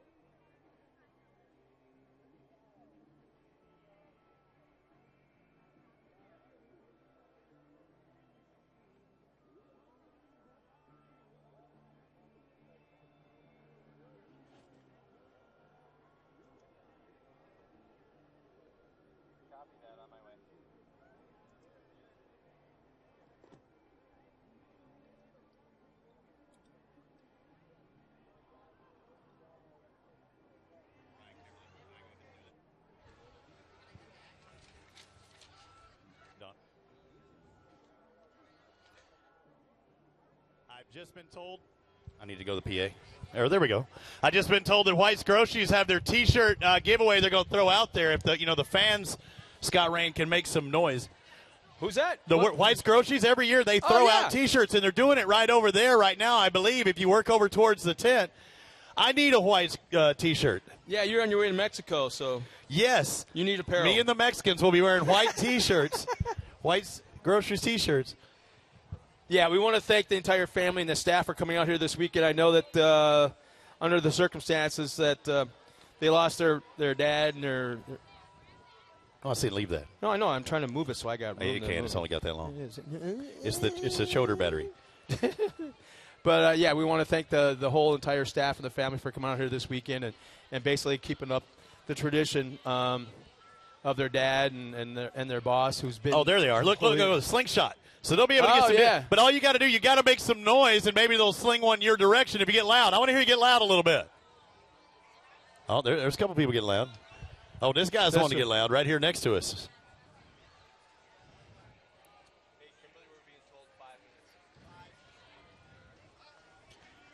So again, if you make some noise over there, I see one guy with some seriously long arms. He looks like Jim Carrey when he's trying to do Dumb like and that. Dumber? When he looks like that at 8. Yeah. I think I got that in my cell phone somewhere. Holy smokes! If we can get this cub running, now we'll look like Dumb and Dumber on the back of that thing. All right, I'm off. I just wanted to remind you about White's Groceries.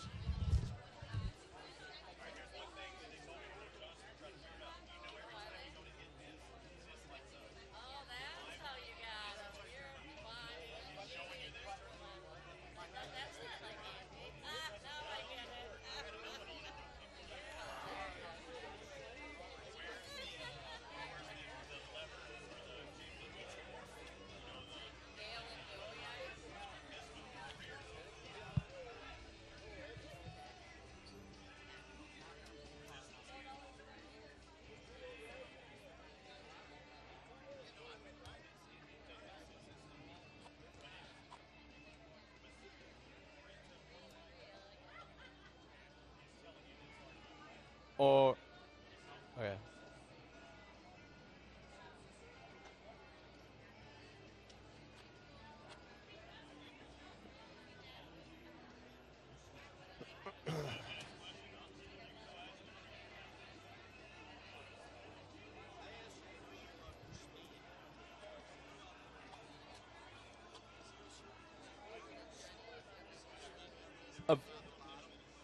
You mean the elevation change? What is?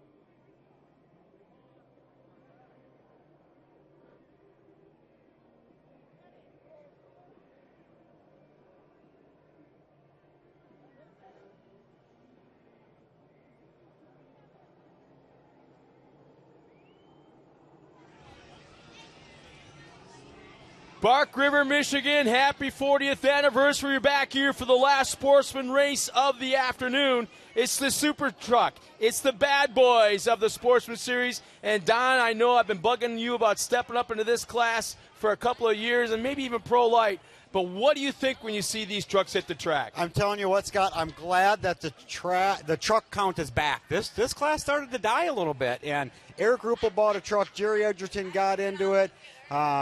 Peterson, Edgerton, Nelson, Soka. I mean, they're building the class back. This is the class to be in. Yeah, right now, if you're going to go, if you have aspirations to jump into the pro class, this is basically just a couple of horsepower down from a Pro 2. So they all have aspirations. If the right sponsor comes along, they can jump into the Pro 2 class. Most of them are Pro 2 chassis, Scott. Exactly, yeah. Here's our lineup of our starting field. On the front row, Scott Mueller in the 231, outside of him in the Amsoil entry, it's Jimmy Ritterbusch in the 224. In row 2, it's Mark Peterson in the triple deuces, Kevin Hanegraaff. Actually, is Kevin Hanegraaff out there? I believe he had an incident yesterday in practice and had to trailer his truck. No, I think he's Hanegraaff scratched. Hanegraaff did scratch. Tough break for that entry right there. Garrett Bancroft in the 217. Jerry Edgerton in the Monster Energy Chevrolet in the 220. Tim Nelson in the 248. Your buddy Eric Ruppel in the 237. And Matt Sulka in the 228. The biggest horsepower in the Sportsman Series. Two-wheel drive, full-size chassis. A lot of these trucks, if not every single one of them, throw in a little bit more horsepower, throw in a little bit higher, performance transmission, and you've got a Pro 2.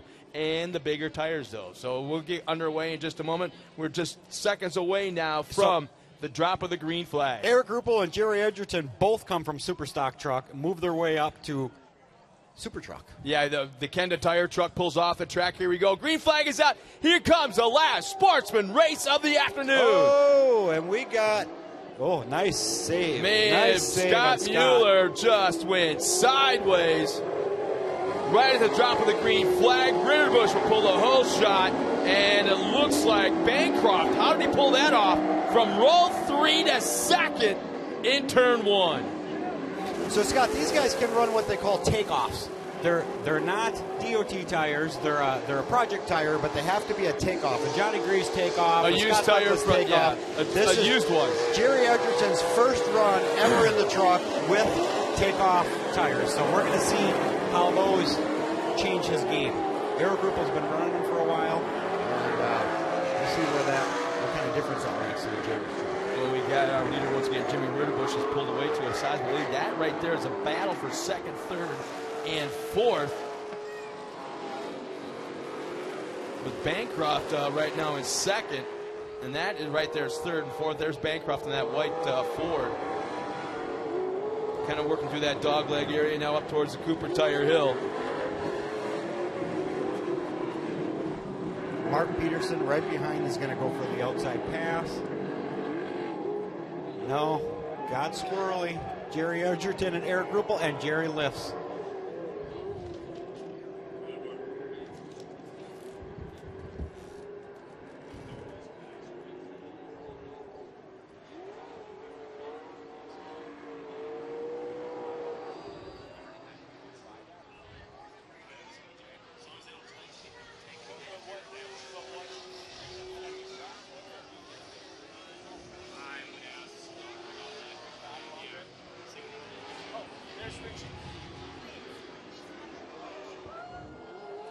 Scott, we got one up on the wall, tried to run the berm, one up over the top.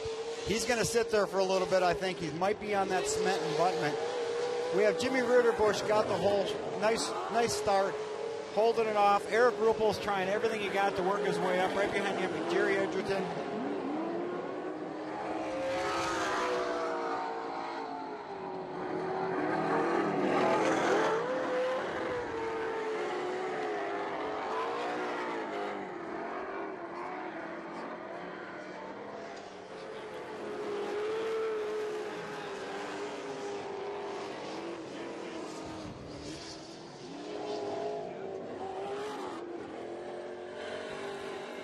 Okay, Scott, up over the top of the hill, Jimmy Ritterbusch, Bancroft, Ruppel, Mueller, Edgerton, and right behind Jerry, we got a battle. We still got a battle. It's anybody's second place race right now. Well, you know, first place checked out.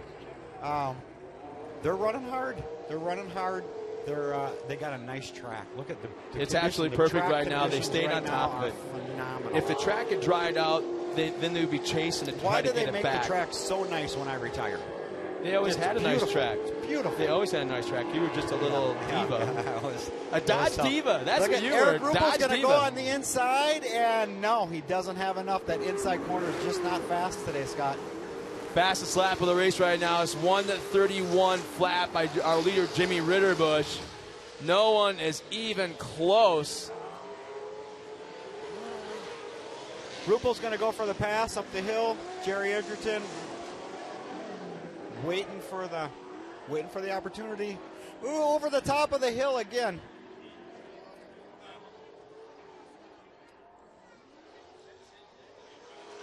Yeah, check it out right now. We're watching Jerry Edgerton. Like I said, first race on the Project tires, and he's went working from, his way up. He's from working his way second up real last, fast. now he's up in the fourth, so he's definitely moving forward. And right now, actually, he's in fourth right now, and there's a battle for second. Bancroft has it. Ruppel, watch Ruppel. We got Ruppel's transmission fire. We have a transmission fire. Up on the far right side of the course, he's pulled off the sword to the right side, right behind all the heavy equipment. So just out of camera, you can see him right now on the screen, just to the left, as our leaders are now going by. So a big flash fire from Jimmy Ritterbusch, our leader, and you can see our track crew on their way over there right now. But man, those things are so scary and so dynamic. But almost as soon as it pops, it goes away because they pull that trigger pretty fast. A brand new leader in Eric Ruppel. Jerry Edgerton's going to go for the inside pass. Just doesn't have enough to make it stick. Jerry Edgerton now has the fastest lap of the race with a 1:29.7. So our third place driver now has the fastest lap, so that tells you something right there. Like you said, he's getting used to those tires one lap at a time. Those are Johnny Grease takeoff tires is what they are. I don't know if they just drove them around the pit and they took them off, but they're takeoffs is what they call them. You keep saying takeoffs. I call them used tires.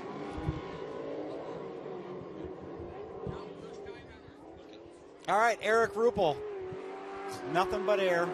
He opened the door. He opened the door just enough. Ruppel comes back down inside. Edgerton checked up. He tapped the brakes just enough. Bancroft and Edgerton, that's the race to watch right now.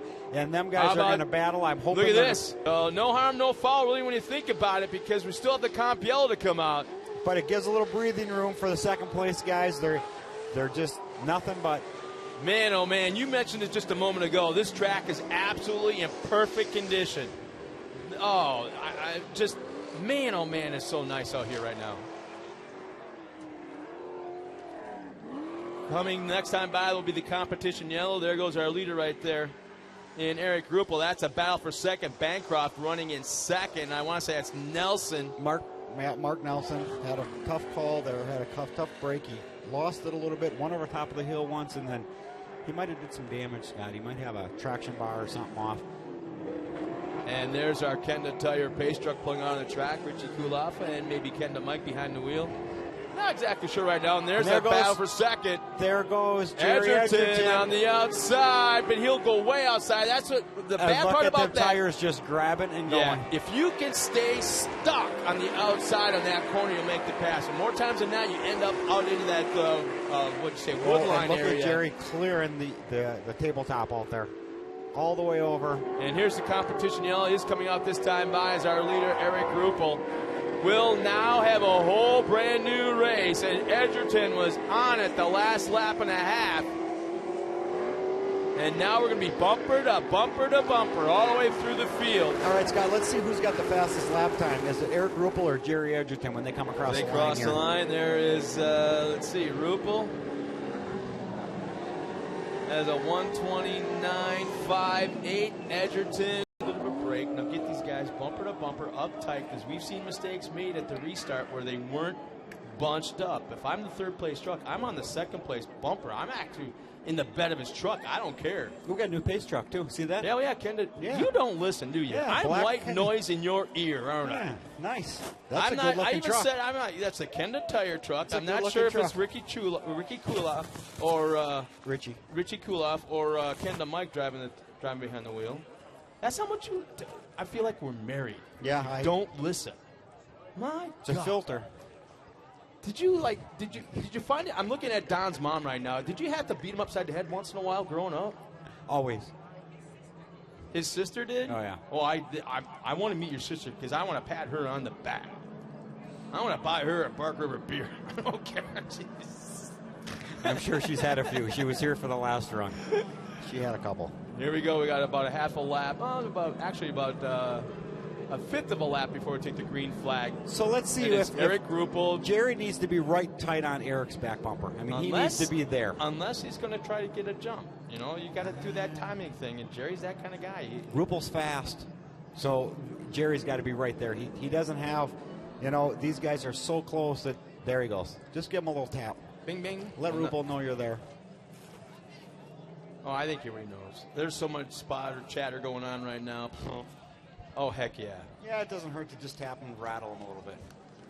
So I'm going to have a real special announcement right after this race before we go pro racing. A very special announcement that's never been done before here at Bark River in 40 years. We're going to do it here tonight. So listen closely as we take the green flag. We're back underway for the second half of Super Truck. Ruppel has the whole shot headed to turn 1, but he's got a mirror full of...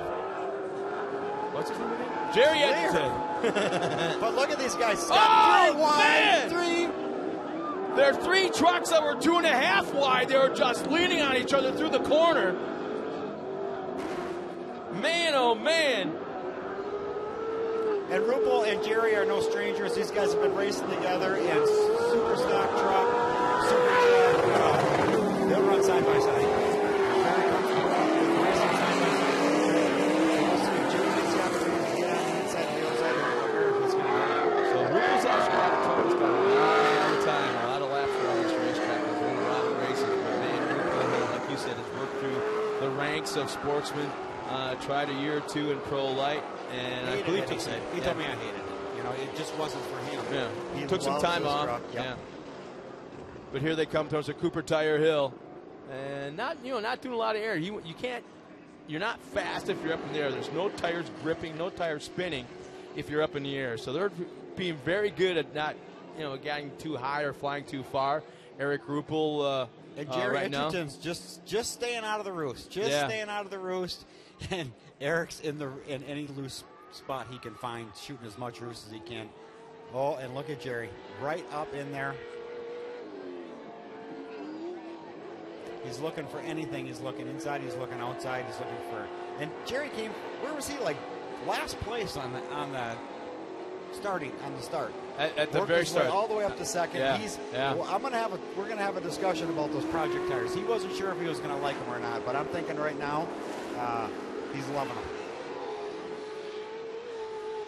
So Ruppel goes by, Edgerton goes by, Tim Nelson goes by.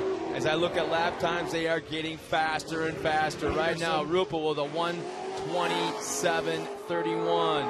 Edgerton 1:28.17. Tim Nelson 1:27.71. So Nelson is on the move as well, and it looks like the track is starting to kick up some dust in the back section. Just passes. Glad they're back out here. They got a heck of a crew. They work on that thing all day and all night, and you know what? They drink a little beer and go along with it, just a little bit. Well, you got to stay hydrated somewhere. And look at Nelson just toss that truck. The third place vehicle is just almost backwards backed into turn 1, and he is making up ground. He currently has the fastest lap with a 1:27.71. So that man is on the move with just a few laps remaining. Ruppel goes by, Edgerton right there, Nelson right there. Those 3 are on the move. Mark Peterson not too far back as well. And Bancroft, he's got to have something going on. He was running real nice, real hot in the first half of the race. He's just, I think, running for points at this point. Right now, you see, like I said the last time, the back section is getting all dusted out right past the cemetery turn as they clear that. And it looks like we got a good run. Scott, I think there's only 2 laps to go. Yeah, Edgerton still has. Flag comes out this time. Actually, Tim Nelson still has a fast lap. You better refresh. But it was no. But this is on the last lap. This is on the last lap. I'm fresh. All right. It looks like the white flag's coming out this time by Ruppel. Will just be losing his brains on the podium if he can hang on for that top spot. White flag, here we go. Eric Ruppel, 1 more lap. Jerry Edgerton's got 1 more lap to get something done. And Nelson, he's off the pace a little bit, Scott. It's got to be off the pace a little bit. What do we got for times? 1:27.65 for Jerry Edgerton. 1:27.40 for Ruppel. So 2/10, a little bit more than a 2/10 of a second. Eric Ruppel has pulled away. But Mark Peterson with a 1:27.3. So he's just really sporadic, very fast, scary fast in certain areas as our leaders come down Cooper Tire Hill one more time in that tight right-hand corner. And keep in mind, like I said earlier, I have a really cool announcement to make race, and it's never been done before in 40 years here at Park River. We're going to do it here just for the anniversary weekend. Something very, very cool. I'm going to tell you right now, if you partake in this, it'll give you a whole new perspective and respect for this racetrack. Here we go. Oh, our third place truck. It's a little sideways to the top of the hill. Right at the starting line. We may have a battle for third just yet. As it looks like Ruppel may hang on. You got a special spot in your heart for this guy right here as he's moved around and worked his way through the classes. I tell you what, both of these guys, Jerry Edgerton, Eric Ruppel, are great guys. Stop by, see their pit. Checkered flag is out for Eric Ruppel. Awesome race. Jerry Edgerton, Brant, first time on Project Tires. I guarantee he's not going back to what he ran before. What a finish. What a finish. I mean, first, second, third, fourth, right there. Yeah, and that last time, Jerry Edgerton had the fastest lap of the race with a 1:27.57. So, man, they just kept them a little bit quicker all the time. So, well, that will take care of our super truck race as the top 3 pull up to the just offside of the track. They'll jump out, cool off a little bit, wipe down the dust, and make their way to the podium with our last sportsman interview of the day. Yep, Scott. So I'm going to step aside. I'm going to go finish the podium up for you, and then maybe we'll see you tomorrow. Maybe? What do you mean maybe? Well, it depends how hot it is. It's hot up here. You have turned into more of a diva as a fan than you have I'm than you ever were as a driver. I'll bring a fan for you, okay? No. As a fan of the sport. Oh, okay. I'm thinking about the fan here. I start calling you Squirrel because you cannot maintain concentration on one subject for more than 3 seconds. That's no fun. What's fun of that? It's called medication, dude. Yeah, all right. I'm going to go up and get the podium here, Scott. Thanks a lot, Don. Had a great time this afternoon. Well, ladies and gentlemen, in just a moment, we'll be at the podium for our last sportsman interview of the weekend. Don, you got to take care of this interview, man. You're going at the podium. Okay. In the meantime, we'll step aside. We're here at Park River National Off-Road Raceway for the 40th weekend celebration. And once again, it has been a blast. Thank you to everyone for being here. Don't go anywhere. We've got 3 pro races to go. We'll be right back after this. The Island Resort and Casino's brand new Team Exceeds is the true sports bar experience. With a video wall and the full Island Resort and Casino treatment, it's almost as good as being at the game. Or better. Forget the couch and flat screen. Team Exceeds has 31 screens plus great drinks and cool sports memorabilia. And for some of the best appetizers and game time favorites any fan could ask for, make it Team Exceeds. It's a great day to meet at the area's true sports bar experience. Team Exceeds at the Island Resort and Casino.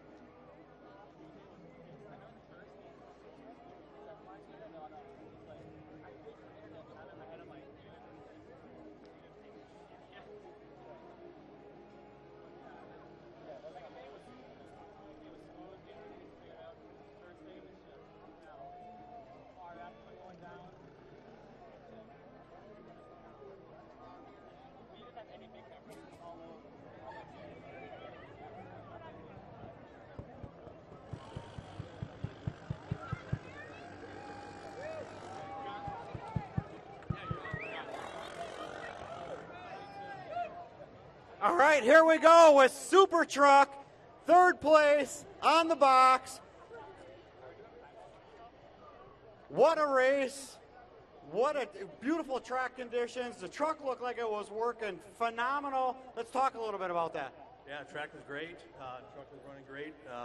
Driver made a few errors in a couple corners and put me back a little bit, but we worked our way back up and didn't quite have enough to get a little further ahead. But great track. So we were watching your lap times. You had some fast lap times out there. You just weren't where you needed to be with the fast lap times. I know, and it shows. So. All right, let's talk a little bit about your sponsors. I'd like to thank Max's Tires. They're always getting us hooked up. Charlie over at Auto Trans Design, always helping us out. Amsoil, big supporter. Hutter Race Engines, VP Race Fuels, and my family, my kids, everybody for helping out. Great job. Second place on the box, Jerry Edgerton. Tell me.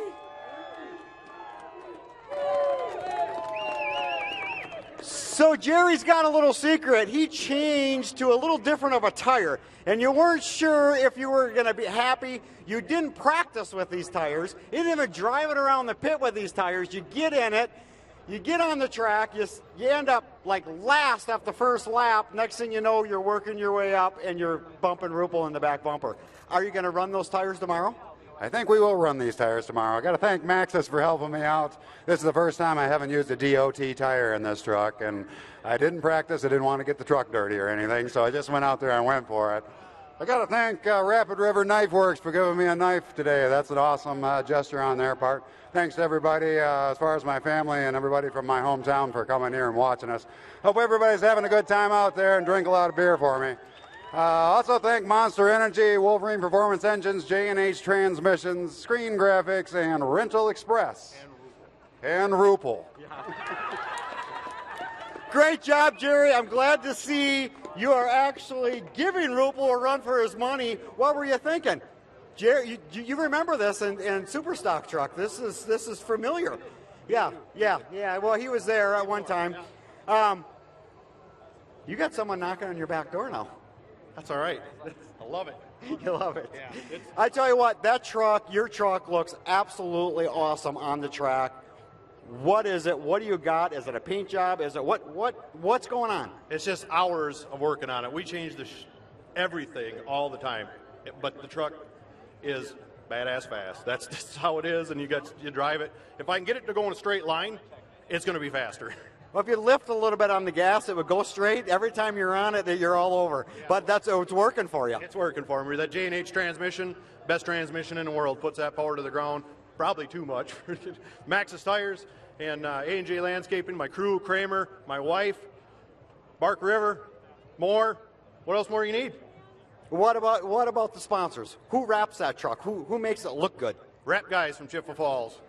Good looking truck. Good looking truck. That's a good looking truck, I'm telling you. It's so nice when being announcing, you can spot that thing anywhere, even you're generally in the front. But tell you what, tomorrow, Jerry's, I think, is going to give you a run for your money now that he's used to these tires. No. All right, well, I tell you what, everybody's invited over to Rupel's Pit. He's right over here on the wall. We're going to sample some of this great Bark River wine and beer, and we'll figure out what's in there at the end of the night tonight. Jerry's coming over, too. Yep. All right, give these guys a big hand.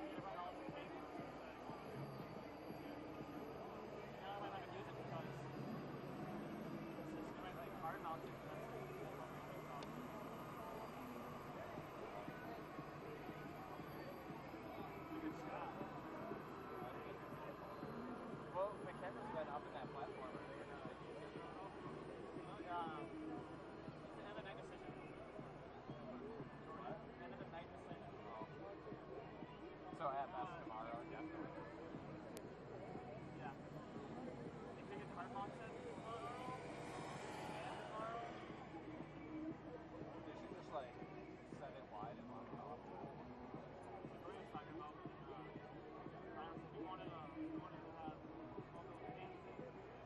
Good shot. You can find a way with that plan for them. And it's, you know, like my shot, well, so far today I've had,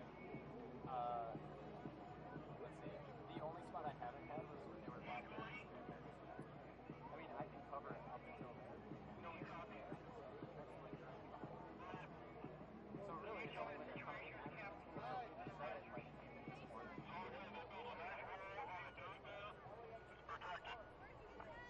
Okay, great. Do I need to move Jessica back over there, or are you going to run it? I'm going to run it. Let's keep our wishes out. Should we run it? I can run 4. Sounds good. Thank you.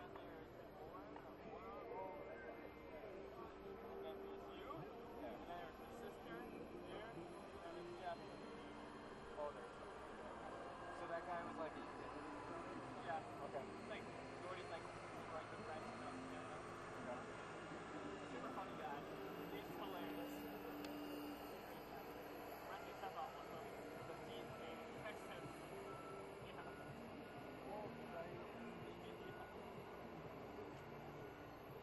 So I just heard Jordy go out there.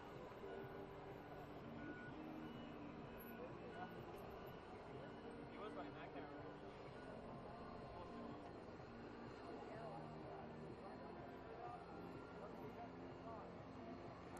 Actually, I was on that camera. It was like we had audio. Not on my camera.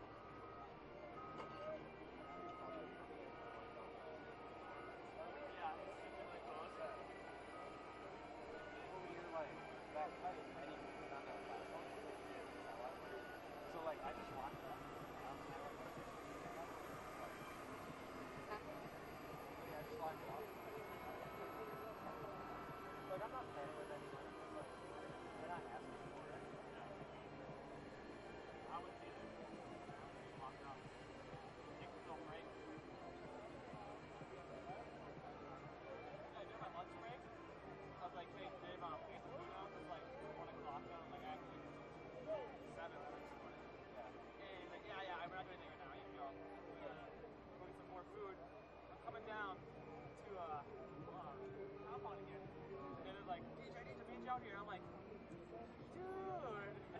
So I'm like running across the track and like eating my burger quick.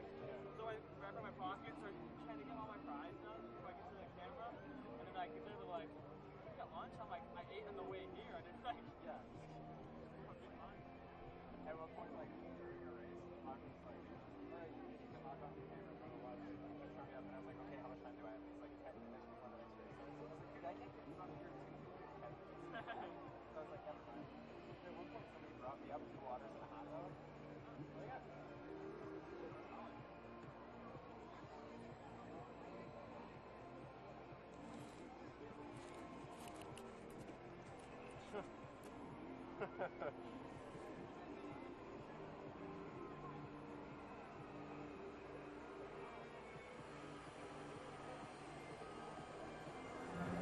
Hey, Kimberly. Sport.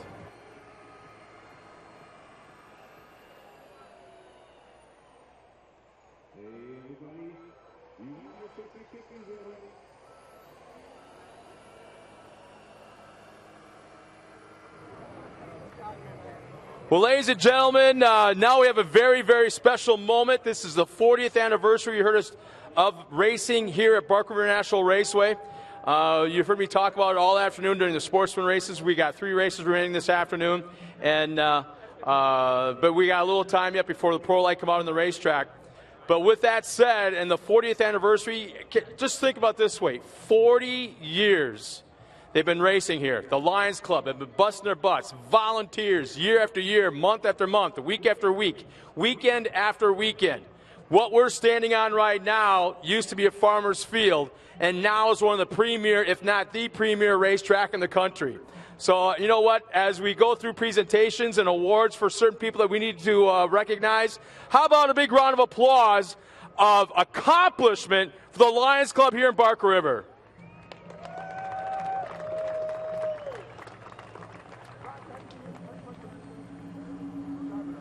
And to start off all the awards or recognitions, I want to introduce to you one of the members, I should say one of the higher ranking members, and been here the longest of the Lions Club and involved with the Barker River International Off-Road Raceway. Roger, come on up here, and we'll hand the microphone to you, and you take it from there.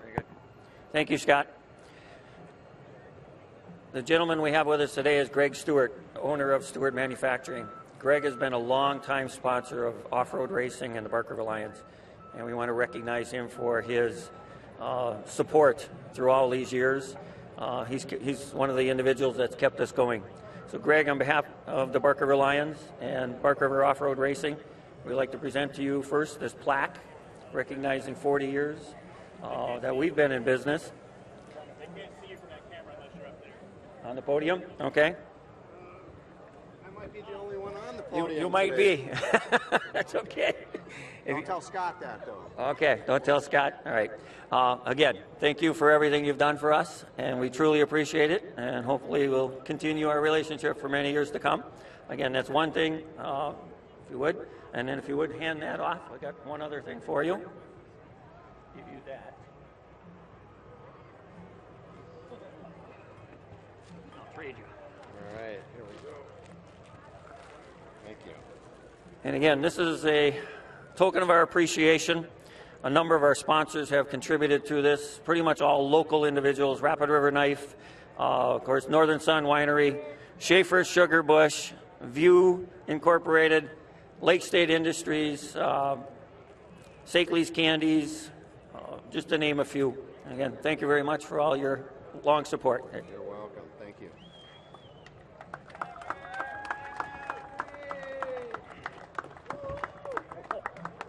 The big step. Aren't you going to shake our hand, Greg? Hands are kind of full. Scott, are you back on this now? You're up. Oh, thanks, Roger. Who's the next guy to come on up here? Richie, is that you? As he looks around, not my turn. Tom?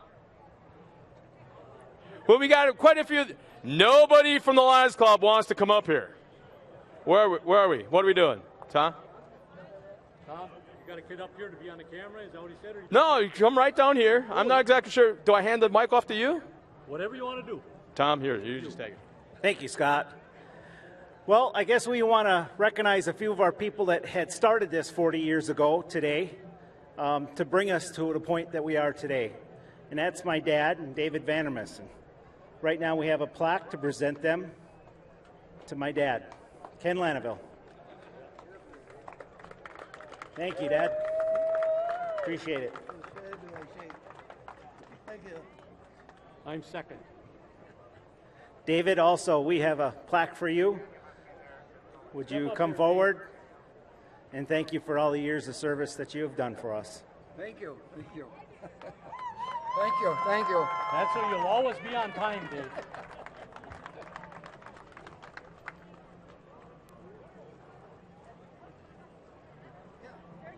So we also going to present these gifts.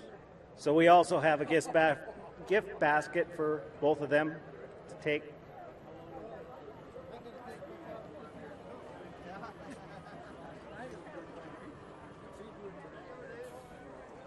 Thank you.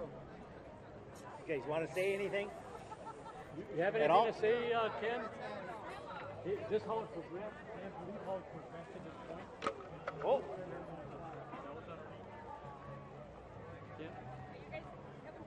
First of all, I want to thank you all for coming. Had some great races here today. And 40 years ago, Mr. Vandermissen and I decided we wanted an off-road race in Bark River. So we went at it, went to all these landowners all over the place. Without them kind of people there, I'm telling you, we wouldn't have nothing. These people were just super. Can you imagine letting somebody build you a racetrack in their front yard? That's what they did. I want to recognize all these landowners that are here, and could we give them all a big hand?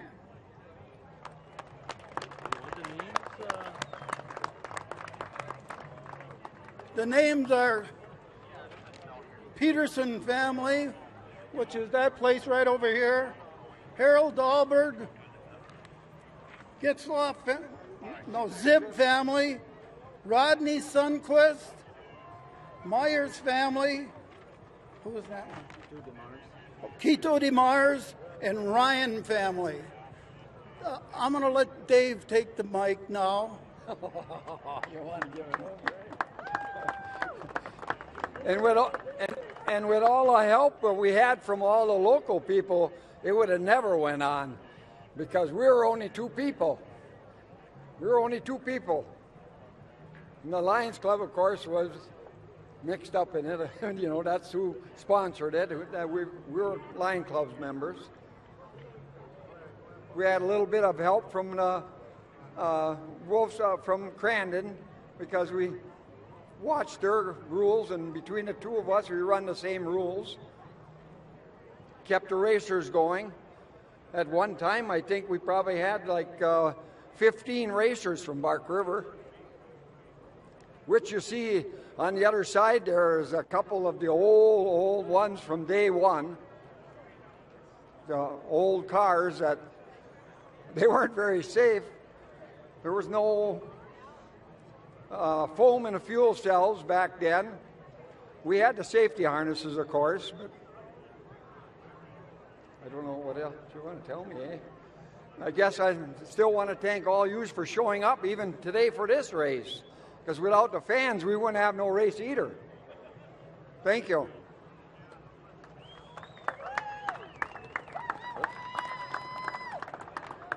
Thank you, Dave. We have one more presentation today for a gentleman that's been supporting us for a number of years, and this year he's stepped up even more than he has in the past. Tim, if you would, come forward.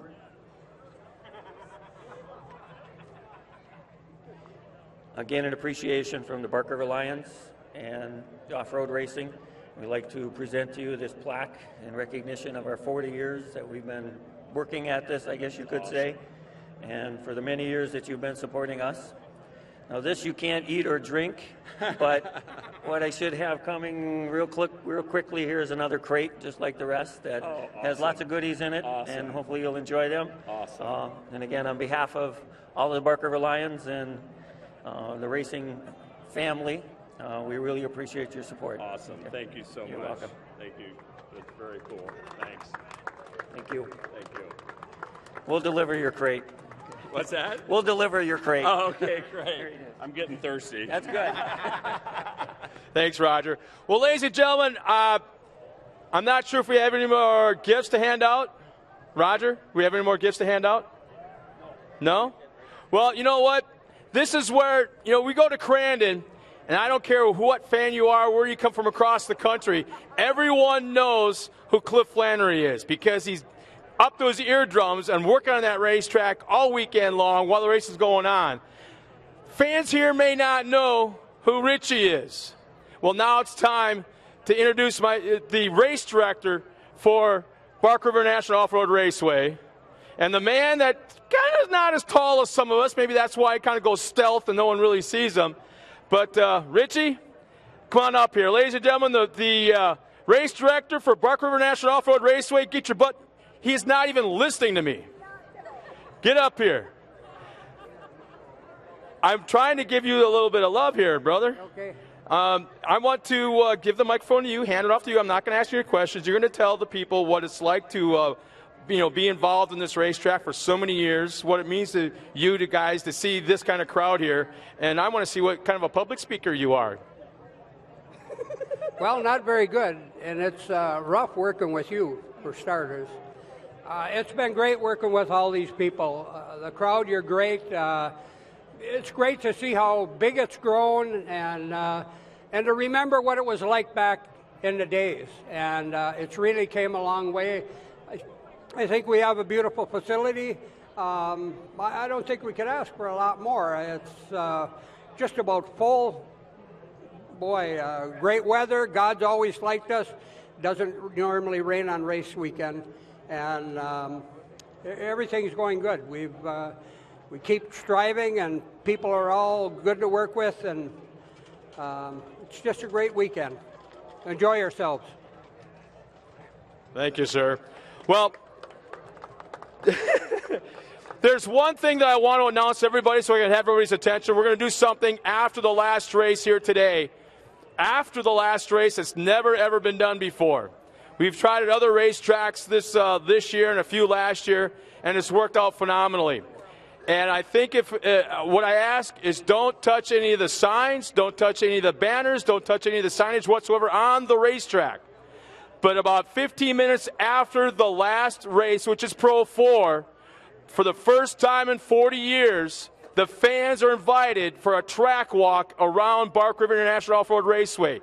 This will be your chance for the first time ever to see what these guys are jumping, what they're going through, how high banked these turns are, and the roughness of this sport. So once again, keep that in mind. Everybody's invited to stick around, and 15 minutes after the last Pro 4 race is concluded and off the track, we invite all the fans to come on down on the racetrack and tour the racetrack on your own, something that not a lot of people get to do. This is your chance to witness and see firsthand Bark River National Off-Road Raceway and its 40th anniversary. Ladies and gentlemen, we just got a couple minutes remaining. We'll be back right after this.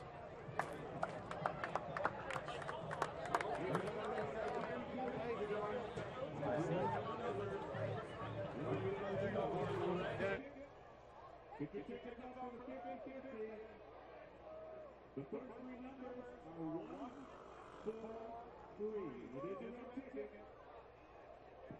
Again, the red ticket 1, 4, 3, 8, 9, 0. 1, 4, 3, 8, 9, 0. That lucky ticket holder is going to go away with $4,065. Can you imagine $4,065? Again. A red ticket, 1, 4, 3, 8, 9, 0. To claim their prize, go over to the 50-50 raffle booth. It's the white tickets just to the south of the bleachers. Also like to announce that we have a winner for the Dick Crew in that raffle. And the number was 675-6361, and that was Michelle Tryon. Michelle Tryon, congratulations. I'll read the number off one more time for the 50-50 for $4,065. The red ticket, number 1, 4, 3, 8, 9, 0.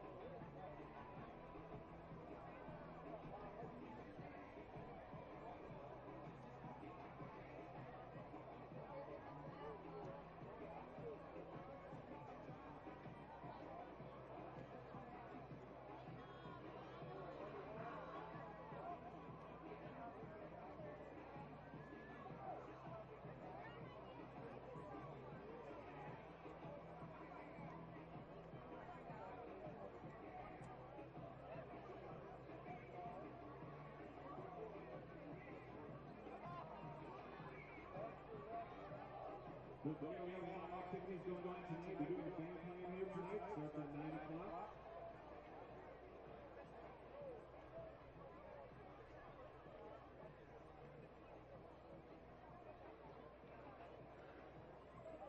also have fireworks going on tonight at dusk.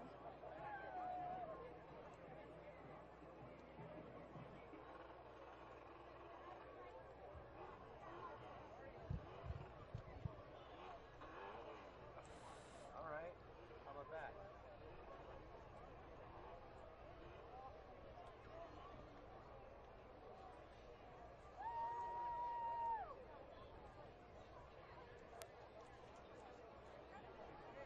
Welcome, everybody, to Torc, the Off-Road Championship presented by Amsoil. We are in Bark River, Michigan. Welcome all the local fans here. We've been seeing races all day long. Those are the sportsmen. These are the best of the best. Starting off with the Pro Light races.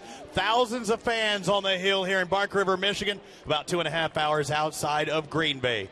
The Pro Lights are on the track. I'm Robbie Floyd next to Scott Ray, and Kate Osborne will be trackside and in the spotters area. But Scott, one of our favorite events of the year, the Throwdown in the UP, and the heat really starting to build up. They might want to throw up in the UP if it keeps up. Yeah, these guys have been really, really tensed up. They're kind of like a really tight, wound-up spring. The Pro Light drivers especially. Some of them, their setups in practice yesterday were just so far out in left field. They're scrambling to try to figure it out. And the thing is, we have a little bit of controversy going on between a couple of drivers that they want to take up if they're given the chance. They're not afraid to take each other out. Yeah, I think that may be the case with Cam Reimers on the inside. I think somebody rubbed him wrong. It might be Kyle Hart or somebody else in the field. You mean that guy starting next to him? Yeah, the guy starting next to him. It's like we work our way through our starting grid. Starting on that front row, Cam Reimers in the liquid wrench, hostile wheels, kicker, audio, radar, tired Ford, number 21.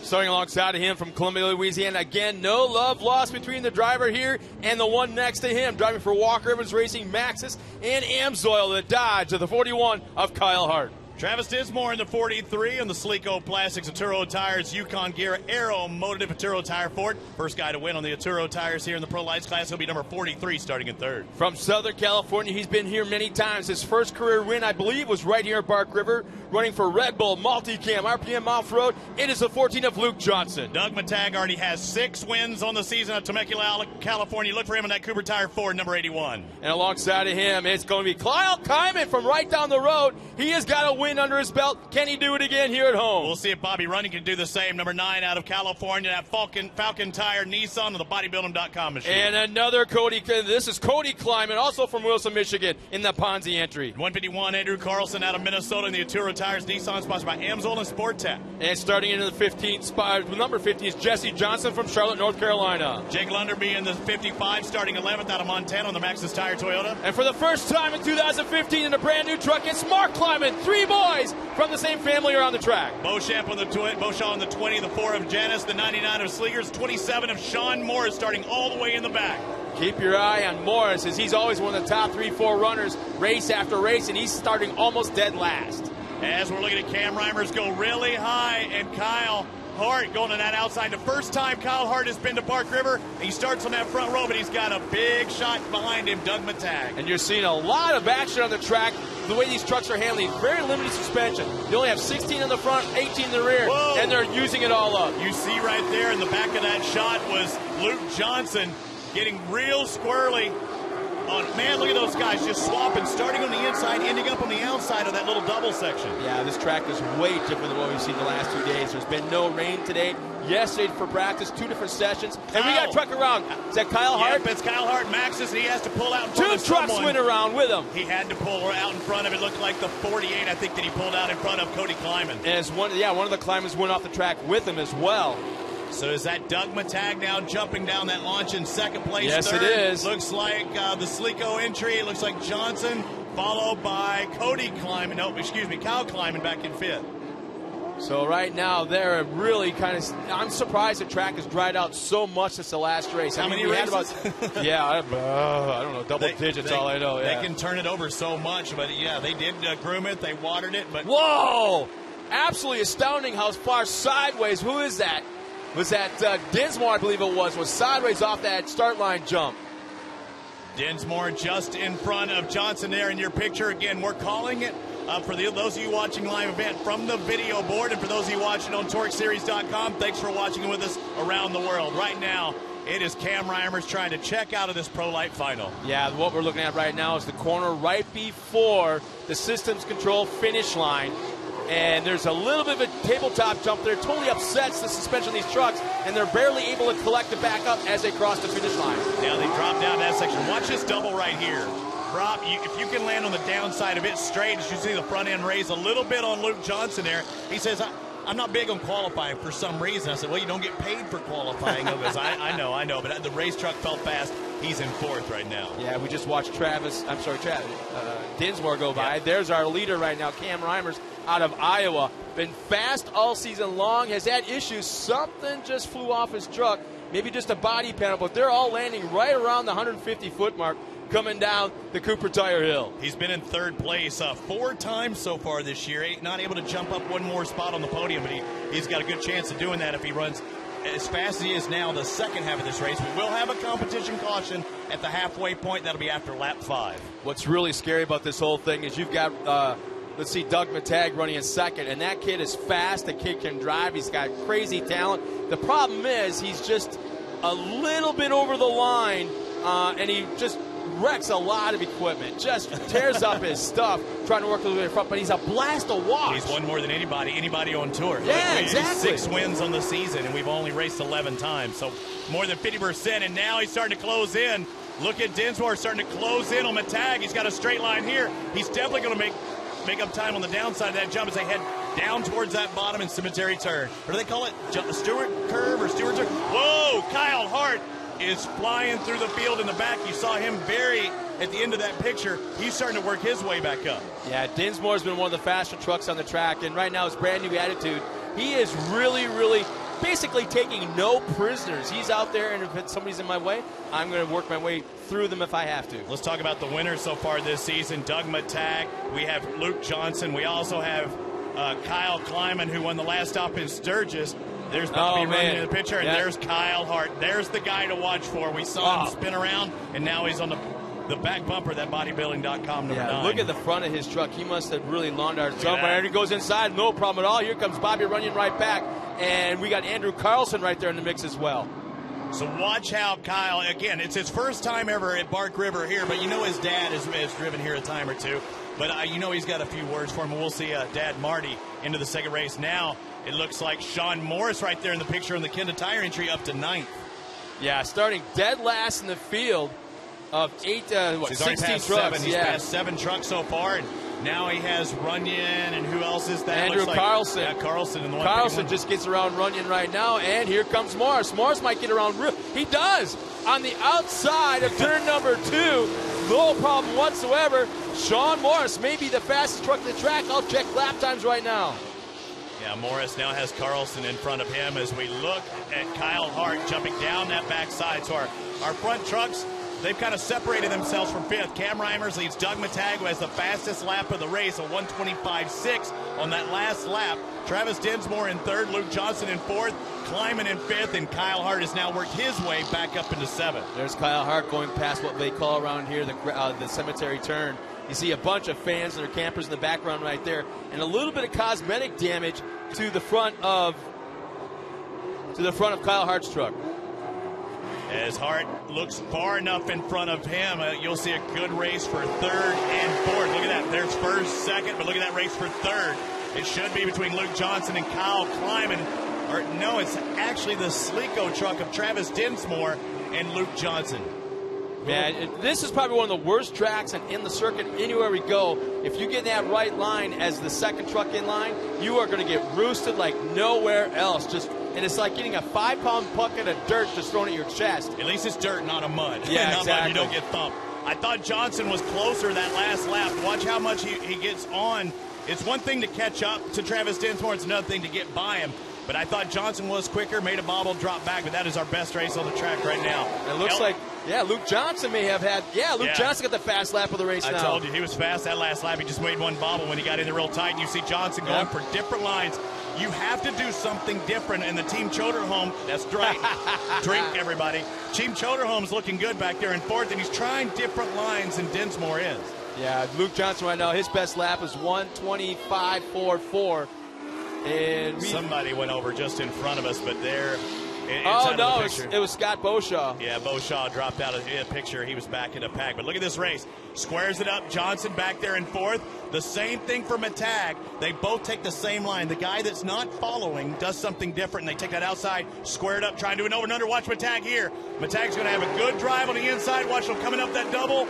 You've got a tabletop. Again, doing something different. I like that. Look at those top four. They are hauling mail. Wow, nose heavy. Oh, man, Matag. How far did he go on two wheels? At least 100, 150 feet. Matag is on it big time. Dinsmore squares it up, and look at Luke Johnson trying to get inside of him in fourth. Luke might take over position, trying to do a slide job. No, not there.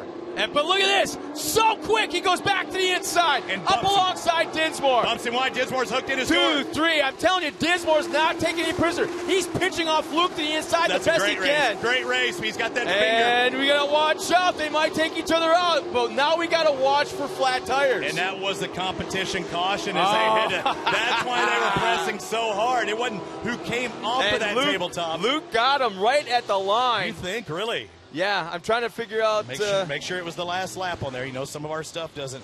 No, it was the last lap. I have Luke Johnson in third.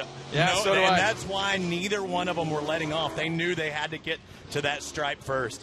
So Cam Reimers, Doug Matag, Luke Johnson, your top three. Travis Dinsmore in fourth. Kyle Klein in fifth. Kyle Hart with the fastest lap of the race of 1:24.6. So evidently an issue with Travis Dinsmore. Yeah. What did you hear? USAC called you have a listen-only radio in the race trucks, and Travis Dinsmore just received a warning of the driver for being a little bit out of control. And you saw what happened. Luke was on the inside, or was it that case? I can't remember. Either one of them. He was putting pressure on him and not wanting to really Luke let was him on off. the inside, and Travis was kind of trying to keep him down on the inside, so kind of driving into him. And you see Travis Dinsmore right there. So and now, it was just a warning. Just a verbal warning. It's just a warning, so we're keeping an eye on you kind of thing. But they were rubbing so hard on the inside. Now we got to watch for flat tires on Travis's left side and on Luke's the right side of Luke. Yeah, we got to watch for that. Hey, man, rubbing's racing. That's what they say. I was hoping to find out, try to figure out what the gap was as they crossed the system control I'll tell you. finish line. I'm good like that. Between third and fourth. 0.2. 0.2? Yeah, 0.29. I'm magically delicious. I can pull that stuff up like nobody's business. You know what? You're just like a little clown here this weekend. Half a second. Just so everyone knows, he's going on vacation right away from here to Mexico. You're not here. You're in Mexico already. Yeah, that's funny. It's not. It's like, I'm not going to be cruising down there in the Choder home or nothing. That's right, drink. It's not like I'm going down to the Choder home.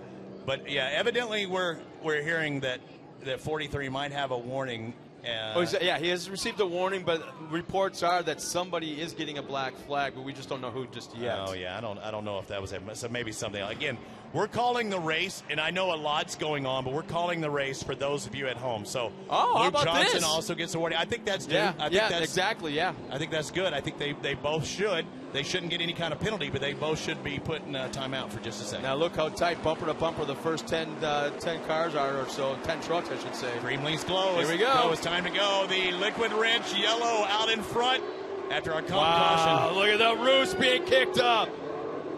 How can they see as they head into turn one? Doug Matag just touches the back of Cam Reimers. Reimers goes all the way around from first to last. Speaking of that, going from the inside is Dinsmore. Now Johnson drops back to fourth because Kyle Hart dives inside of him. No, I'm watching the flag stand to see if they're reaching for a black flag. But, man, there was no doubt about it. Matag leaned on that back bumper of Cam Reimers, and he turned all the way around. There we go. The leader is Doug Matag of the 81. Brings around Cam Reimers in just a moment. We talked about how Reimers might have something for Hart. Hart's had to work his way up. He's all the way into third right there. And we're seeing the race for second place, 43. 43 in second. Travis Dinsmore, he banged inside of Johnson when Johnson went wide, and Kyle Hart really took advantage. Look how far Hart's jumping down there. That Luke Johnson as well. And he goes from outside, inside. Luke trying to make something on Kyle Hart. Nothing there. This is the hardest corner to navigate for these drivers right here. That left hand uphill off camber.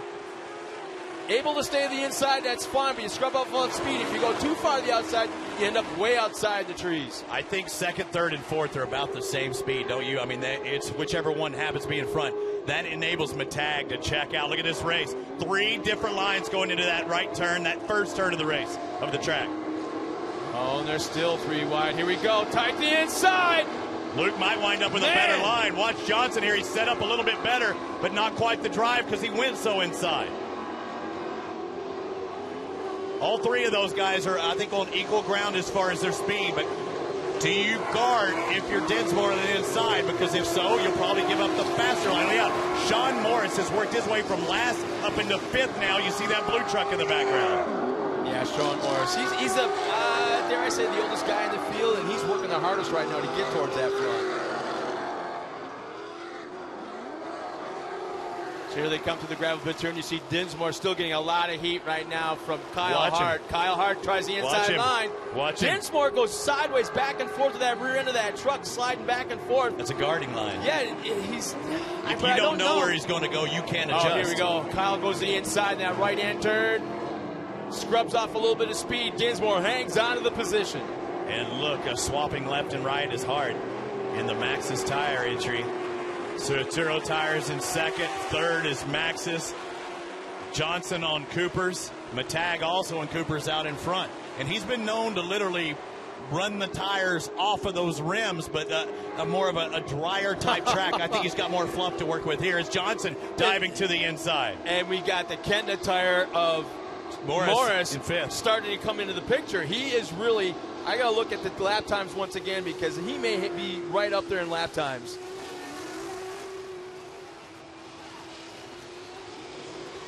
.127.5 for him. Matag almost 2 Oh, full man, seconds. here we go. Kyle Hart on the outside in that right-hand turn.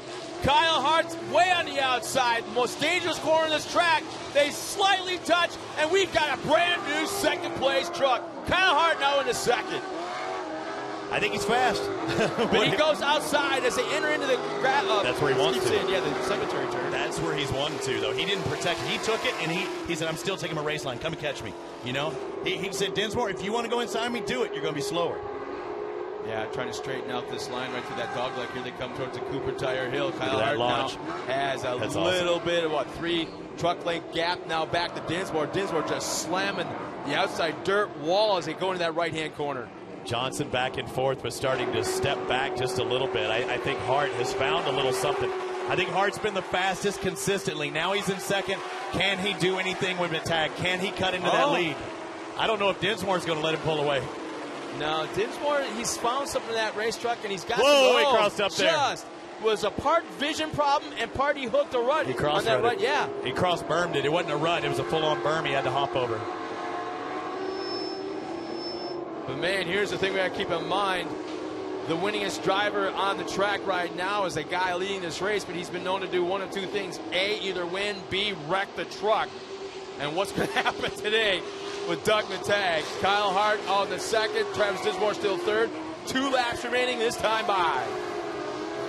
So that track's starting to slick up a little bit on that one section. Coming down that straight going into Cemetery Turn. Big old wide sweeper. Ricky Johnson brought me around that portion of the track the first time I was here, and he said, this is the fastest corner in Torc the Off-Road Championship. I say it's a corner. It's more of a sweeping turn. Yeah. Oh, man. Look at he is just closing the top it. of the screen. Yeah, he's closing it up. And they'll get the white the next time around, too. Look at them. Both of them jumping almost down there to the flat. Between 150 to 200 feet, they are pro lights. They just don't normally do that at this track. They don't jump this far. That is a Pro 2 or Pro 4 distance. All right, I'm going to look at this. Doug Matag had a 1.1 second advantage over Kyle Hart the last time around. I can tell you it's not that now. It's not that now. They're not that far apart, and Matag crossing up a little bit. Hart goes the straighter route over that tabletop where the flagging stand is, where the starting stand is. This is absolutely incredible speed. The way these trucks are handling and the way these drivers are driving these trucks. White flags in hand as they make their way towards the systems control finish line. This is the track where Matag had his demise last year. I think he threw a tire, wheel, something right here in the section he's at. Oh, and he crossed up a little bit there. Yeah, he's landing real hard in that right rear. Look at this. Real hard. Coming down that front straightaway with 1 lap to go. The white flag is out about the same distance. 1.2 here on the last lap. Oh, Kyle's going to get a run on here. Kyle's getting a run to the inside as he kind of squared it off a little bit softer than our leader, Matag. Here they go around the cemetery turn. He made up a lot of ground, at least cut that lead in half. Here they come towards the Cooper Tire Hill. Matag straightens it out. Here they come for the final time. Dropping all the way down the plane. Both drivers at 150 feet coming down the Cooper Tire Hill. Kyle Hart has made up a ton of ground. Now less than 2 truck lengths. And less than half a lap. How defensive is Matag now? Because if he keeps guarding those insides. He's not a defensive kind of driver. He's a hang it out, I'm driving my line kind of guy. Sometimes you have to, though. Look at Hart doing a little different line that time, taking that right, trying to set it up in the air more. I think that's faster. Just a few turns remaining. Doug Matag. Back in, stepping out. A little bit different lines between the two. I think Matag had the advantage through turn 1. Yep. He's got it. How about it, ladies and gentlemen? He's already got 6 wins on the year as he makes the final left-hand turn. Make it 7 wins on the year for Doug Matag here in Torc, the Off-Road Championship. Hart in second. Third's going to be the 43 of Dinsmore. Fourth, the Choderholm, the Cooper Tire, the multi-cam entry, the 14 of Luke Johnson. Right behind him will be the 15 of Jesse Johnson out of Charlotte, North Carolina. And how about him? He had to work his way up into 5th. He loses a little body work coming across the stripe. Cam Reimer's coming across as well. Oh, man, the whole front end on Sean Morris flopping in the breeze. Who was in 5th. So Johnson, who else did we have get by? It was Johnson and somebody else able to get by there at the end. And when I say Johnson, I mean Jesse Johnson. Cam Reimers. Yeah, that's who it is. So I wonder. Scott Beauchamp, Bobby Runyon Jr., Andrew Carlson. There was some issues going on, and I think there's going to be a lot of talk in the pits after this. But when you see problems with the front end on Morris, that's usually from running into the back of someone. Remember, he was the one in 5th, so how does he run into the back? He might have had a problem and then stuffed it in there. Yeah, he might have lawn darted somewhere. Yeah. Jason Janis crosses the line, and let's see who this is. Let's see, that's one of the Klymans coming across the 48. Cody Kleiman comes across the line. Yeah, it's kind of cool to see that for the Bark River Race, our home track, that two brothers and dad are out here. I don't think that's ever happened before, that we've had an entire family in a race. Hey, you were going to talk about something that hadn't been done before. Do you we brought that out of the way? No, we actually brought that up right before this race, the track walk. You did it here or over there? Over there. Oh, okay, that's why I didn't hear you. Unless you're next to me, I don't listen. God, you and Don both. Yeah. I try. Even next to me, Don doesn't listen. Yeah. So yeah, don't mess with the banners where they're going to let you walk the track after the race is over, just like we do at all the stops at Torc the Off-Road Championship. But make sure that all the course workers know about that. about that. They should. Go get your Flat Ari and put him somewhere. Oh yeah, Flat Ari. We haven't talked about him yet. We've got our Flat Ari. He'll be coming out next. Flat Ari.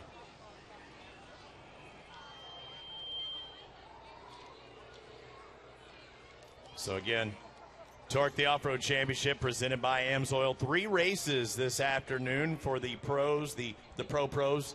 I say that everybody's a pro racing today and racing for a paycheck, but there's different levels and different classes. Right now, the least amount of horsepower we'll see all day. The pro lights, they are finished. Yeah, one of the coolest things about this track. Now I call the road crew Spanish Armada making its way onto the racetrack. Here come all the heavy equipment, and this is so cool to watch.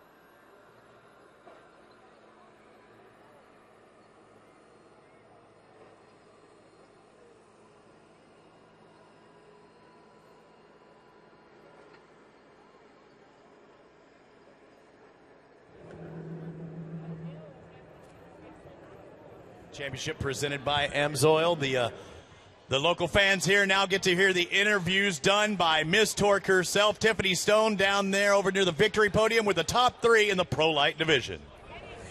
How are you guys doing out there? That was a wonderful, wonderful race. You guys agree with me?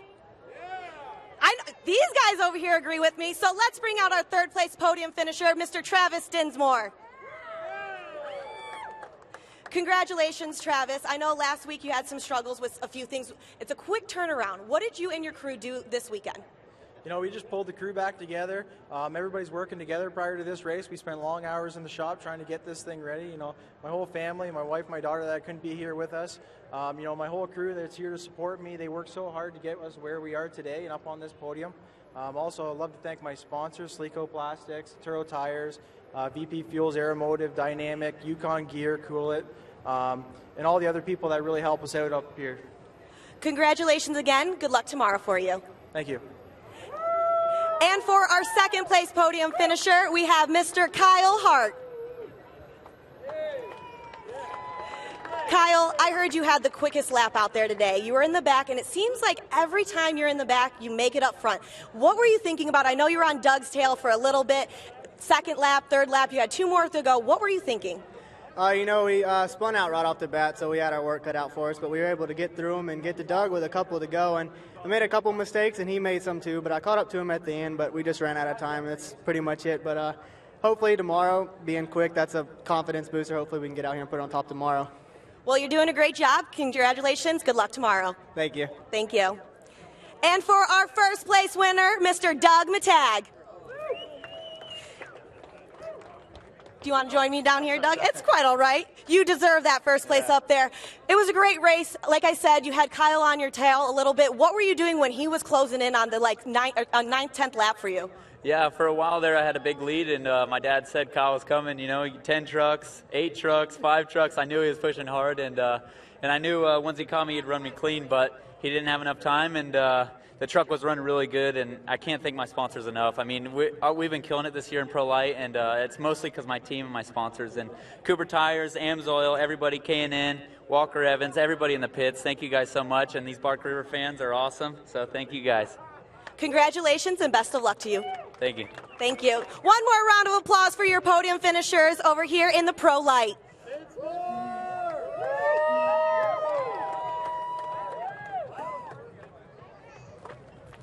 So 1 race is down. We still have 2 more to go. The Pro 2-wheel drive will be our next race of the afternoon, followed by the Pro 4-wheel drives.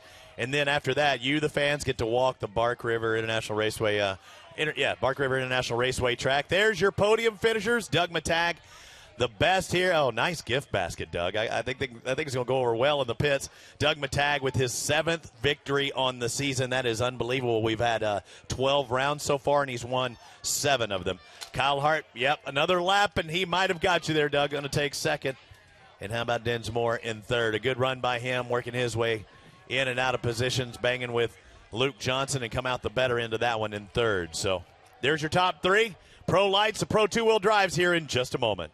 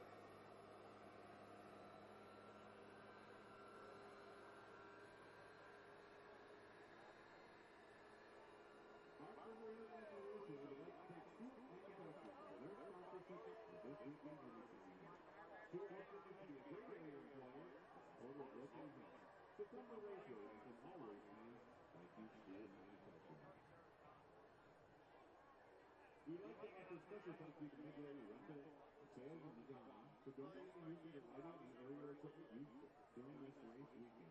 Thank you, Midway Rentals. Hey, don't forget to stop by the bar over there. We'd like to take a special thanks to Pike Distributing and Budweiser for supplying the refreshments. And this weekend's racing event. Take care of all their beverage needs.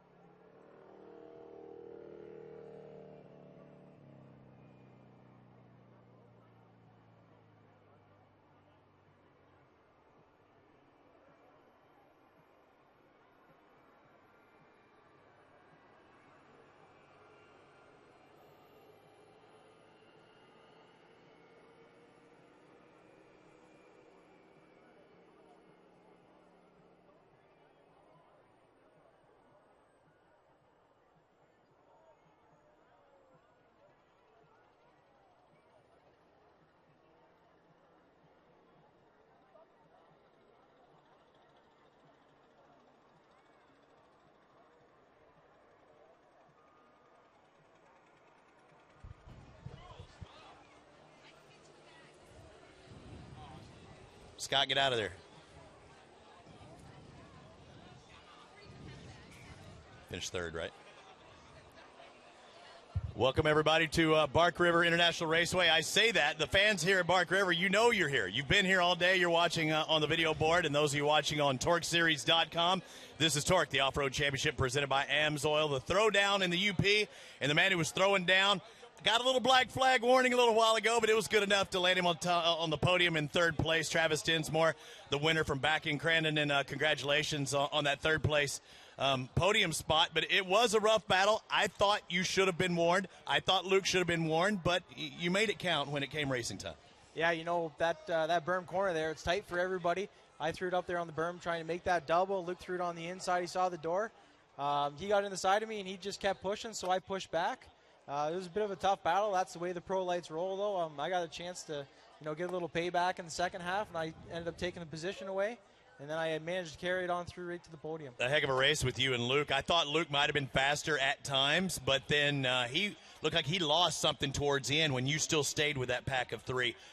But you had one truck that got by you, and he made his point, like, I'm a little bit quicker, and then he took a wide line. It kind of surprised Scott that he took that wide line, but Kyle Hart was going awfully fast. What was he doing once you saw him get by you? What was he doing that was enabling him to go that fast? Could you pick it out? Well, yeah, I think we set up the truck for what we thought was the latter half of the race, but it ended up being the beginning half. So we were a little faster in the beginning half. What do you mean when you say that? How do you set up the truck differently from the front or the back half? Well, we kind of got to predict how the track is going to develop, whether it's going to blue groove, whether it's going to rut up bad, whether it's going to stay tacky.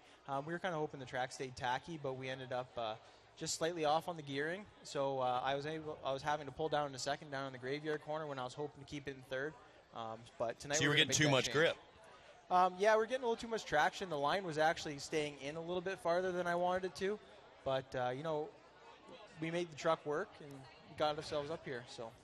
All right, so the track out here, I thought yesterday that rain was an added bonus. I think that kind of helped the track. The track is in really good shape.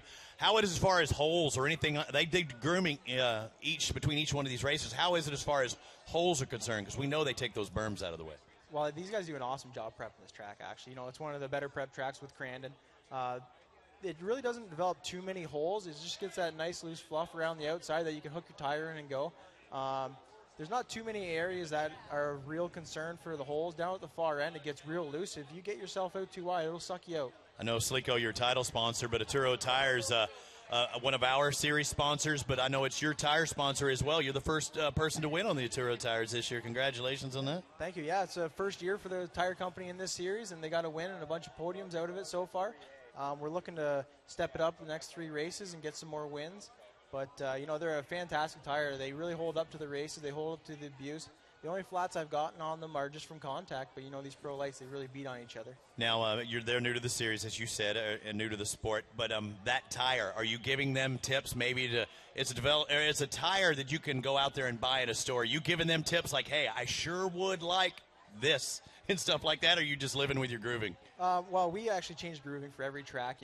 We try a lot of different things. We've tried things that, haven't worked. We tried things that have really worked, and we're starting to get it really figured out so we can make these tires work to their full potential, but we're definitely running them through their paces. What can we expect in this Pro 2 that's about to come up? You got any insight on those Pro 2 drivers? CJ and Keegan, they're always real hard runners here. I'm hoping to see a real good battle. I really hope they don't stretch it out too much. Hope they stay nice and tight. I want to see some door banging, just like everybody else does. Prep for tomorrow. Do you just wait and see what it looks like early on in the day, and then you make those adjustments? Are you already thinking about how you want to change it for tomorrow? Well, we got probably 8 hours worth of work to do tonight, get the truck ready for tomorrow. Really? Yeah, is that much? On a clean truck, it's still 8 hours, right? Yeah, a truck that's not beat up, you got to strip it right down to the frame. You got to go check every nut and bolt on the whole truck and make sure you don't have any failures. All these teams, they drive so far. This is a 10, 11-hour drive for us. Some of these teams come from California.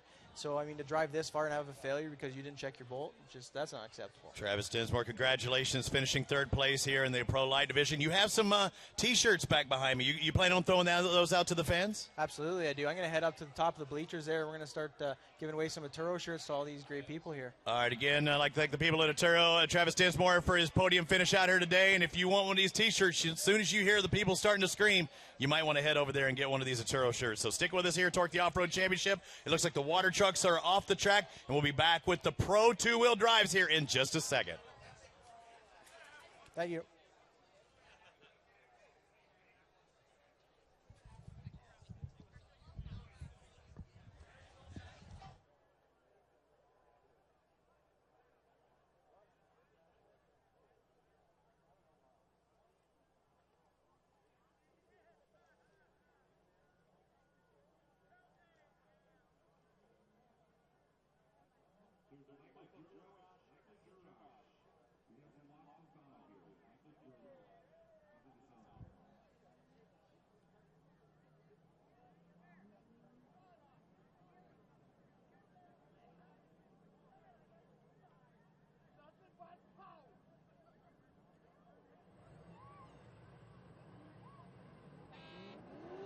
Torc, the Off-Road Championship presented by Amsoil. The throwdown in the UP Pro two-wheel drives on the track now on their parade lap. And starting things off, we saw how well Kyle Hart did. It's Pops in front on this one, the number 15 of Marty Hart on the Systems Control Amsoil Maxxis Tire Ford. Alongside of him, I love watching the way this truck handles the track from Crandon, Wisconsin. Driving the tracks is Cooper Tire Amsoil entry number 7, Keegan Kincaid. He's done it before. Can he go back-to-back? The 81 out of Temecula, California. We just saw him win the Pro Lights on the Johnland Racing Team. Cooper Tire Ford. That is Doug Matag.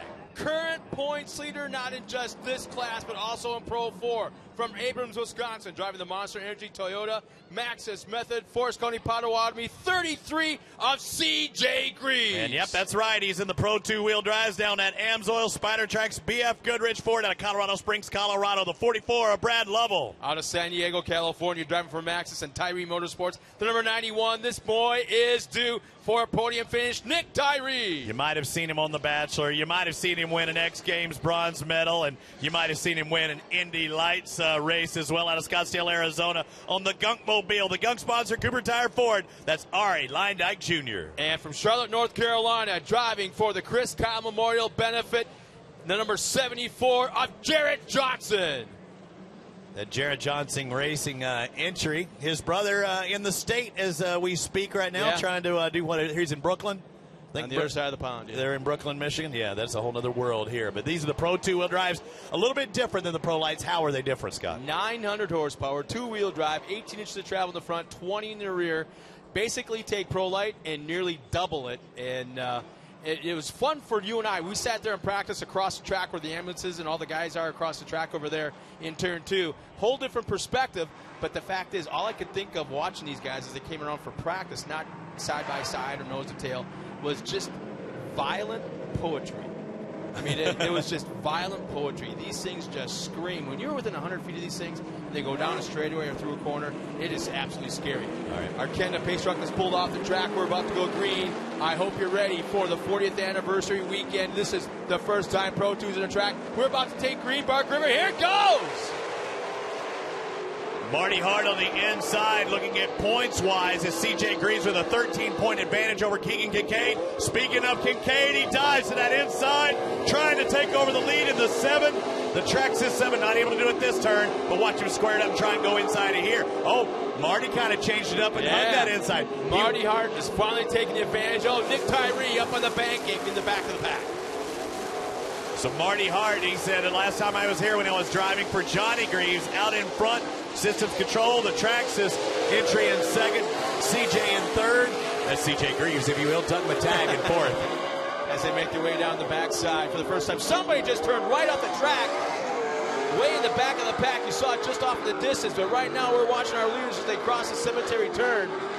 And it's Marty Hart up front, Keegan Kincaid in second, so close as they make their way towards the chicane, and for the first time up towards the Cooper Tire Hill. And just like we talked about during the Pro Lights, we will have a competition caution. Somebody's on the lid. Matag. It is Matag. Doug Matag. I saw in the back section where he made that right-hand turn going down the hill, and it looked like he just did a 180, but that's the most dangerous part of the track. He unloaded the suspension and turned sideways and up and over. There's a pass for the lead, or is it a pass from third to first? Look on the inside, Keegan Kincaid, but CJ tried stuffing underneath. Keegan had to protect that inside because there was somebody inside of him.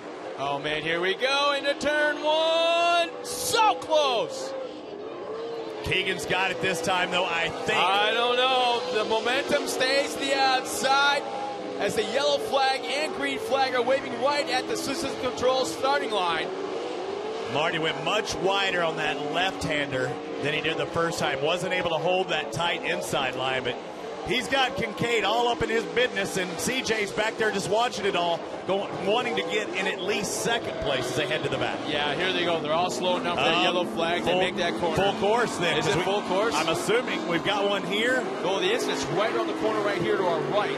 And Doug Matag does not lose a lap. That's big. Wow, he's back on his wheels and under power. That's huge for him. So evidently where he was, it was dangerous. No, now they're back on it. So that was not a full course. That must be a local yellow because they're back on the throttle again. It was a local yellow for Matag just around here in the right-hand corner. He's got on his wheels back underway before they got to him. So he is on the lead lap. Yep. 200 feet down the hill. He was just on his lid. We'll see how fast he needs to stay in front of that 3 driver. That's gaggle. classic Doug Matag 2015. We do have a new leader, though, as just behind Doug Matag. I believe, isn't that C.J. Greaves in first now? Yeah, from third to first. Now it's C.J. Greaves up front. Marty Hart back to third. Keegan Kincaid still in second. So we were looking at Matag trying to stay in front of this 3-driver battle. The driver in third actually ended up in first, and Matag just in front of him right there. You see him almost spins again. He just can't get a handle of the Pro 2. The track, you can see where it's glistening right now. That is not Blue Groove, as we would know it. That's actually still wet track from the preparation before this race. And Matag's going to have his hands full to stay on the lead lap. I can tell you right now, CJ is trying drastically to get him a lap down. CJ's going to be angry, too, because Doug's going to be doing his best job of keeping him from getting by. It's time for tear-off action. It's not a win the race. It's hold CJ off. And just if CJ gets by him, it puts Doug down a lap. It's a points game right now. It's a position game, and Doug Matag is just filling up the cockpit of CJ Greaves right now. And here they come again. Matag, 4th in points behind Marty Hart. Oh, dude. 175 feet down the Cooper Tire Hill. Matag 4th in points. He won back in Charlotte, our first race in Charlotte, so he is fast. But right now, he's not as fast as CJ. CJ's on that inside line. Again, it's not a race for position, but it puts one of our points hopefuls back a full lap if CJ gets by. And that basically will end his day of racing for anything but points. Look at it here. It's here we go. It's happened. It's happened right there. No, it ain't over with yet. No, it's happened. It's not over with. Hush your mouth. He's got it. He's on. Now watch this. Outside. No, it's gone. Now it's done. There was a 2-truck difference there. It was an illusion. It was an illusion, Scott Ray. Oh, and Doug is slowed drastically. Now he knows he's done. Yeah. Don't tear up the truck. Don't hit Hord's tire. Now we have a second place truck in Kyle Hart. Oh, excuse me. No, that was I was looking at. I meant to say Marty, but it's actually Keegan in second place as we're watching him now, and Marty should be in third. Yeah, Jared Johnson's mogul jumped into the hot pits, and he's back on the track, so Jared Johnson having issues. He's trying to hold on to his lead lap as well, so he's going to pull out hopefully in front of CJ, because at the competition caution, if you're on that same lap, you're going to start nose to tail. So he's got one more turn to do it as we're looking at that race back through for third. There's Marty Hart in third in the 15. Marty Hart in the Pro 2-wheel drive points is in third as well. Yeah, fastest lap once again, CJ Greaves, 1:22.11 to Keegan Kincaid's 1:22.96. They lost 0.8. Wow. Between their fastest laps. And Matag, where's the speed coming from? He's doing Steve Kinser all over again through these turns. Yeah, Marty's not happy, though. No. Marty's got a face full, and he's not. thinking, you're a lap driver, get out of my way.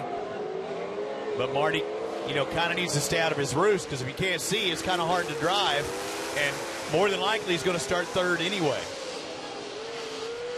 Now, when they go to do the restart, will Matag be in the mix, or do they drop him to the back of the field and drop him a lap down? It's totally up to the driver that's a lap down. It's his choice to pull off to the side, be sportsmanlike, or stay right in line. That's these are the rules in the past have been. We'll find out once we go to that competition yellow, but he doesn't have to pull out a line if he doesn't want to. So that's why Marty's trying so hard to get by him if he's not. Oh! Whoa! There's a flash fire. There's a transmission going up for, as they make that right-hand turn going down the hill. It's right here in turn just past the finish line. Just past the finish line. You can see right now that Ari has already pulled the pin. He's got to get out of there, though. On the fire suppression. Now the truck's running wild because there's no brakes on it. Watch out, flag crew. Watch out in the flagging stand. Yeah, he's not going to. Oh, this could do some brick damage. This is. Oh. Time for some landscaping work. Remember all that work that Flynn's Flowers and Garden Center put into that? They got a little break in the wall. And as we're coming to competition yellow. Oh, Keegan's slowing. Keegan Kincaid is slowing. White smoke. He slowed right outside at turn 1. Was running in second. Now going into turn number 3 along the road. Keegan Kincaid is slowing. But the competition yellow is out as they go in, and all of a sudden now Brad Lovell stops. So we've got trucks all over the track. We've got Ari Leindag right here in front of us. We've got Brad Lovell right there at the outside of turn 1. And that's where the fuel cell is, also under those trucks, correct? Yeah, he may have done some fuel cell damage to that thing right because there. the weird place, that's usually not a place you're going to get hit because it's guarded, but because he drove up with 2 wheels and the angle he did, he might have actually got into that fuel cell as as damage. You know? Yeah, but I'm thinking the rear end housing might have helped that right there. But right now they are absolutely stopping everybody. And I'm not saying it necessarily as an issue now, but I'm talking about damage to that truck. That's a place you usually don't have. You're usually not backing into something. This is something that the fans from Bark River will appreciate. That truck right there was the very first Pro 2 built for Jason Baldwin. How about that?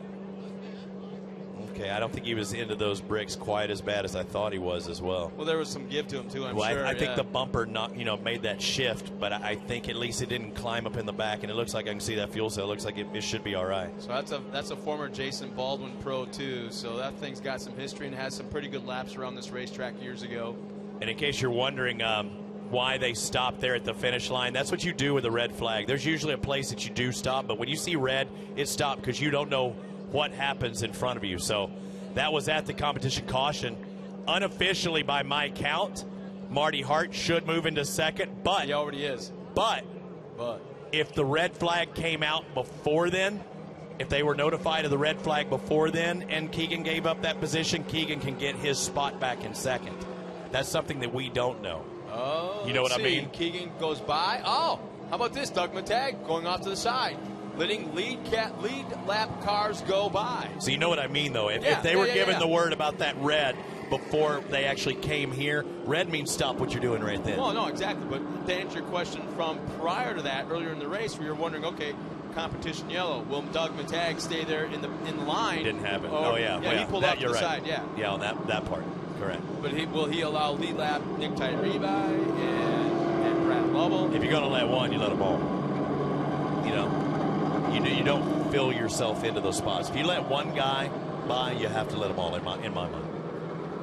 Where is your mind? Right next to yours. So the big question is the track's the 7 of Keegan Kincaid. You saw white smoke, right? I thought I saw something. You know, I'm just wondering if he slowed down because he finally saw the red. Yeah. And somebody got in the radio and was letting him know about it. So I was just wondering if that was what it was. It's possible. We'll figure it out. If he stays he's in second in line, he stays in second, then they've got the call for that, or they might still be working it out. Well, if there's issues with that truck, he would be already asking for permission to USAC to pass the pace truck and head to the hot pits. True. So he's that smart. So motor issues. Yeah. If it's a tire issue, yes. Motor issues, no, because he's still going to have to figure out.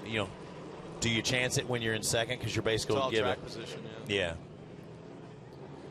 So they're making their way through the dogleg area right now and headed towards the Cooper Tire Hill.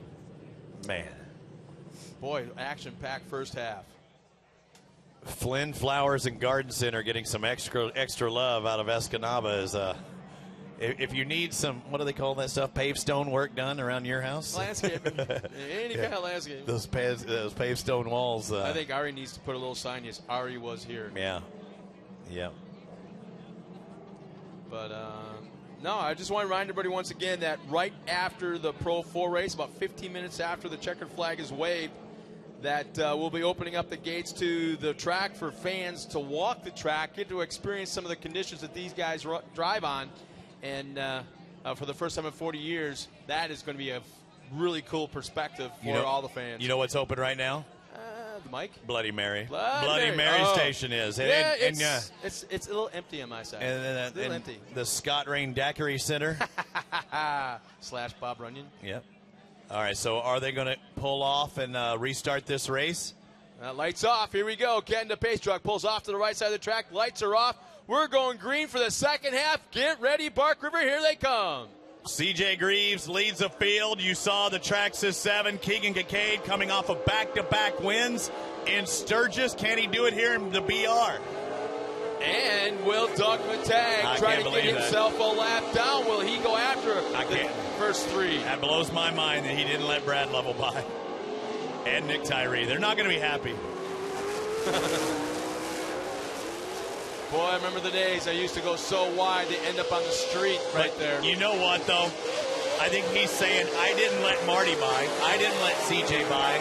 I didn't let Keegan by. They passed me. You know, I bet you that's what he's saying. He didn't let them by. They just beat him. So he's saying, I'm holding true to what happened earlier. You're right. If he did let one, I think he should let them all. Especially like he's also playing that point scheme as well. Well, you're the but same he's still points running so hard, man. Yeah. He's just running so hard. Here they come through that chicane, coming towards Cooper Tire Hill. CJ in tow. We'll say woulda, coulda, shoulda, but if the front three guys wreck each other and he gets his lead lap back, then he'll say, see? You see why? Never give up. Yeah. Because as tight as this racing is here, we could get these front two into each other and maybe off the track, and that would mean only one truck he would have to pass. So that race out in front, CJ Greaves still really tight with Keegan Kincaid. Keegan Kincaid second in points with 4 victories. CJ Greaves, our points leader, 13 points ahead with 5 wins on the season. Now look at the difference in how these two lead trucks are handling. CJ Greaves much slower, squats a lot harder. Keegan Kincaid much higher, much more weight transfer. He'll pick up that left front or right front up in the air through the corners. The truck's handling so much differently, and that's according to the driving style. CJ setting it up on that double Adrian and Cheney style, turning it in the air. Oh man, good drive. Really good drive by Keegan.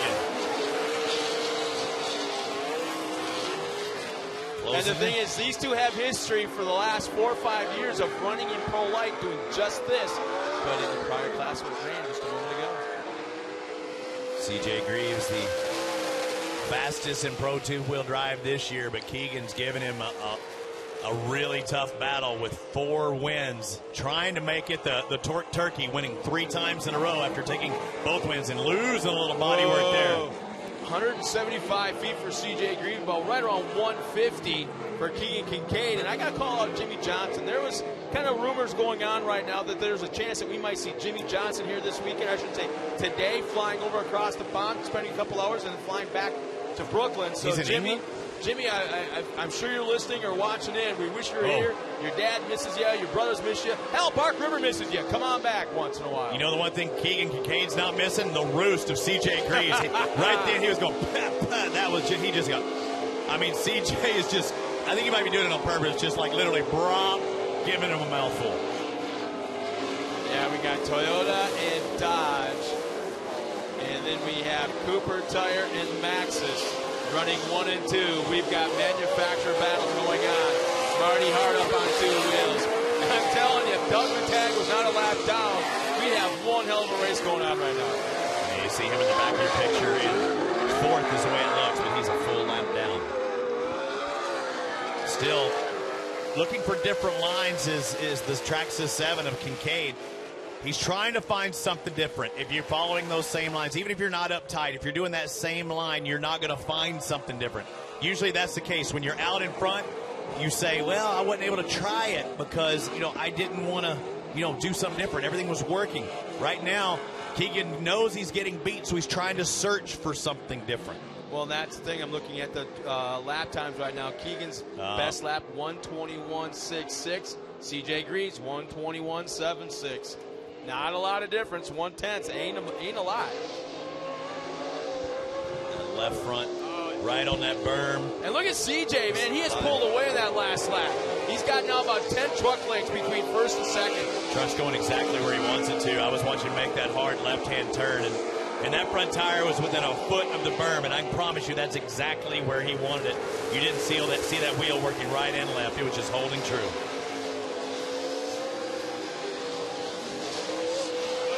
Coming across green means go. That is after how many laps as Marty Hart comes across in We got third. 2 laps remaining this time by. 2 laps remaining. What's also cool is CJ Greaves is running some cool GoPro cameras right this weekend on the helmet, on this helmet area. right where the mouth would be. So he's getting GoPros here, doing a lot of different camera angles, all inside of CJ Greaves' truck this week. Get a mouthful if you were on Keegan and Kincaid's helmet, because CJ was roosting him just about 2 laps ago, but it's starting to separate a little bit. CJ's starting to put a gap between first and second. Both young guys, both in shape.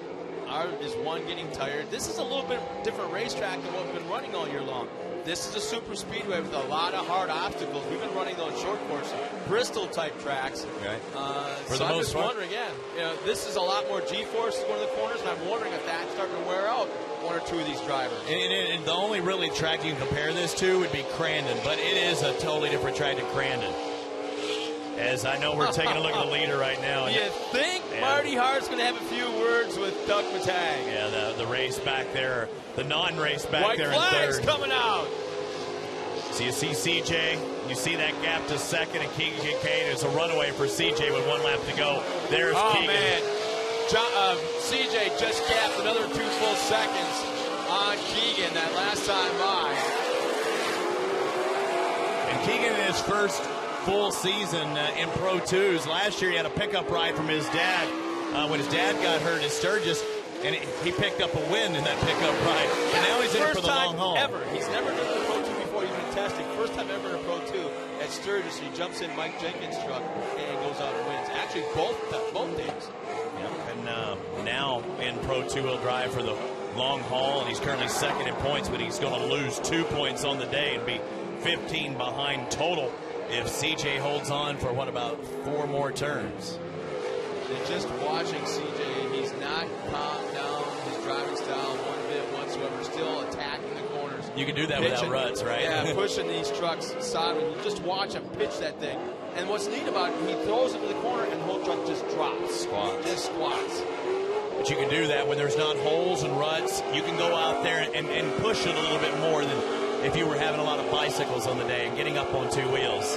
Well, here we go, the final corner. The young man, 20 years old, from Green Bay, Wisconsin, driving the Monster Energy Toyota. The 33 of CJ Greaves takes the win. The tracks is number 7, Keegan Kincaid second, and Marty Hart in the systems control entry number 15 will take third. Brad Lovell will come across the line in that 4th spot. Nick Tyree behind him, and Doug Matag will finish a lap down in 6th.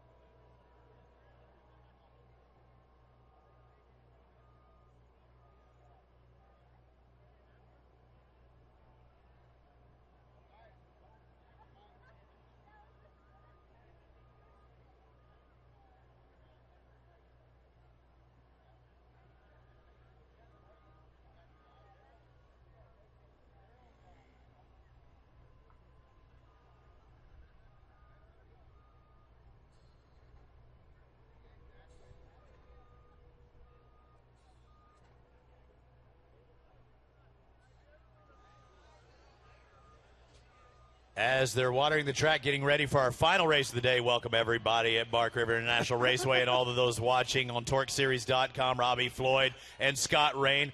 The third member of our local team here is Miss Torc, Tiffany Stone. She's over there on the victory podium about to talk to our top three. There she is. Tiffany, take it away. Pro 2 was awesome. Don't you guys agree? That was an amazing, amazing race out there. It was wonderful. We're bringing out our podium winners now with the third place, Mr. Marty Hart. Congratulations. Thank you. It seems like you've got this consistency. You picked it up in Sturgis. Your podium again here with the back-to-back weekends. What can you attribute that to? Well, it's a good team working on this truck. I mean, these guys, they know these tracks well. You know, it's my first time back to Bark River in a number of years, so really just my favorite track in the whole country, and I've been around. So I really enjoy it, and I enjoy all the fans here. Really had a good time this weekend so far, so hopefully tomorrow I won't at least let them just drive by like that. I mean, we didn't have a radio when we started the race, so we didn't have any communication, so I assumed when I seen Doug upside down they were going to full course caution it, but they didn't, and you know, that's just kind of what happened out there. Racing happens for a reason, you know, but we're very pleased. System Control, it's their home track here this weekend, so we really appreciate their help. Caterpillar, Maxxis Tires, all the guys that help us, all the Chador Racing bunch, and especially all these guys up here. I really enjoy racing here. Well, it seems like you're doing a great job. Congratulations. Best of luck tomorrow. Thank you. Thank you. And for our second place podium, Mr. Keegan Kincaid. Keegan, that was awesome. Just like Marty, you guys have been on this drive, back-to-back wins, of course, for you in Sturgis. You're over here again. What can you attribute this one to as well? Oh, you know, just like Marty says, you know, we got a good team behind us, and it just takes good prep, and our truck held up, and before the mandatory halfway, got a little hot, and it actually worked in our favor. It gave it time to cool down, and we started chasing CJ a little bit at halfway, and just kind of ran out of it, and you know, we kind of had to settle a little bit, and track started getting a little rough and slippery, so I didn't want to make a mistake. I about made a mistake back there and went end over end, but we couldn't be happier to put this truck back up on top of the box, or on the box again, and hopefully we can get it back on top tomorrow. So I can't thank Cooper Tire. You know, these tires at Sturgis and here, you know, holding up on tracks like this is proven. So perfect. Well, congratulations. Best of luck tomorrow. And for our first place winner, Mr. CJ Greaves. CJ, this crowd loves you. It seems like you love your truck, though. It's going pretty fast. You're first place with these points, please. What are you going to do to keep it tomorrow and, of course, when we go to Crandon? You know, we just need to keep it out on the track and keep it on the box. Consistency is the key in this game. We have a long season, and all these crew, every one of these guys who have a truck out here that has a crew that worked their butts off to keep us out here racing and put on a show for you fans. So they all need a round of applause, too. But we just had a good truck. Maxxis tires were hooking up. Monster Energy, Toyota, Maxxis, Method Race Wheels, Fox Shocks, AMSOIL. All you Bark River fans for coming out here. Thanks a lot. Thank you so much. Congratulations.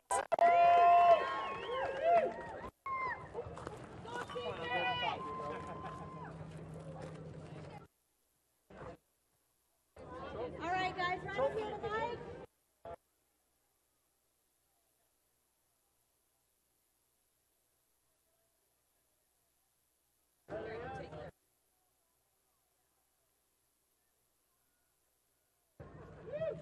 The carburetor. Whoa, hey, welcome back. We're live here as Kate Osborne was giving us a scoop on Mike Jenkins' truck just a moment ago. There's our victory podium.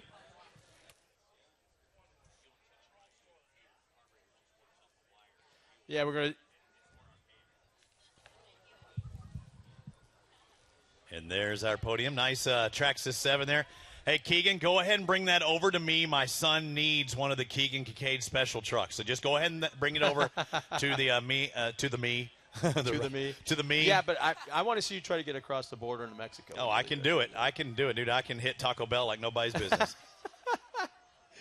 Now, keep in mind, CJ is not actually spraying champagne. Sparkling cider. As we know it. But Morgan, she knows how to drink that champagne. And from second and third, you saw her down there. And we'll get to see guys cross the finish line for our final race of the day here in a moment. But let's talk about what it takes. If you win today, you get to almost draw like ping pong balls, but there's some of those poker chips, either a 1, 2, or 3, the winners from today's races. We've already had 2 drawn. Our Pro Lights was won by Doug Matag, and he picks this 1, 2, or 3 chip because why? Well, Amsoil and the Barker Lions Club has gotten together, and they added a extra $10,000 to the purse for the pros. So today what they did is they put 3 chips in a hat. The winner from Pro Light will pull either a 1, 2, or 3. If he pulled a 1, which is what he did, that's a $5,000 bonus for tomorrow's winner in Pro Light. I'm not sure Figures what was. he pulls the big one exactly, first. yeah. So now I don't know what number was pulled in this race, From but if CJ. CJ say he pulls a 2, if whoever wins Pro 2 tomorrow, they're getting $3,000. Okay. And then after Pro 4, obviously they'll get the $2,000. So $10,000 going to the kitty. Yeah. So tomorrow's race action is going to have a little extra steak sauce, especially on that. in our largest class of the day, the Pro Lights, going for an extra $5,000. So that'll be interesting. So join us here tomorrow at Bark River International Raceway. I'd like to thank everybody. Island Resort Casino Off-Road Challenge presented by Systems Control. We saw their driver, Marty Hart, up there on the podium. We also saw Kyle Hart on the top of the podium. But now it's Pro 4 time. Coming up next, our biggest race as far as the displacement, suspension, and the amount of wheels that'll be churning up. Everybody loves the Pro 4. And it's like almost a wide-open class because it's unlimited suspension. I should say it's 18 inches of travel in the front, 20 in the rear, 4-wheel drive. It's just as fast, or the Pro 2 is just as fast, but the Pro 4 will get from point A to point B a lot quicker. Again, that's who we were watching when you and I were on this other track yesterday for practice. Yeah. And I just go back to the fact that, I mean, if you go to NHRA race and you're there for the burnouts for a top fuel car or something like that, it pounds your chest. It takes your breath away. And if you stand within 100 feet or 50 feet of a racetrack at the right location, these things will do the same thing because they're in the air. It's poetic violence because they come in, they're throwing it sideways, left or right, up in the air, coming down hard, and it is such a cool thing to see. You don't know what to watch. The suspension working, the flames coming out of the exhaust. You can see the driver, him going side to side. It's just a fun sport. And what's neat is I know there's some first-time fans in here, and I've been announcing this sport for a little over 20 years. And in that 20 years. I knew you were old, but you've been doing it since you were 5. But I've been all over the country, and I'm not bragging when I say this. It's not my point. But it's like I always seem to find the new first person that's never been to the sport before, never been to a race before. And in 20-plus years of doing this, I've never met a person when I ask them, what did you think about short course off-road, and have that person go, it's all right. Yeah, I know. No. It's been totally the opposite.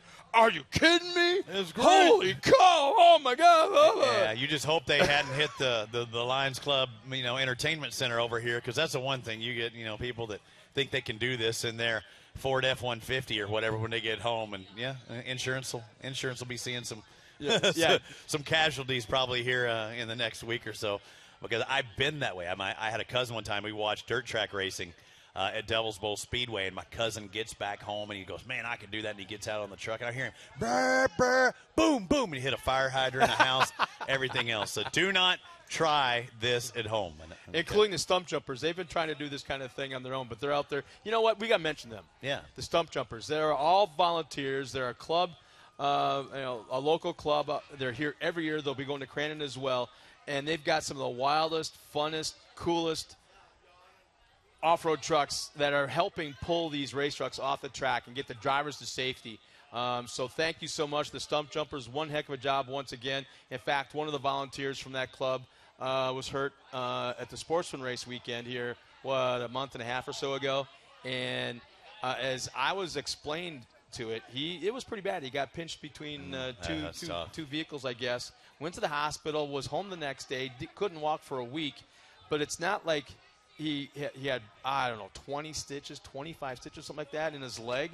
He walked to the driver's meeting up on stage. More Midwest Off-Road Racing presented him with a check to help for his hospital expenses. And the part that really got to me, it's not that the stitches were repairing a cut. It's when the two vehicles came together and it pinched his skin, it blew it out. Oh, gosh. And that's kind of like the nasty part. But the thing is, the guy's here. Why'd you have to get so graphic on me? God. I didn't draw you a picture.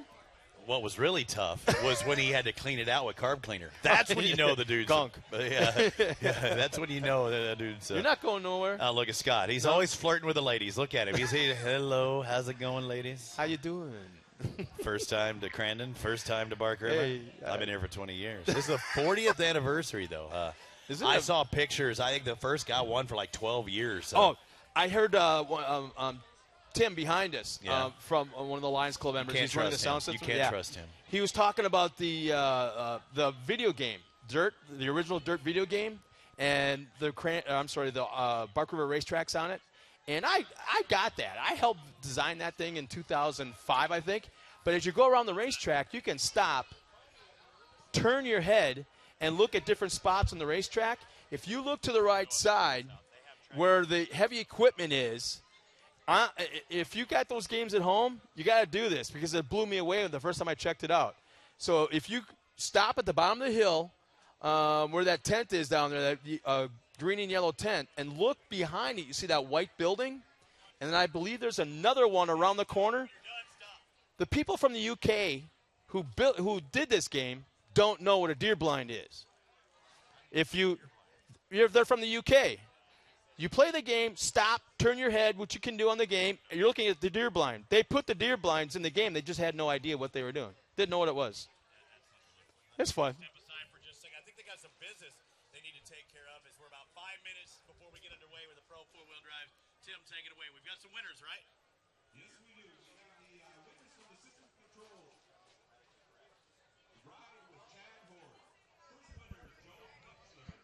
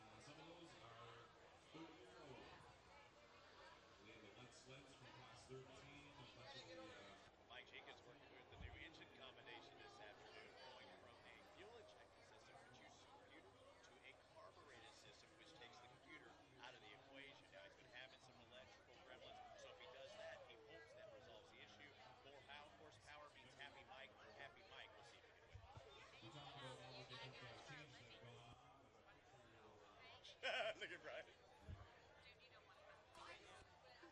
I just told you I said, talk me down. Brian was the best. Oh, what a shot.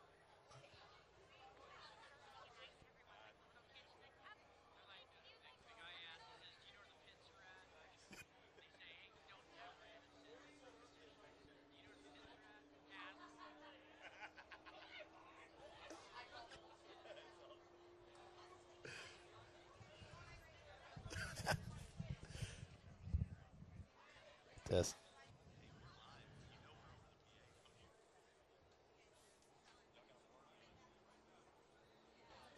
Oh.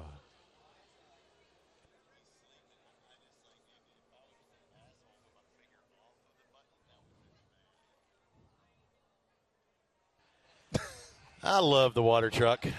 It makes a very nice track. When they groom it, you know what?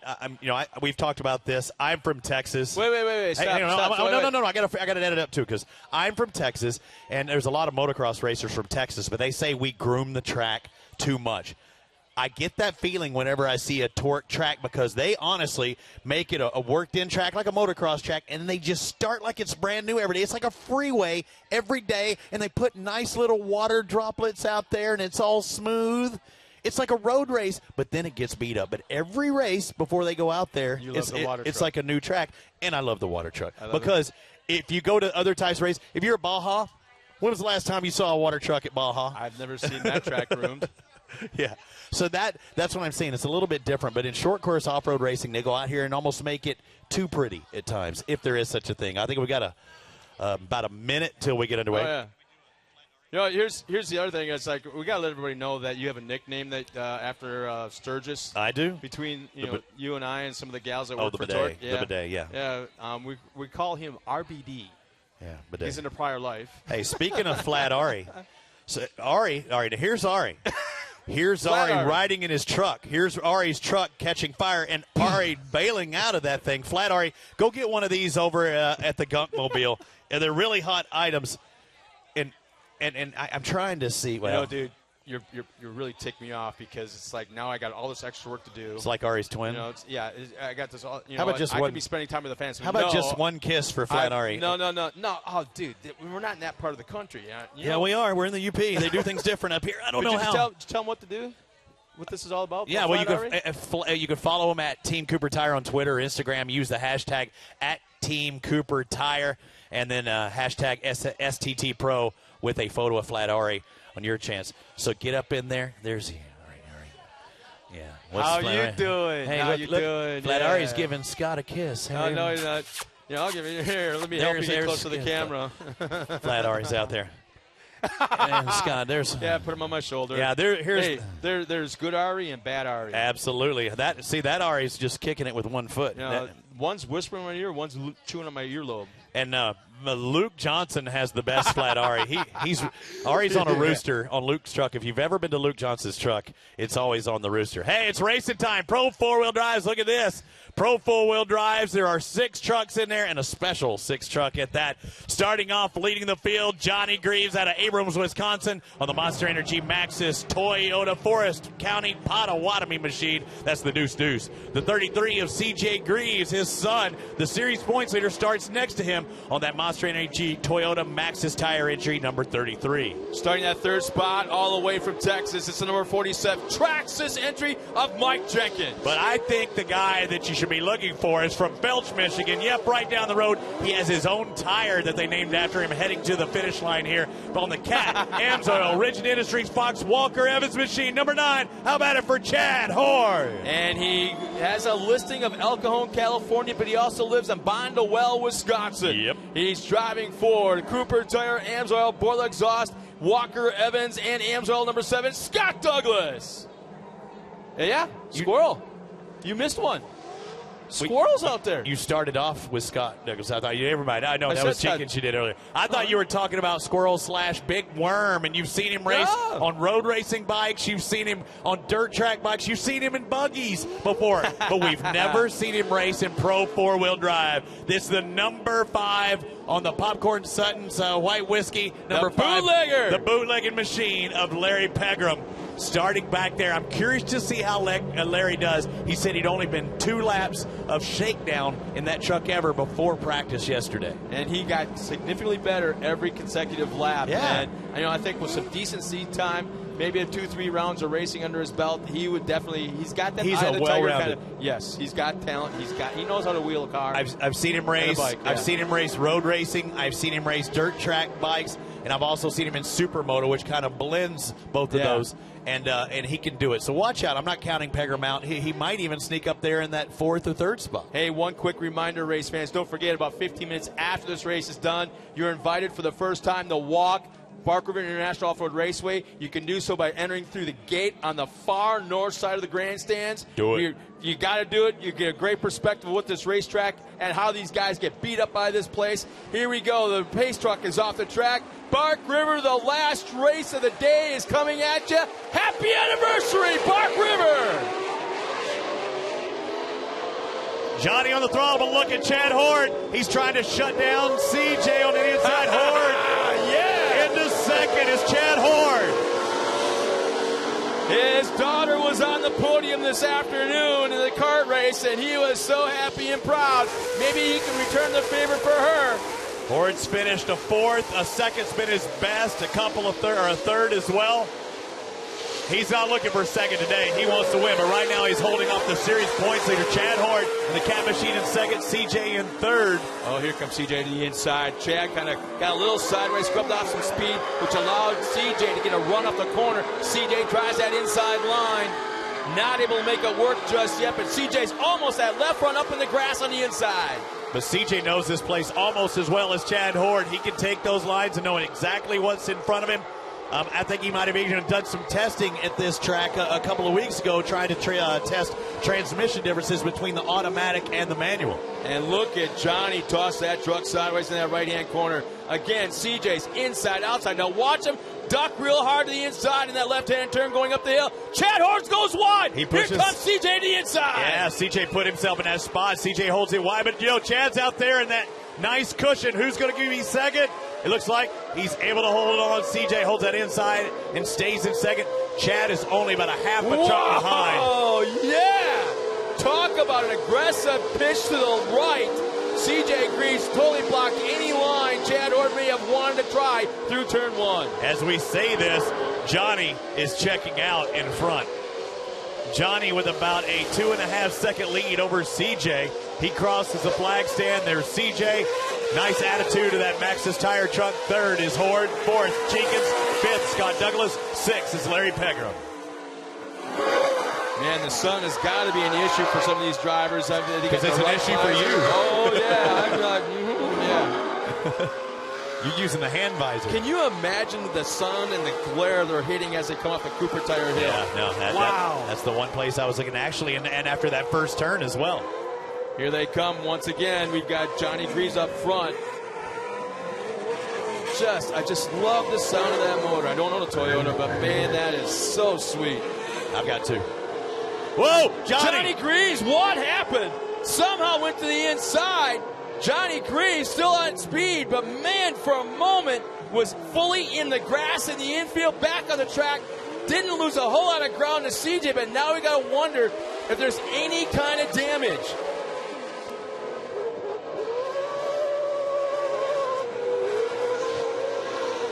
So it's Johnny, CJ, Chad, Mark Jenkins now kind of over-rotated in the infield. He's in the grass, back on the track. Still maintains that fourth spot. Scott Douglas now reeling in that fourth spot.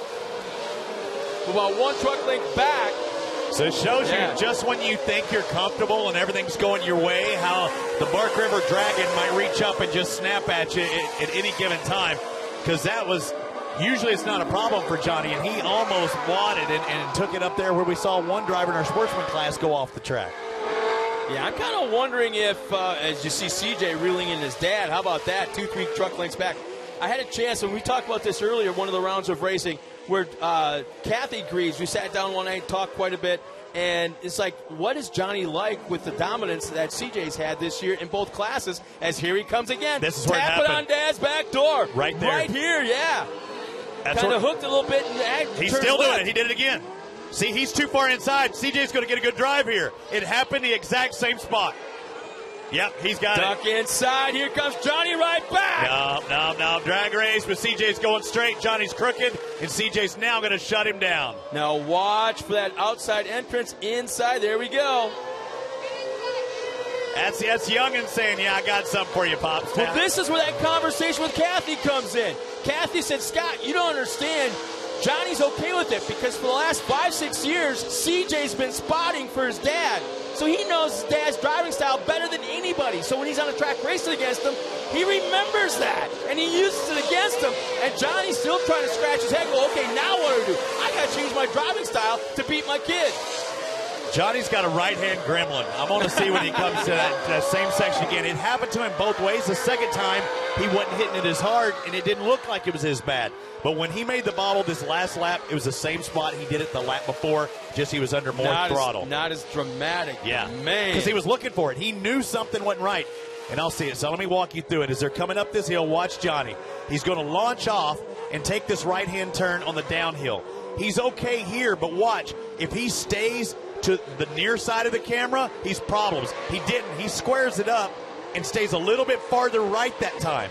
When he ends too far left, he's in the wrong place. And that carried into the outside as they enter into that left-hand turn and into that sweeper. And look at CJ starting to pull away just a little bit. Now, keep in mind, Johnny is smart enough. He's very patient. He's smart enough that he's playing that halfway point. I'll guarantee it. I absolutely guarantee it. He's not going to try and take either one of his trucks out.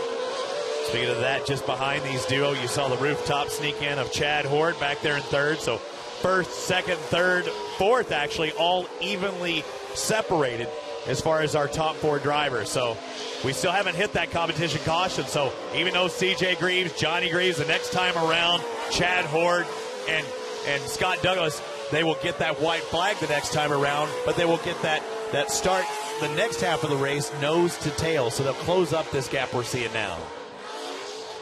And then it makes you wonder what's the tear-off situation, because right now this is like the worst kind of gritty, abrasive dirt that just gets up. It's not real wet, it's not real dry, Which it's just heavy. But when it's as dry as it is, it could be a good thing, because sometimes you can have a tear-off and just wipe it off. When it's muddy, you have to tear it off, you know. As the next time around, they will get the competition caution. I see the Kenda truck making its way on the track. I think it may be the Pace truck here this next time. Not sure what happened to our Pro 2, but we'll see. Johnny Greaves, see if he can track down CJ Greaves, who's leading this race. The series points leaders out in front, and in Pro 4-wheel drive this year, he's just been on it. He's won 6 races out of the 11 that he's entered. You know, and I would like to get in line to try to be the first one to buy him an alcoholic beverage on his 21st birthday. He doesn't drink. Oh, no. He doesn't. I said on his 21st. No, he won't drink it as he didn't drink. And there's the competition yellow. Crosses a line. You're saying I beg his dad crosses a line. I beg to differ with you when he turns 21. He'll hit the choder home. Yep, that's right, ladies and gentlemen. Here's our lap times. Fast lap of the race does go to CJ as he's ran a 1:21.03. That's fast. Yeah, I mean, there was nobody even in the 122s, the fast guys in qualifying. So what's our second fastest during the race here? 1:21.03? Second fastest during the race is actually Johnny with a 1:21.27. So 2/10. About a little over 2/10. Almost a quarter of a second. Yeah. A quarter of a second different. But a quarter of a second, 4 laps means a full second. That's the way you kind of got to look at it as a racer. So the competition. Yeah, Scott Douglas is right there with the 1:21.6. So Douglas, he's quick, but just not quite quick enough. Chad Horde, the 1:22.1. So very competitive. They're right there, right together. And you can see that coming to take that white flag. That's usually when everybody just backs off. They say, okay, don't push it. But before they went to take that white flag, first, second, third, fourth are about the same distance between the positions. So. Yeah, we've got to remind everybody with that added purse of $10,000 for the pro classes tomorrow that these guys got a little extra incentive that kind of hanging out, and it's going to be great racing action tomorrow afternoon. So speaking of hanging out, I can't wait to go get a Bloody Mary here, one of the official drink of the Bark River International Raceway. I say this, and people are like, "You're talking about drinking." I get the Virgin Bloody Mary. They make mine with no alcohol. Oh, I've got the big L on my forehead for you. Yeah, I do. Oh no, leader. Yeah, that's it, something like that. Leader. Follow the leader. Liar. Well, the leaders. The leader right now is CJ Greaves, and look, we do have a Kenda Pace truck. Is he just trying to get more? He's been up there all afternoon. Oh, is he? I didn't get to say what happened to our Pro 2. Oh yeah. Hey, watch one of the shows when Johnny. Was it in the show yesterday? No. In show 3, I think it is, at the second St. Louis, Johnny Spotter says, Johnny thinks he might have bit his tongue off when he hit Mike Jenkins. I say, he hit me tongue. I couldn't stop. I do one of those. It's very funny. So watch it on Fox Sports 2 as the Kenda Pace truck pulls off here in just a minute. Everything's going to be on 10 o'clock Eastern on Fox Sports 2 on Thursday night, so watch it on Fox Sports 2. CJ Greaves is going to lead the field, hits that tabletop nice and smooth. Johnny's in his back pocket, but watch out for Chad Horde in the Catmobile in third. Johnny sets it up way early. He's going to make contact. Wow. No? How about that? How did that not happen? Look at that Douglas gets inside of Chad Horde. And he's not checking up. He forces Horde off the track. He never let off. So if we had a talking to in Pro Lights, go ahead and get on the radio right now because I feel it coming. And the thing is, we knew that about Scott Douglas. He told us that's the kind of driver he's going to be. But, man, You run, Scott Douglas is the kind of guy you're going to run. Oh, Chad Horde, right rear flat tire. Yeah. Chad Horde, right rear flat Wonder tire. how that happened. And I'm watching the flag man right now. Okay, we got two guys there in the stand. Yeah, we're not putting flags in his hand, but we're watching. Okay, he's conversing, he's talking. All right, as we're looking at our leaders right now, Johnny a little crooked over that jump, put him out of position, but you know what? He didn't lose anything. He might have actually gained a little bit right there. The Maxxis Toyota of C.J. Greaves in front, the 3-3, the deuce, which is his nemesis corner coming up, and he's going to square it up and stay right a little bit more this time, and yep, now he's back on his rhythm. He needs about a truck length to the left. That line is going way out to that dirt bank to the right side, up against those trees, that tree line, that fence line. Johnny didn't take it. He stayed on that inside, trying to do something a little bit different, just seeing maybe can I make something from this inside. Look at all four wheels just grabbing. I can't wait to see what the lap time is going to be for Douglas, because he has absolutely reeled them in. And I'm waiting. There it is. The black flag is coming out. The black flag for Scott Douglas is coming out and is aimed at him right now. So there goes CJ. There goes Johnny. And look at this. That's a black flag? Yep. That looked like a warning. That might have been a warning. It was black, but it might have been the warning He didn't flag. wave it. He just waved it at him. So we're told, so he just didn't unfurl it, but that was a black flag. So his spotter will be identified. So will he have to pull into the hot pit like a stop-and-go penalty? Yes, absolutely, and it takes up a ton of time. That's where the penalty box is. You can see one of the track workers from the Lions Club standing right out there in the middle. And let's talk about what happened. It's not that he pushed Horde around. It's he pushed, and never let off of him. Never let off of him. Yeah, in fact, I think it started right around at the end of the Maxxis banners, inside of turn one. And never let go. Yeah, exactly. You can see how it turned him around all the way off the track. And If he would have let off the throttle at any given time, he would not have gotten that. Yeah, Chad Horde got back on the track on the lead lap, but he is well back in the pack right now. Obviously, a full lap down. So you see this. Douglas did not pull off in that section, too. So I believe he gets 2 laps or 3 laps. But if you take out a driver in second from not adhering to that flag, you might have here we go. A monetary penalty as well. You know what? The flag was not unfurled. It was shown at him, so maybe there's some confusion there. But I bet you that he's in his ear on the radio, though. They do have 2 radios, one to talk to a sponsor and one is lit. There's the wave now. And one is to listen only to race control. They can't talk to race control. They can only listen. So Scott has to know. And the thing is also it goes to all the drivers. Well, sometimes Even they though lose. You got the black flag. I'm hearing you. We've already heard one of our podium finishers today said it was Marty Hart, actually. So Marty actually said he lost radio control early in the race. So if he lost radio control, maybe that's why he's not adhering it. But he's going to his spotter and letting him know if he does not pull over this time, he's going to be they're not going to score him any longer in the race. So that's what's happening. We're guessing he has radio communication, but we don't know he has radio communication with his spotter. Well, that's the thing, though. It doesn't matter. That's why the flag. He has got he's got a flag. A B. He has communication with the flag stand, and that's visual. Well, he's also got a listen-only radio on that. But we don't know. Can talk to him. Battery goes down. It doesn't make a difference. And there's Scott Sloan. He's pulling off the track. There you go. And this is deadly right here. This ends everything because he pulls off the track at the top of the hill, goes into the hot pits. You can see a Bark River official right there stop him. So Pegram goes by. And back underway. And watch out if you're Larry Pegram's, all I got to say. The 7's going to be the first truck in front of him, and I don't think he's going to be a happy driver when he comes around. And, yeah, there's 2 laps remaining this time by for CJ. Johnny goes by right now. CJ with a 120.20, 120.20. Johnny, best lap, 121.27. So CJ's a full second quicker than his dad. And Larry Pegram's actually in 3rd place right now. That? So when Horde goes off, Jenkins having problems. Larry Pegram in 3rd. The race for 3rd is going to be so important because Larry Pegram's in a podium position, and you've got the angriest man on the track that's behind him. So we're searching for him right now. I like the fact that Pegram's in 3rd, but watch out for this white truck in your picture. There is angry man coming at him. A big guy, too. He's not a little man. And Pegram's like Normal than side. me. Yeah, normal side, but he's got that boxer's nose where it looks like he's had it broke 37 times. He's tough. His face is hitting the dirt a time or two. I wonder what Pegram's spotter will tell him now. It's like, dude, now would be a good time to start, take some chances, brother. Pin it, P. Yeah, pin it, big white worm. flag is coming out this time by. White flag this time by. Johnny at the point, but right now this is going to be fun to watch. Pegram and Douglas. So CJ's kind of checked out. Really, actually, where's Johnny? Johnny went by already. Yeah, he's in the back section.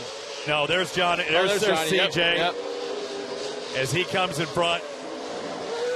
What happened? My timing is scoring. CJ's gone by. CJ just went by. Johnny's in the lead? No, what Johnny happened? went by. Okay. Johnny's in second. I thought I just saw that. What was that truck that went in front of Pegram? I thought I saw the Maxis truck. He's lapped out. Maxis? That would be CJ. That would be CJ. I don't know. So it's, right now, time of scoring has is CJ up front, Johnny in second, Pegram in third. You're right. So there's our leader. He's going to that long left-hand, left-hand sweeper up there. Chad Hor's right in front of him. There's Johnny at the bottom of the hill making that right-hand turn. And CJ's just all but checked out. But we're watching right now for Pegram. There he is at the bottom of the hill. And Douglas, oh, man! Pegram getting super aggressive at the bottom of the hill. He's pushing for everything he can, but we're on our leader right now. I told you he has 6 wins so far on the season. CJ Greaves trying to make it 7 as he has one more turn as he's trying. He didn't even have to put Chad Hort to lap down. CJ Greaves comes across. He's going to take the checker flag and takes the win here in Bark River. Johnny Greaves has 2 more corners to go, but here we go through turn 1. Pegram now has Douglas right in his back bumper. His first ever Pro 4 race. There it is. He is holding off one of the best drivers in the history of this sport. Look at him. He's taking his left-hand turn. That white Emsol truck is going to be in his business. Pegram's on it. He goes a little wide, keeps his foot in it, and his first race in Pro 4 is going to finish on the podium ahead of Scott Douglas. And did you see how nose-heavy he was there? And the angry Emsoil man is back there in fourth. And nothing against Scott Douglas. I love him like a brother. But you know what? It's fun to see something new like this. And the thing is, and we just talk about what we saw. And I think if you ask 100 people here that saw that, did he ever let off of Chad Hort? 100 people. No, 99 would say he didn't let off of him. Scott's got a lot of cameras inside or outside his truck, so we'll be able to see firsthand, hopefully in the replay sometime on YouTube or even on the TV show. I'd have to say,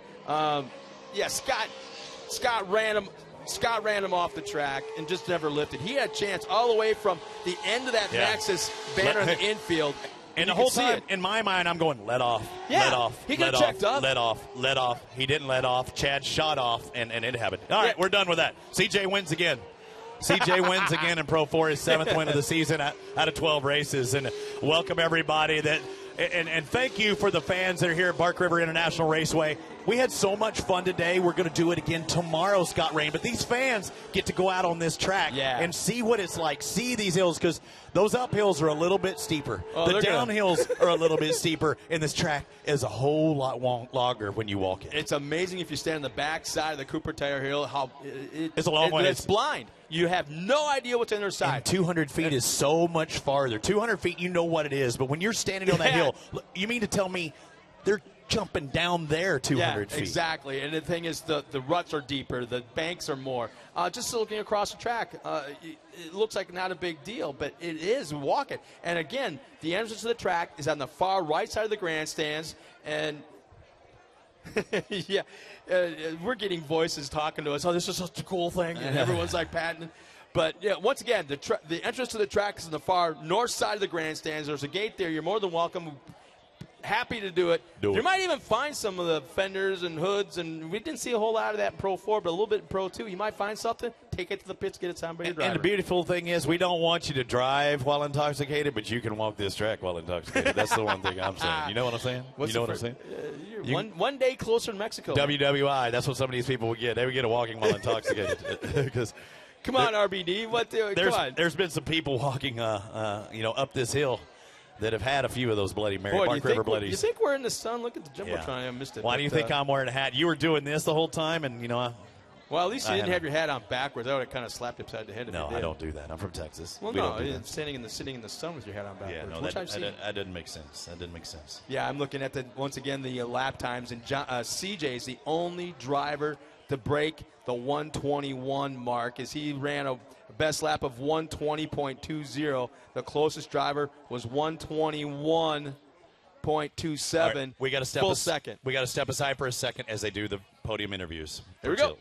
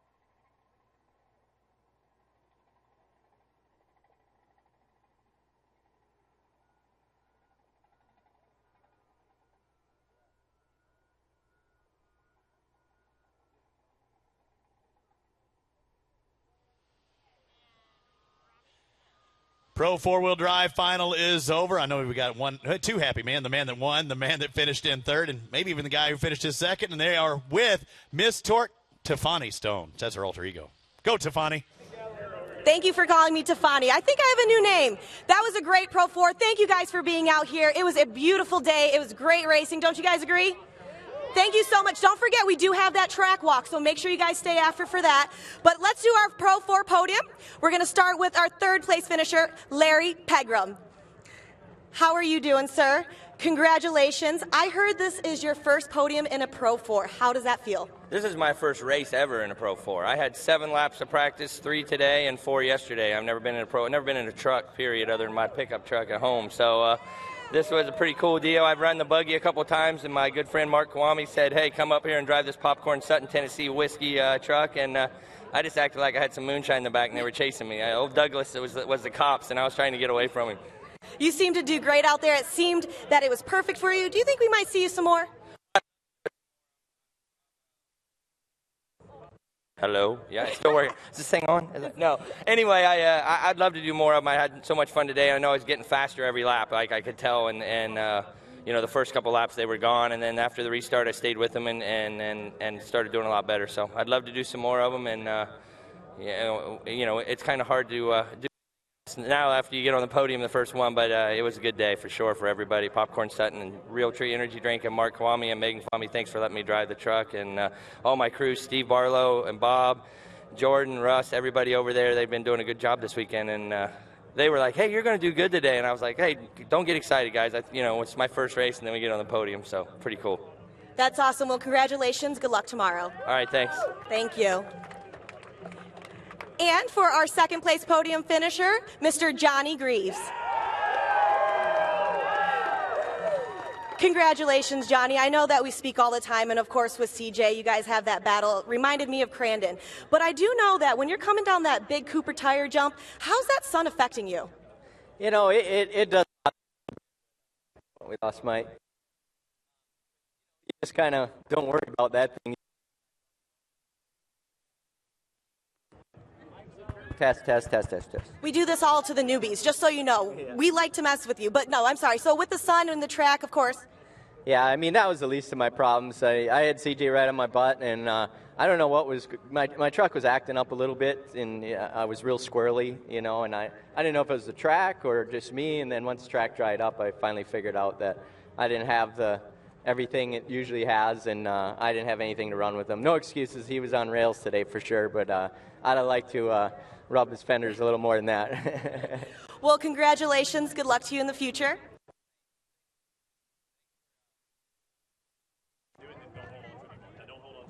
Hello. Yeah, I just want to thank all these fans for coming out. It's a great crowd this weekend, and you know, Forest County, Potawatomi, Monster, Toyota, Maxxis, all these guys doing a great job and keeping us on the box. Thank you. Thank you very much, Johnny Greaves. And back on top again in Pro 4, you do have Mr. CJ Greaves.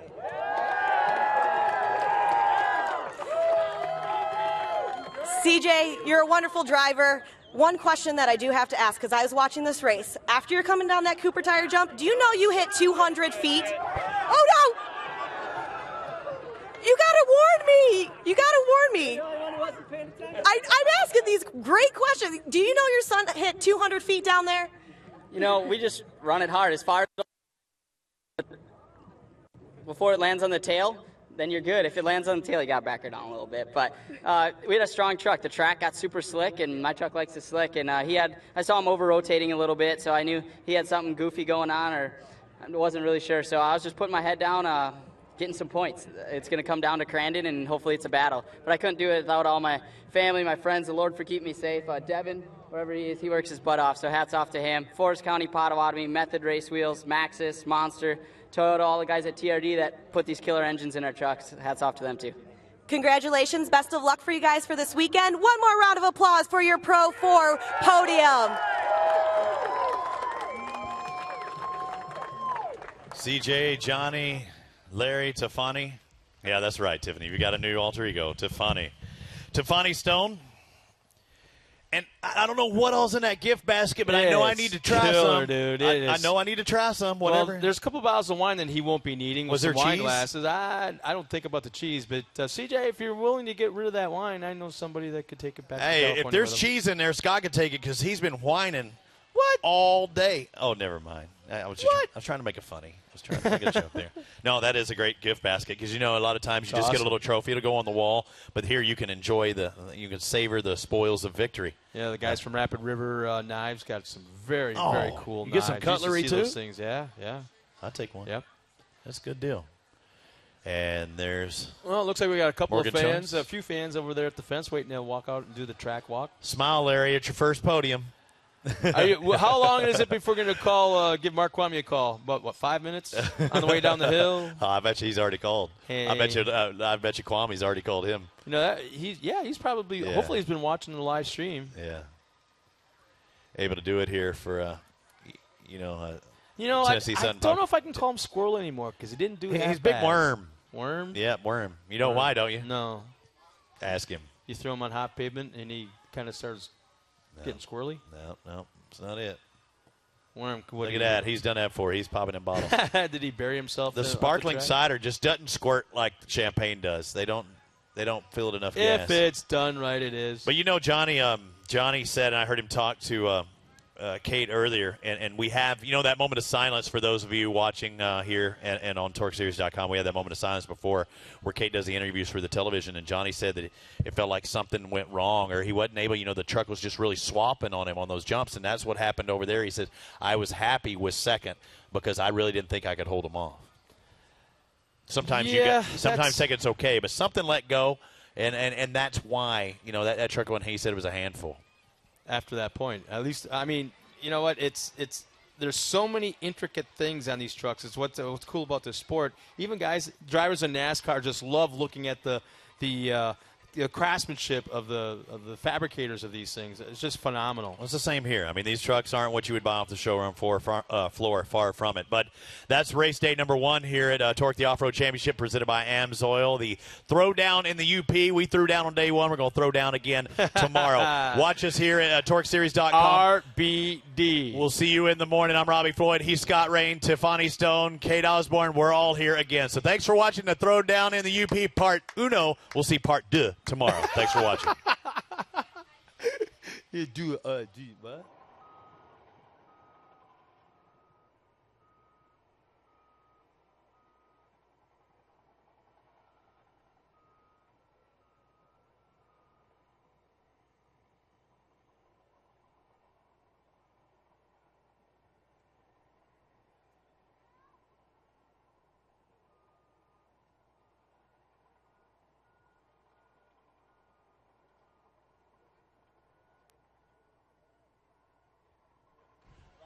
Also, ladies and gentlemen, also been told that the drivers are signing autographs at their haulers today. I think they have an obligation to sign today at their haulers from 6 to 7 is what I've been hearing. But right now they are signing autographs at their haulers today. Tomorrow they're packing up trying to get the heck out of here. So just want to remind everybody, if you want a driver's autograph, head to the pits right now and get it. Thanks a lot. We'll see you tomorrow. This has been a public service announcement by Scott Rain.